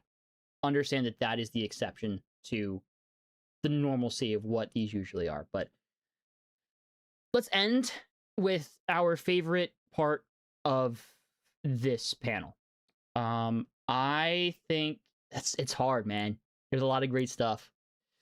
I'm gonna say my favorite part, I think, honestly, has to be the Ahsoka trailer. It has to be the Ahsoka trailer. Star Wars is my thing. I love Ahsoka Season 1. A lot of Anakin. We got Dathomir. We gotta be the Ahsoka trailer for me, but obviously X-Men's up there. Obviously the Doomsday trailer's up there. Obviously the X-Men, the VisionQuest trailer's up there. But for me, it's got to be the Ahsoka trailer. Joe, what was your favorite part of this panel? I would probably lean towards the Doomsday trailer or the X-Men casting. I gotta say that X-Men casting was really surprising that just on certain ones, other ones were already rumored, so I had already had them in my mind. That's why I think I would lean towards Avengers. But it was just the fact that not only Avengers and X-Men, but also with Ahsoka, I loved that they happened one after another, and we didn't really have a second to breathe. That was amazing. That was awesome. That was incredible, and it was just a very very fun feeling, and that's exactly what you want at these conventions. That's exactly what I wanted here, and that's what I got. I'm very satisfied. Yeah, we can finally sleep now. I just feel like what happened with the Fantastic Four, the X-Men logo might just be a pre-release. Oh, it totally is a pre-release. Yeah, totally is just a placeholder pre-release. Friendly Neighborhood Spider-Man Season 2 is not canceled. It's not canceled. They said they're going to focus more on animation, actually. Are you saying that Disney MCU shouldn't make Weapon X projects for the focus of future movies? Yes. Yes, that is exactly what I'm saying. That's exactly what I'm saying. Wolverine should not be the focus because he's not the focus.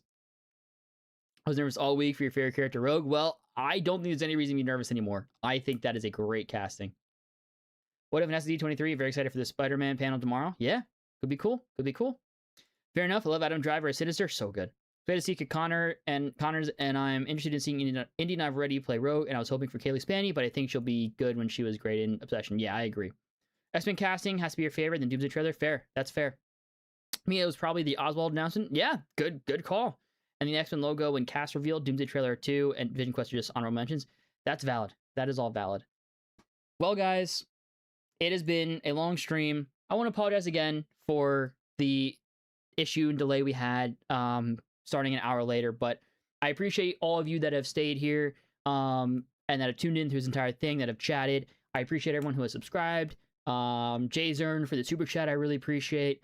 So this is probably the last stream for a little bit, just because there's no big panels right now. But know that I am still slowly working on my video in the background. Like I said earlier, it will still take a little bit because I still got to learn 3D animation and 3D modeling and everything. So I got to work through all of that. But I'm still working on it. So don't think I'm just not doing anything. I'm still slowly working on it, and hopefully we'll have it sometime soon, relatively speaking.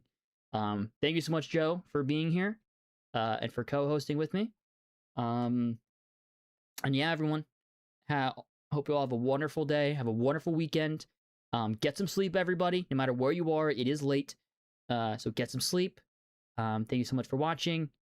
And remember to be punk rock.